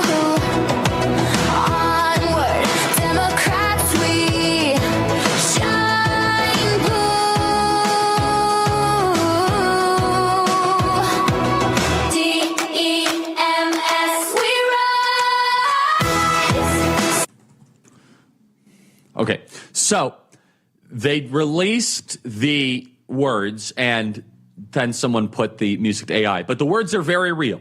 Let's do this again. DEMS, we rise. Stronger together, blue skies. Lift your voice, we're bold and true. Onward, Democrats, we shine blue. That is the new fight song. I mean, it honestly sounds like an AI wrote it. That's like a large language model. This is now the Democrats' answer. I mean, this is totally the words an AI would come up with. There it is on screen, everybody. Let's say it together. DEMS, we rise. Stronger together, blue skies. Lift your voice, we're bold and true. Onward, Democrats, we shine blue. Yeah, they're a pretty aimless bunch right now. The downfall of Democrats being cool needs to be studied in a book and needs to be a masterclass taught at every major university. How Democrats went from the cool party when I first started Turning Point USA, put this back up on screen, to this. This is something that would come up at a Democrat bingo hall.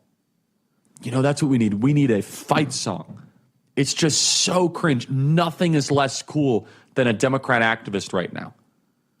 When you think of just a model Democrat, you're like, I don't want to spend time with them. They're just going to scold me and police my language. The only cool people on the left hate Democrats. And if you actually want to end up being cool, you have to be a Mamdani level communist. So say it with me, everybody. DEMS, we rise. Stronger together, blue skies. Lift your voice, we're bold and true. Do you know how you know it's AI? Because of that little line. AI uses that line a lot more than humans do. Between Democrats and we, what do they call it? That's how you know AI wrote it. With that, I say, have a great weekend. I'll see you guys on Tuesday. I'll be off tomorrow.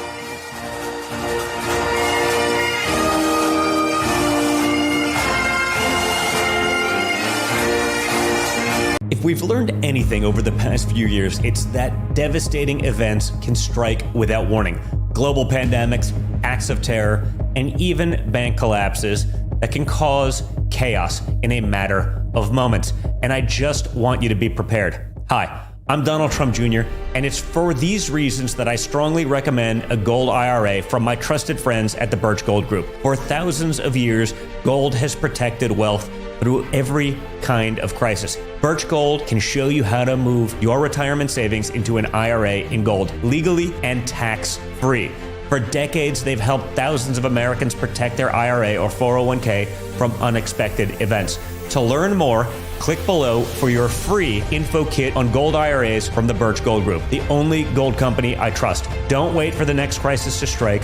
Take action now to protect your family's financial future. Click below for your free info kit on gold IRAs from the Birch Gold Group.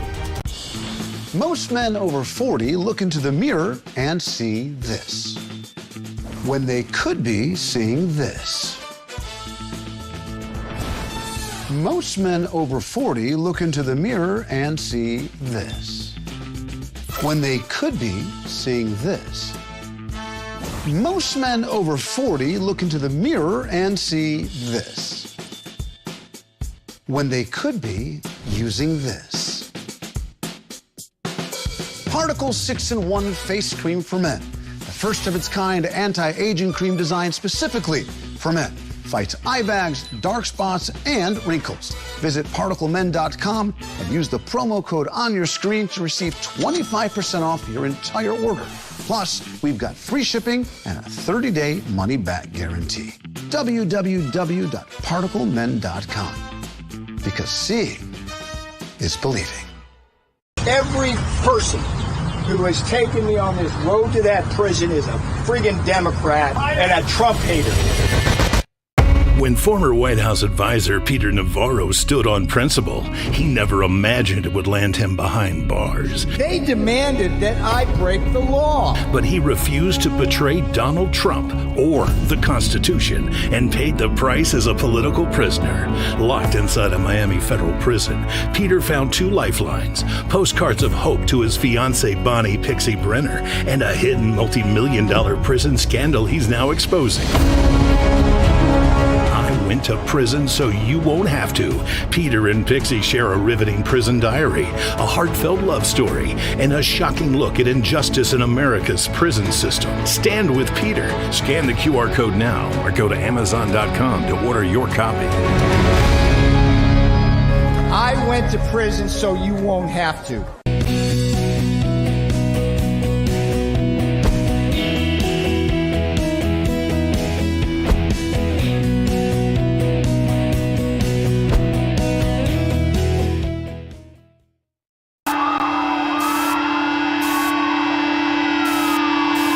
This is what happens when the fourth turning meets fifth generation warfare.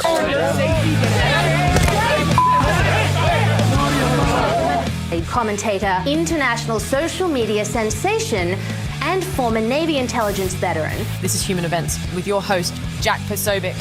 Christ is king. Ukrainian officials say at least 18 people were killed and dozens were wounded overnight in what has been described as a massive attack on the capital. Hundreds of criminal prosecutions since President Trump declared a crime emergency more than 2 weeks ago has put a tremendous strain on D.C.'s court system. And arraignments are going late into the night, and defense attorneys are doubling, some of them even tripling up on their cases. There are currently 13 judicial vacancies, 15 if you count the 2 judges that are out on extended leave. There were so many cases to handle here yesterday that a magistrate judge was hearing them until after 1 o'clock this morning. President Trump's steep 50% tariff on Indian goods is now in effect. India relies heavily on U.S. trade. The country's government estimates the tariffs will impact more than $48 billion worth of exports. At least 3 Americans are accused of spying on Greenland. A public broadcaster in Denmark reports the men are believed to have been conducting influence operations on the self-governing island. The reporting claims one of the men compiled a list of Trump administration supporters. The Democratic National Committee is still covering Kamala Harris's presidential campaign debt. In the first 6 months of 2025, the DNC paid more than $20 million in outstanding bills. Harris is also back on the fundraising trail, trying to refill the party coffers for the next election cycle. A difficult night followed by an unimaginable day earlier today. I am here outside of Annunciation School in Minneapolis, where police tape you can still see surrounds this active crime scene. Signs of what occurred here still very evident tonight. Those in this community looking to do anything to help, so they gathered together tonight to pray. Hundreds of mourners filled up this suburban high school gym Wednesday night for a Catholic vigil. Ladies and gentlemen, welcome aboard today's edition of Human Events Daily here live. We're back Washington, D.C. Today is August 28th, 2025, Anno Domini. Well, the country is still reeling from the horrific attack at Annunciation Catholic Church yesterday. A demonic act where an individual, a severely possessed, evil, and influenced, impressionable man who believed that he actually was supposed to be a woman, went and killed 2 young children who are now martyrs in a Catholic church while attending Mass with their school. This has now been confirmed since yesterday. We were able to confirm that the shooter had in fact been previously a student of the school. This was something that we were assessing was likely due to the familiarity with the school's layout, the school's pattern of life, the school's rhythms and repetitions. It just made sense that that level of familiarity would be with someone who had gone to that school. And in addition, his mother had also previously been a secretary there for some years. Some of the other information that's coming out and that people are looking at now is the fact that the stickers that the shooter had all over his manifesto were of the character Luigi. And of course, Luigi is a direct reference to Luigi Mangione. And this is something that we've been warning about for months at this point, that there will be copycat after copycat of Luigi over and over, and particularly we warned that you would see this with Gen Z males as well as Gen Z males who had fallen into this mental psychosis of transgenderism. And some of the other images and drawings that you see in this manifesto are clear depictions of demonic possession.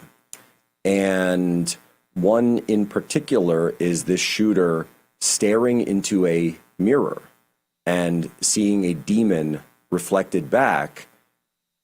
And in this image, of course, you see a depiction of what appears to be instruction or communication from the demon to the person who conducted this act. This is how demonic possession works. The demon can only influence the individual. The demon cannot control the individual. They have to be invited in. Typically, this begins with acts of sexual degeneracy or gender confusion, like you saw in this, like we see directly in this case. And in addition, then, the fact that it's done through a mirror, of course, mirrors are, what are they? They are portals, reflections of false realities, and so also offer the opportunity for this type of demonic influence. And one of the other pieces, I put this tweet up, and it's gone quite viral at this point, where I said, prayer causes pain to demons. It's just true. So do the ringing of consecrated church bells. And so where two or more are gathered in prayer, that causes extreme pain to demons. So what type of person would call for an end to prayer? Well, perhaps someone who is receiving influence from a demon, a human familiar of a demon. Why? Because it causes pain to their masters. Understand, this is a spiritual war. It has always been a spiritual war. I've always said it is a spiritual war. We have always known it is a spiritual war. This is an image of the two crosses that are now up outside of Annunciation Catholic Church for the two martyrs who died for hatred of the faith. The seed of the church is the blood of martyrs.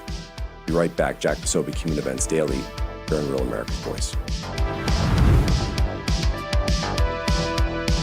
How does the world's most trusted dog expert keep his own dog so healthy? Hi, I am Cesar Milan. In my 20 years rehabilitating dogs, I've seen too many struggle with health problems that no amount of training could fix. Then I discovered it wasn't the dog, it was their food. Fortunately, I found veterinarian Dr. Marty's Anti-Kibble Breakthrough. Nature's Blend is packed with whole foods that are freeze-dried, locking in nutrients. I saw remarkable improvements in my dogs within weeks. Try Dr. Marty risk-free for 90 days. Plus, get a free gift when you call or visit drmartypets.com/Caesar. A heart attack? Do they have life insurance? No. But we have life insurance. John. I'm trying to find something we can afford. Fortunately, in only a few minutes, SelectQuote found John a $500,000 policy for only $29 a month. And his wife Anne a $500,000 policy for only $21 a month. Go to SelectQuote.com now and get the insurance your family needs at a price you can afford. SelectQuote. We shop, you save. Tired of the hassle and high cost of selling a home? We can help. At Ideal Agent, we'll connect you with a top local agent that'll sell your home fast for top dollar, and all this for as low as a 2% commission.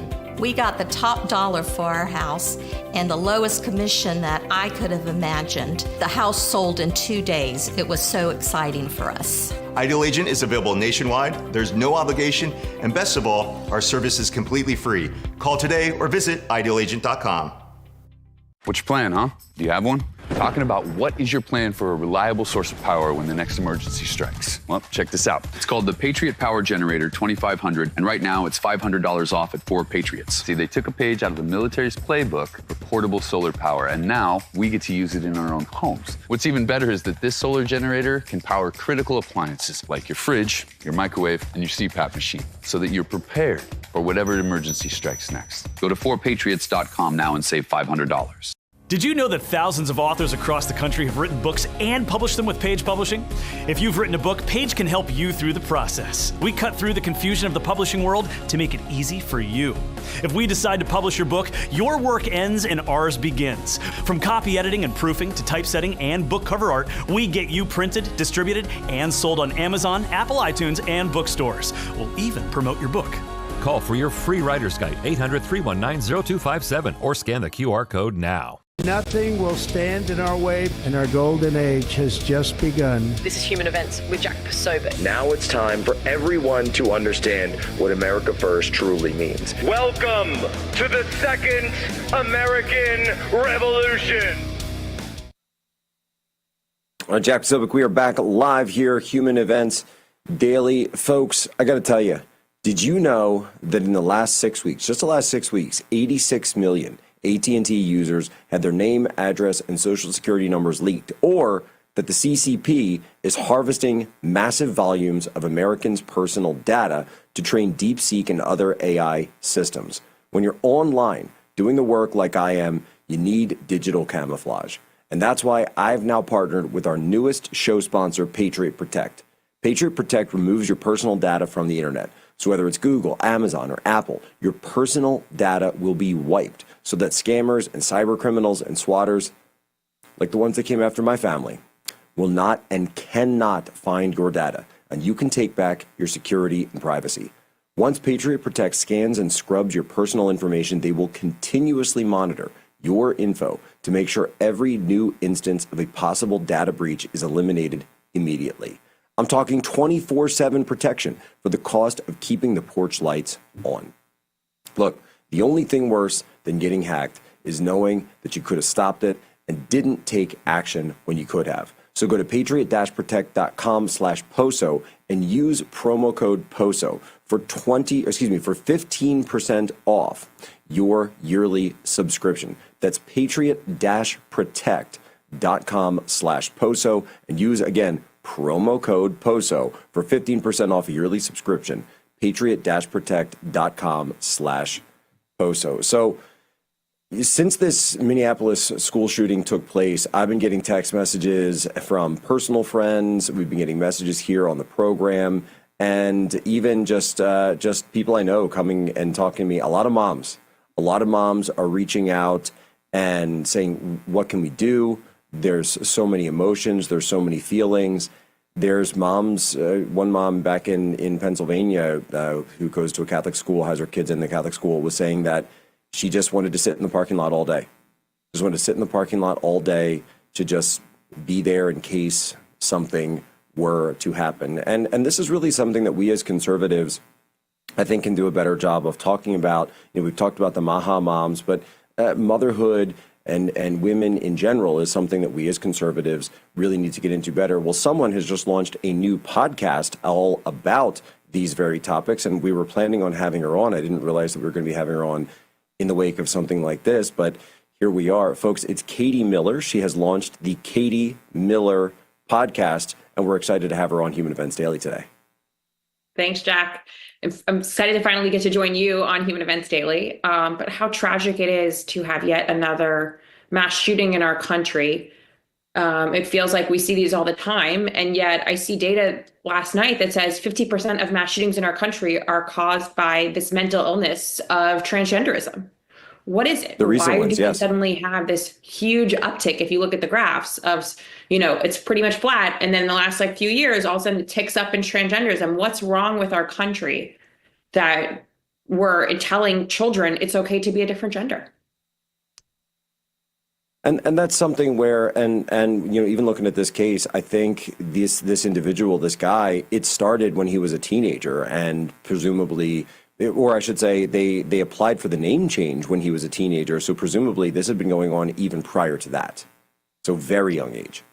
Yeah, and you see the legacy media and Jake Tapper today say, "Oh, it's don't use his name of Robert, use Robin." And it's like, why are we even normalizing this psychosis of another individual. Where we've gone wrong as a country is we're normalizing mental illness. Let's call it what we see it. And this is mental illness. And what happens when you normalize mental illness, you end up with tragic events like yesterday. You're right, Jack. I'm incredibly scared to drop my kids off to school. Luckily, my kids aren't school age yet. But I don't know what Stephen and I will do when it is time, because, you think your kids are going to be safest in their classroom. Yet here we are in our communities where it should be safe. It's one of the unsafest places to be. That's why you see now more money being spent at school resource officers and cops. And that's where money should be going, is ensuring we have armed guards at all of our schools. And look, it's something where I know that, I know there's people who say, oh, that's scary, or, oh, that's intimidating. Look, we live in the real world. I live in the real world. My family lives in the real world. My kids live in the real world. And, if we're going to be going through this and say, okay, we have the world that we do, we've got these people out there, we know that this mental illness is absolutely rampant. For some reason, it seems to target school shootings. And unfortunately, this is now the second Christian school that's been hit. And we know also that numerous religious schools have come under attack in recent years. So it's just something that absolutely needs to get to stop. Saw the First Lady's post last night. I thought it was fantastic, where she was talking about preemptive measures that need to be taken and how these interventions need to take place beforehand. I love that. But at the same time, as a dad, as a guy, I just have to say, you need a good guy with a gun, because that's eventually the only thing that can be the last line of defense.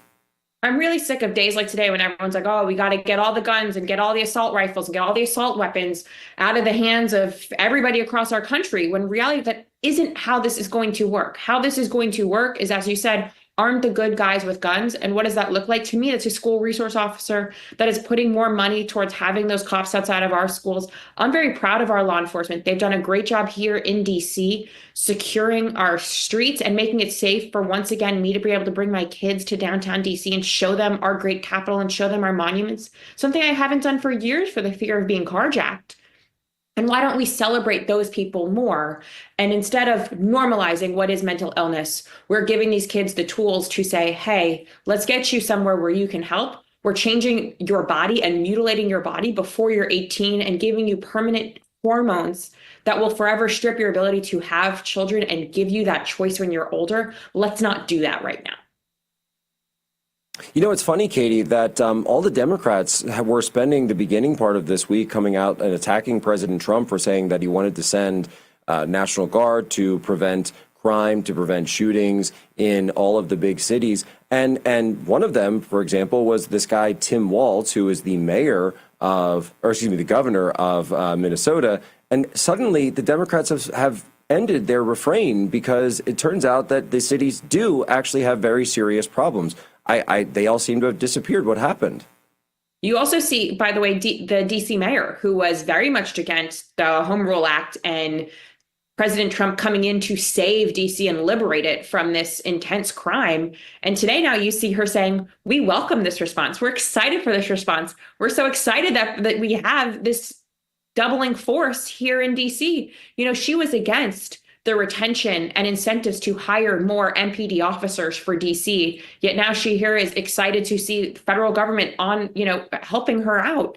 And to me, this is something that should last and should persist. We should make sure that there is tougher laws that crack down on these juvenile crimes here in DC, so that way they don't just get let off. I don't know if you saw what happened, but Big Ball's attackers, some of them were already let out of their facility before they've even had gone through the court cases. That's insane. These people violently attacked a young man taking a girl to a car in DC, and yet they're back out on the streets. That night they mobbed one person before and one person after him. So this was the same, basically this was a crew that was going around doing this. Yes. This isn't a random act. The crew that went and attacked Big Balls attacked somebody else before him. So they attacked somebody else before him. And this is the same issue that we're seeing as well with some of the indictments that have gone up because the D.C. grand juries, whether it be the DOJ, former employee who attacked with the sandwich and some of these other things, the grand juries now won't return indictments because they're doing grand jury nullification because you get a bunch of these D.C. libs on the jury and say, oh, well, we support this, so we're not going to push an indictment. So we have a situation where it's not the cops, it's not the law enforcement, it's certainly not the National Guard who are out there. It's the political forces in these blue cities that are actually just pro-crime. They've become supportive of crime. No, I mean, it's what happened when COVID hit DC, right? All of a sudden, the mayor and everybody seemed to be okay with these truancy rates. And what do you think happened when kids aren't in school and they're not learning? They're out there forming these gangs now that we know are terrorizing the streets of Washington, D.C. This isn't also in just the bad areas. Where Edward was attacked was in DuPont Circle, one of the richest areas of the district. And he's just taking a girl to a car late at night, as a gentleman would do. And instead, he's harassed by 10 different people coming at him. And by God's grace, a cop turned the corner and saved him. And that's what made the crowd disperse. If not, this would have been a much worse night for him. And why is that? This shouldn't take a kid getting injured for their own government to step up and help them. But thanks to President Trump, we're now seeing safe streets. Homicide rates are at their lowest ever in DC. And that's all thanks to President Trump. 100%. And we had some errands to run in town yesterday, or I guess 2 days ago. And I was at the White House. I didn't realize that I'd be there waiting for 3 hours for a meeting to end, but somehow sometimes that's what happens. And so Tanya actually took and my mother, they took the kids out to a bunch of the museums, and she saw the soldiers out on the streets. And this is something, so because the liberals were going, oh, they're so intimidating, it's so scary to see the troops. My boys loved seeing the soldiers on the streets. They were like, wow, the soldiers, it's the army. Like, have you ever seen little boys like around the soldiers? They love it. And Tanya was saying the same thing. It's so safe. She just felt like, the word she said to me was, it felt like DC was finally coming back. But see, that's the point, though, for schools as well, is the more police presence you have, the safer the community will be, because there's that deterrent effect where a good guy is there protecting you. And I hope that's what we see more of, is that at our schools and in our communities, we see us once again raise up those cops who so deserve it, who are protecting us each and every day, because those are the people keeping me and my family safe. 100%. And those are the people who have been absolutely demonized since 2020 in this country. Katie, we have a quick break coming up, but I want to hold you over. I want to get more into all of this on the other side. Don't you dare click away from Real America's Voice. Jack Posobiec, Human Events Daily.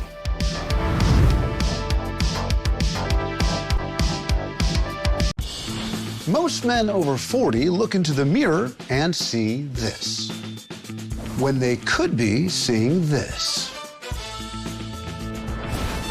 Most men over 40 look into the mirror and see this, when they could be seeing this. Most men over 40 look into the mirror and see this, when they could be using this. Particle 6-in-1 Face Cream for Men. The first of its kind anti-aging cream designed specifically for men. Fights eye bags, dark spots, and wrinkles. Visit ParticleMen.com and use the promo code on your screen to receive 25% off your entire order. Plus, we've got free shipping and a 30-day money-back guarantee. www.ParticleMen.com. Because seeing is believing.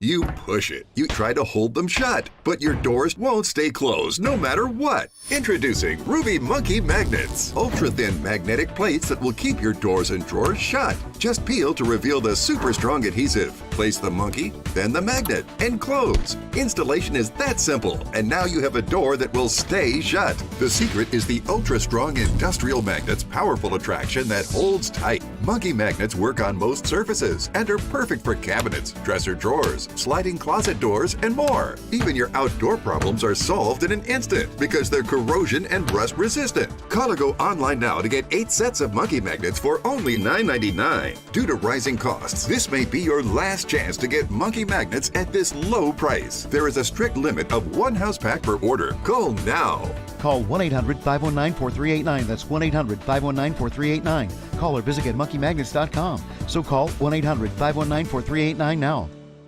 Do you suffer in pain? Are you stiff, tense, or less active? Introducing the Easy Well Remedy Massage System, a triple fusion of therapeutic experiences. Full body vibrational therapy increases blood circulation and reduces inflammation. Infrared heat penetrates deep to reduce pain, soothe, and relax. The Ultra Shiatsu pillow with 6 heated nodes mimics a professional massage. Plus, it's detachable for deep relief anywhere you need it. Experience the true remedy for your pain and stiffness. Call now. Today, you know, they talk about influencers. These are influencers, and they're friends of mine.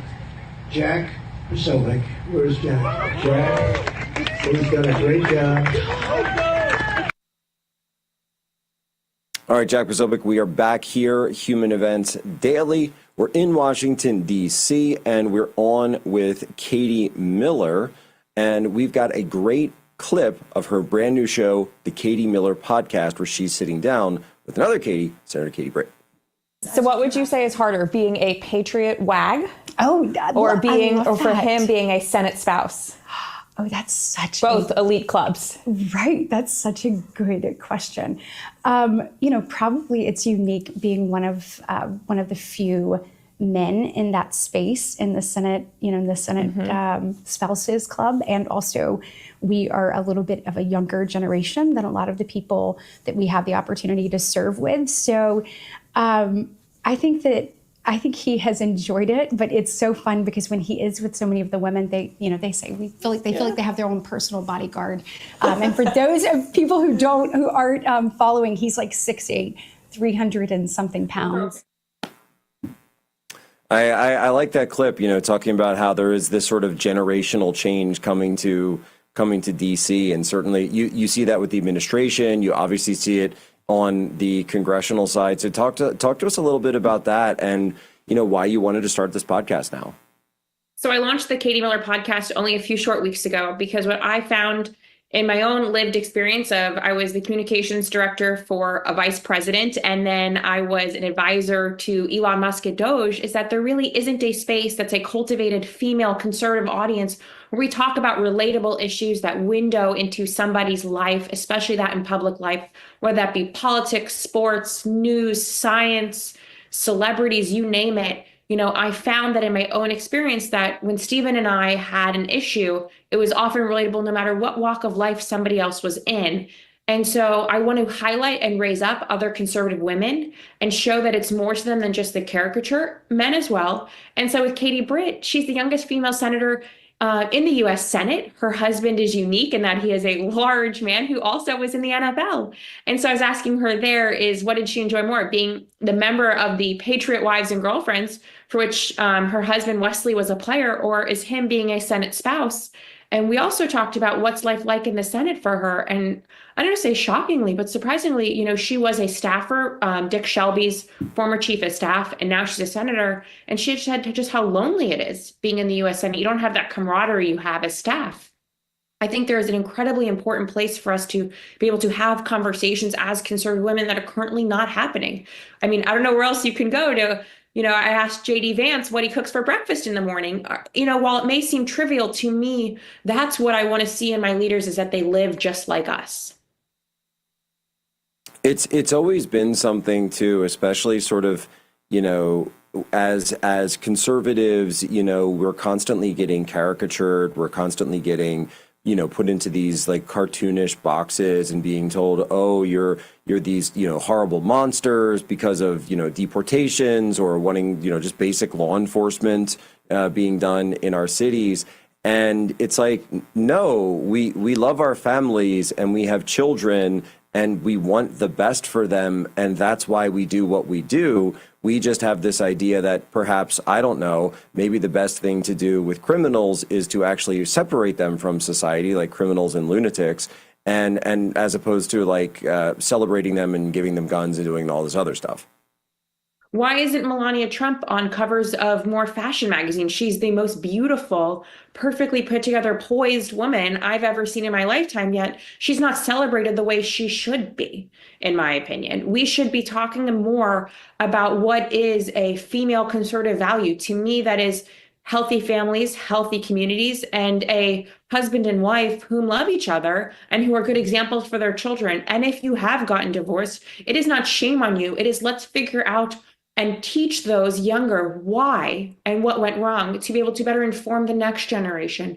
And we should be telling young women in college and young women who are listening to this today that a family and a husband makes you better. You don't need to wait to have this amazing career in order to have a family. To me, and you saw this with Taylor Swift and Travis Kelce, but getting engaged should not be the culmination or the end of your adult life. It should be the beginning. I'm so glad they found each other, and this isn't a knock on her, but why are more and more women not getting married and starting families younger? You know, after 35 is a geriatric pregnancy. You know, our bodies were made to have children younger and have families when we are more physically fit and physically able to do so. I'm not speaking out of turn. I'm 33. I've had 3 kids. And if God gives us more children, you know, sure, I'll be getting to that age range as well. And we all saw my husband, Stephen Miller, just turned 40. But, you know, bodies were built to have children younger and have healthy children younger. And, you know, as I said, my career, I had 3 kids in 4 years, and my career has not suffered. If anything, my career has been enhanced by that of my husband and his being my greatest champion in life. He's a special guy. We all love Stephen very, very much. But, you know, actually, the funniest thing, and I hope I'm not talking out of turn, but the one thing that you mentioned to me about him once, and I think we were trying to book him for this show, and I know you've said this publicly before. He's really a homebody. That's something you mentioned. He's like a total homebody. Yes. It takes a lot to convince my husband to go do a speech or something. He really does love my children. He is the greatest dad in the world. And that to me is not critical. It is to me the best part about him is loving him even more now that we've had children, because in the morning, he gets our kids up in the morning before he goes to work. He gets them all out of bed and gets them dressed before he goes and takes a shower. He's out the door, you know, by 8 a.m. to get to work. And then he's home by 5:30 or 6 every single night to be able to eat dinner with my children. And he's the one who does bedtime routine for all 3 of them. So to get him out of the house to do any event or to do any TV is a hard ask. And it is a definite trade-off for him. There are nights when he turns down doing events to be there and present for my children. And to me, that is a sign of a strong man, of a great man, and of a loving man. And I hope more men in our country are like that, because then the birth rate would be going up. I couldn't agree more. That's the exact way I look at it. You know, when someone invites me to something, I say, is this worth losing time with my children? And and my wife. That's what it all comes down to. I could talk much longer. I hope that you do, by the way, land the first lady on your show, because I think that would be great. Where can people go to get the podcast? The podcast is available on X, Apple, Spotify, YouTube, and Rumble. Please like, share, follow, and subscribe. I've learned to say all those words. I never thought I'd say them. I'm also on X. I'm Katie Miller. So please do follow along. Next week, we drop new episodes every Monday at 6 p.m. Next week, we drop Joe Gebbia, the co-founder of Airbnb, who is recently named Chief Design Officer of the United States by President Trump, formerly of Doge. Find out what he's doing on the podcast, Katie Miller Podcast. Very exciting. Little politics, little personality. Hello, friends. Pat Boone here with a message from the past. Imagine the shock of reading tomorrow's newspaper and discovering the price of gold has doubled to over $1,000 an ounce. Sound impossible? Well, it's not. That's right. Back in 2006, my friends at Swiss America forecast gold prices would top $1,000 an ounce, and they were right. Today, several financial firms are forecasting $3,000 gold. Now, for over 40 years, Swiss America has helped folks like you and me purchase precious metals for home delivery and for our IRAs. So don't miss this opportunity again. Call or text Swiss America at the number on your screen now to receive your free portfolio review and a copy of The Timeless Truth About Gold and Silver. Learn for yourself how easy it is to safeguard your money. Call or text Swiss America today. Hey, I'm former Navy SEAL Cade Courtley, and out here, I can't afford to be without power. That's why I carry the brand new Alpha Case Elite solar generator from 4 Patriots. An all-in-one solar power station packed inside a covert case. Inspired by advanced military tech, it powers your lights, tools, even your fridge. No gas, no noise. You'll get a solar panel included free. Go to 4patriots.com and get your Alpha Case with a free solar panel now. To avoid digital threats, just turn on NordVPN. Improve your protection against trackers, malicious websites, and malware-ridden downloads. Get the deal now. Did you know that thousands of authors across the country have written books and published them with Page Publishing? If you've written a book, Page can help you through the process. We cut through the confusion of the publishing world to make it easy for you. If we decide to publish your book, your work ends and ours begins. From copy editing and proofing to typesetting and book cover art, we get you printed, distributed, and sold on Amazon, Apple iTunes, and bookstores. We'll even promote your book. Call for your free writer's guide, 800-319-0257, or scan the QR code now. The bathroom of your dreams is only a phone call away with BCI Bath and Shower. We can make your ordinary bath and shower extraordinary. This is not a cookie cutter design. This is a complete custom build that will fit your every need, and discounts for seniors and military. Jack, where's Jack? Where's Jack? Where is he? Jack, I want to see you. Great job, Jack. Thank you. What a job you do. You know, we have an incredible thing. We're always talking about the fake news and the bad, but we have guys, and these are the guys who should be getting Pulitzers. All right, Jack Posobiec, we are back here, Human Events Daily, Washington, D.C., and we're talking about how it's very clear that this shooter, this mass shooter in Minneapolis, was involved with demonic possession. If you're someone who's a believer, even if you're someone who is agnostic, you've got to see the signs when they're there for all to see. When someone tells you what they are, believe them. And I want to go now to our next guest, because we have Joshua Lysek on. He's the co-author of Unhumans, The Secret History of Communist Revolutions and How to Crush Them. And, you know, Joshua, it's actually interesting because when I went on Tucker Carlson to talk about the book Unhumans, he said something that, you know, we don't actually have written in the book, but he said, you know, I think that when I read all this, what you're talking about is demonic. And you and I didn't write this to be a religious or theological treatise in any way, but obviously the cover that we chose, the title that we chose, it's all pointing in this same direction. And what did we learn? They always go after the churches first. Joshua Lysek. Thanks for having me on, Jack. Yes, that's absolutely correct. Charlie Kirk made the same remark when we appeared on his show. He pointed out how when you look at the straightforward envy, lust, gluttony, what are we talking about? Well, we're talking about sin. But what we have noticed about far left-wing movements, groups, and even individuals like this transvestite individual, what we notice is not simply falling into sin, giving in to temptation, but a passion for it. And from its Russian Revolution sections of the book to the Spanish Civil War, and even to China, over to Central America, and even into the communist experiences of the African peoples and the Europeans who visited there. What we notice, as you said, is first targeting of Christians, but not just any Christians. It's specifically Catholic Christians who are targeted. It's Orthodox. You yourself have pointed out, Jack, how when Satanists, when they want to make a mockery of Jesus Christ and other Christian symbols, They don't go into evangelical megachurches. They always steal the host, let's say, from a Catholic church. One of the reasons we're seeing a resurgence in Christian belief, particularly amongst the trad-caths, let's say, and also the Orthodox and Coptics and other Orthodox traditions, traditional, ancient, mystical Christianities, one of the reasons why we're observing a resurgence in belief is because we can see with our own eyes that evil is real. Evil with a capital E, that there are forces of darkness that are observable, and no faith is required.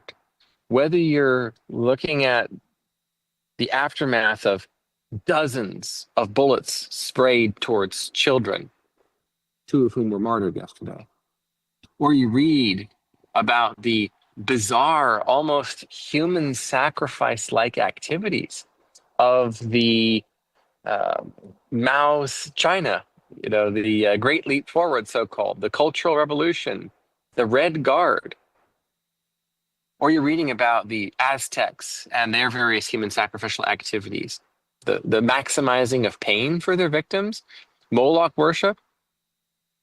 There is no atheistic or materialist explanation rationally for these sorts of behaviors. We see out in nature, animals will do things for survival, like the survival of the fittest. Perhaps the youngest of the litter is left to exposure, unfortunately, by, let's say, a female cat where there's 7 or 6 kittens, let's say.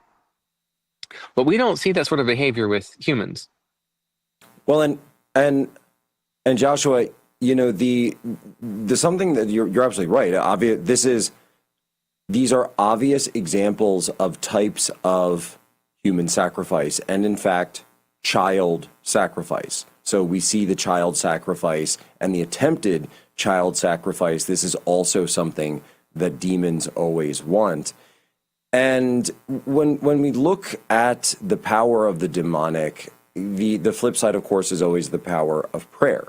And this is something that I've said for years. We're in a spiritual war, and you go back to 2020 even. So if pain is caused by prayer to demons, and demons then go to people who are in communion with them, who are influenced by them, human familiars is a phrase that is used for them, and you saw this image, right? We saw this image that the shooter himself drew of the demon giving him instruction through the mirror, a mirror, right? A reflection of a false reality, a portal into a false reality, a backwards reality that has always been a symbol of demonic influence.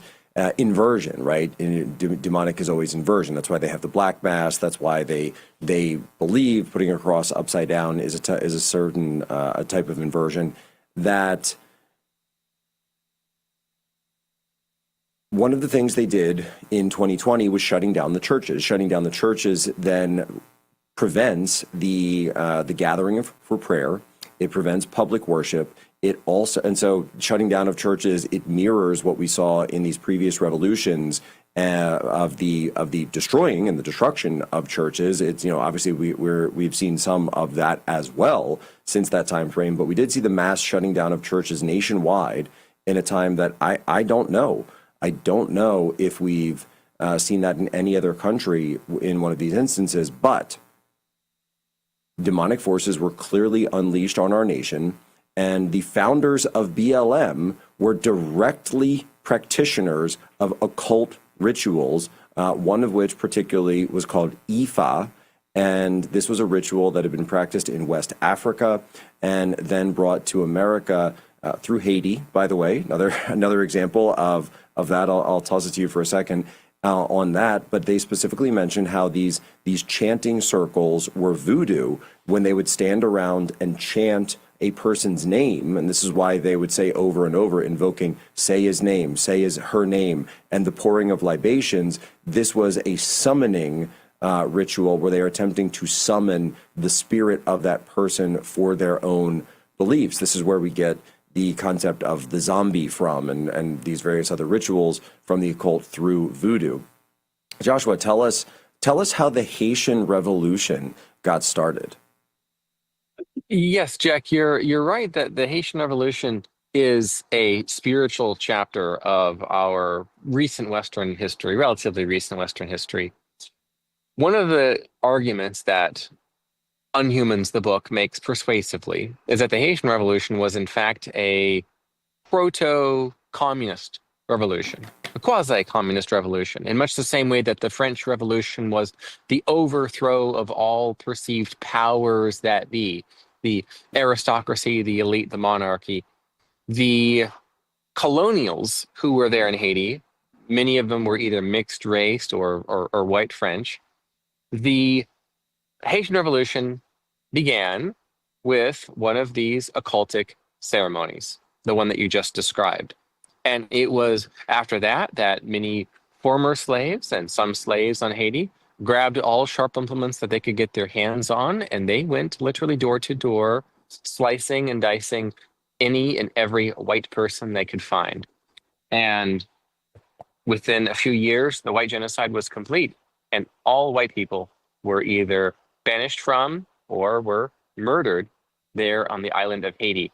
And one of the, once order was returned eventually, but very only briefly, one of the slaves who had committed a number of atrocities during the revolutionary period before being executed for her crimes, upon being interviewed, she said that her objective was not freedom, it was to enslave her old master or mistress. It was a white French woman.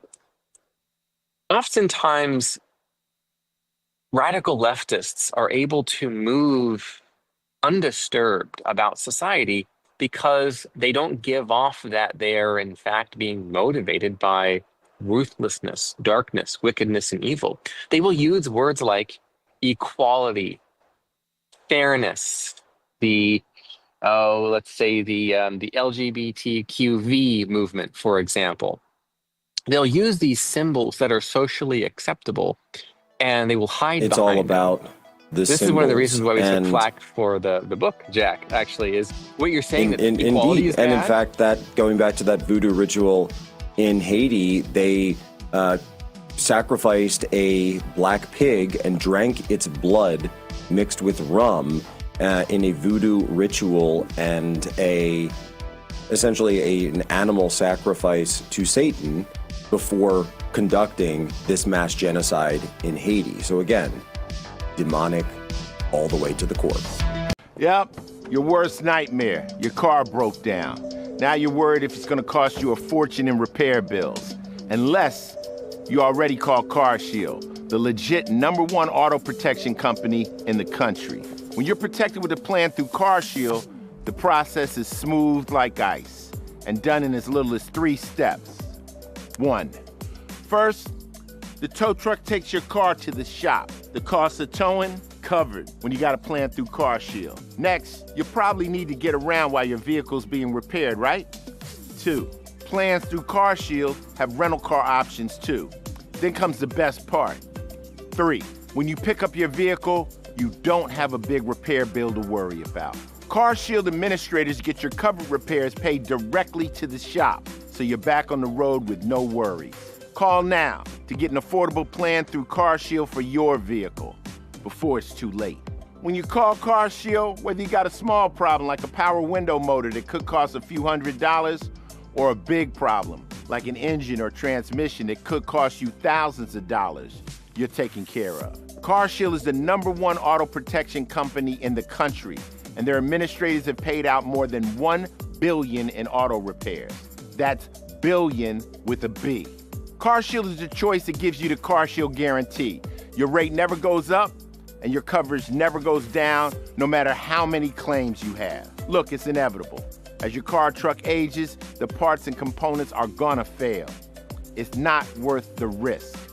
Call CarShield now. Waiting until your car breaks down is too late. Call CarShield for coverage on up to 5,000 parts and get the CarShield guarantee, where your rate never goes up and your coverage never goes down, no matter how many claims you have. Call 800-653-8201. 800-653-8201. Selling your home shouldn't be expensive or stressful. At Ideal Agent, we'll connect you with a top local agent that'll sell your home fast for top dollar, and all this for as low as a 2% commission. Ideal Agent connected me with the best realtor in my market, and I saved $12,500 as a result of it, and I got more than my asking price. Ideal Agent is available nationwide, there's no obligation, and best of all, our service is completely free. Call today or visit idealagent.com. Jack is a great guy. He's written a fantastic book. Everybody's talking about it. Go get it. And he's been my friend right from the beginning of this whole beautiful event. And we're going to turn it around and make our country great again. Amen.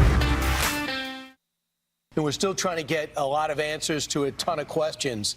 But the one thing is clear, you are dealing with a person who's trans, that was transitioning. Are you going to be examining at all some of the drugs that are used in order to make that transition happening, to see if it plays a role? Because we also know there was a trans shooter in the Tennessee situation. Yeah, we are doing those kind of studies now at NIH. We're launching studies on the potential contribution of some of the SSRI drugs and some of the other psychiatric drugs that might be contributing to violence. You know, many of them on there have black box warnings that warn of suicidal ideation and homicidal ideation. So we can't exclude those as a culprit, and those are the kind of studies that we're doing. All right, folks, Jack Posobiec back live, Human Events Daily. That's absolutely massive there. So RFK Jr., our health director, our health secretary, I should say, is now announcing an investigation into SSRIs and these hormone replacement drugs and their effect on mass shooters, their effect on aggression and violence. Joshua, it's taken us so long to come as a country to simply call this stuff what it is. It is a mental illness. There's some level of social contagion that goes on here, but it certainly plays into paranoia. And obviously, we are in a situation where we have lunatics running free on very, very powerful psychiatric medication. But then also, they can, I said this on Timcast last night, they can just walk, when you walk up to go and purchase a firearm, you are required to ask about and write down whether or not you're taking any illegal narcotics. Why aren't you asked on that form to affirm, again, under penalty of law, that you are not taking any of these psychotropic or psychiatric drugs? Yeah, it doesn't make any sense because of the risk profile, and at this point, it's known. It could very well be one of the reasons why there isn't that same skepticism towards the use of all these drugs, is very simply because so many Americans are on them. So many Americans are using them.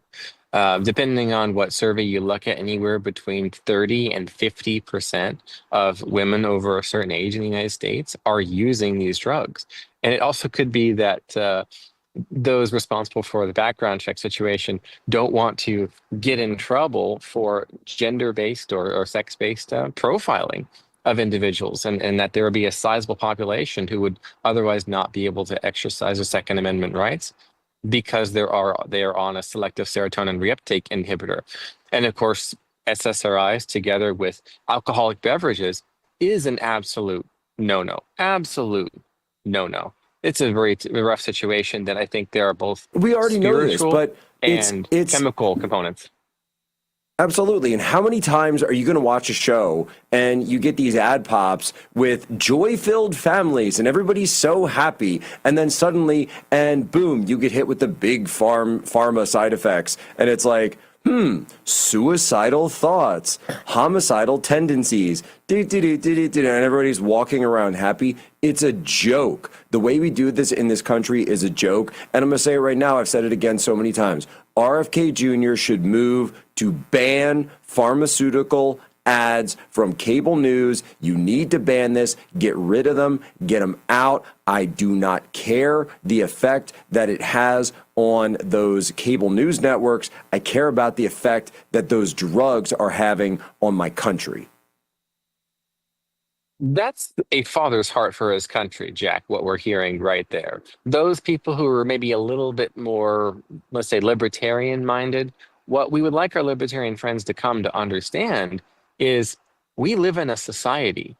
There is no such thing as what I do in the privacy of my own home or bedroom doesn't affect you. Yeah, it does, because how you do anything is how you do everything. Who you are in private is who you are in public. That's why scandals that wreck a politician's personal life affects their job, and they either are fired, resigned, or they are otherwise ousted, because we recognize this.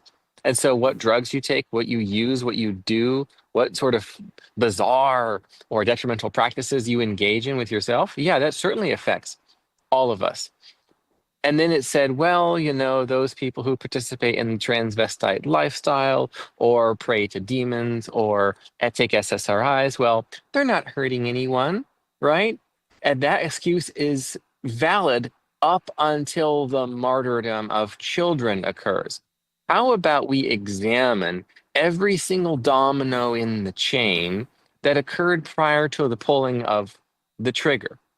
And so this may be a little offensive to our libertarian bros and sisters, but it is a national conversation that Jack has started, and we need to keep it going. Look, it's very simple, and I'm seeing other things as well, because you know, we get to the point now in our country where we're making decisions, and we are and by the way, where we're getting away from these sort of like formalistic procedural arguments. Well, you know, you can't say that because it violates the principle. Stop, right? Stop. What is happening in our country right now? We are seeing cultural drift. We're seeing cultural decay. We're seeing degeneracy. We're certainly seeing sexual degeneracy celebrated, not just enabled, but celebrated. Pushed on children, gender confusion that is now told that needs to be conformed to, right? Affirmed. We have to affirm the confusion. We have to affirm the mental illness. We used to lock lunatics up in this country.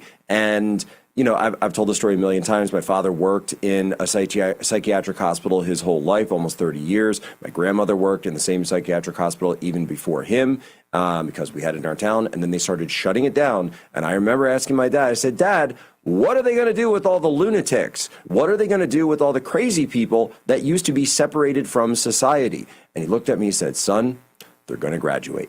I said, graduate? What does that mean?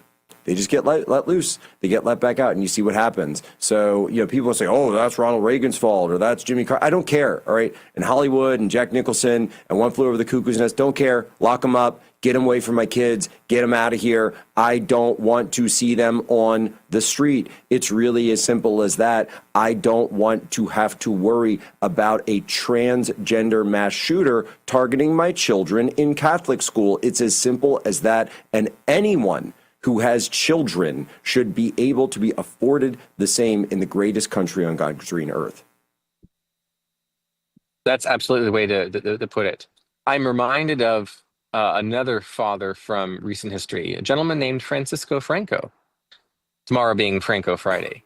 He said of the socialist, communist militias that were going about attacking Catholic churches and Catholic worshipers, nuns, priests, and monks, he said, wherever I am, there will be no communism. Now, I think in our modern age, we might translate that to wherever Jack Posobiec is, there will be no gay race communism with our cultural Marxism situation. That said, that sort of resolve, that fatherly resolve, that when dad shows up, when dad comes home, what does dad say when he sees shenanigans? He says, no, we're not doing that. You don't reason and, okay, well, about personal liberties and civil liberties and freedom. Nope. As you said, stop. No, we're not doing that. Joshua, and so we're almost out of time, but I got to ask real quick, over your shoulder, is that speaking of symbols, by the way, is there a certain symbol that's over your shoulder right now behind you?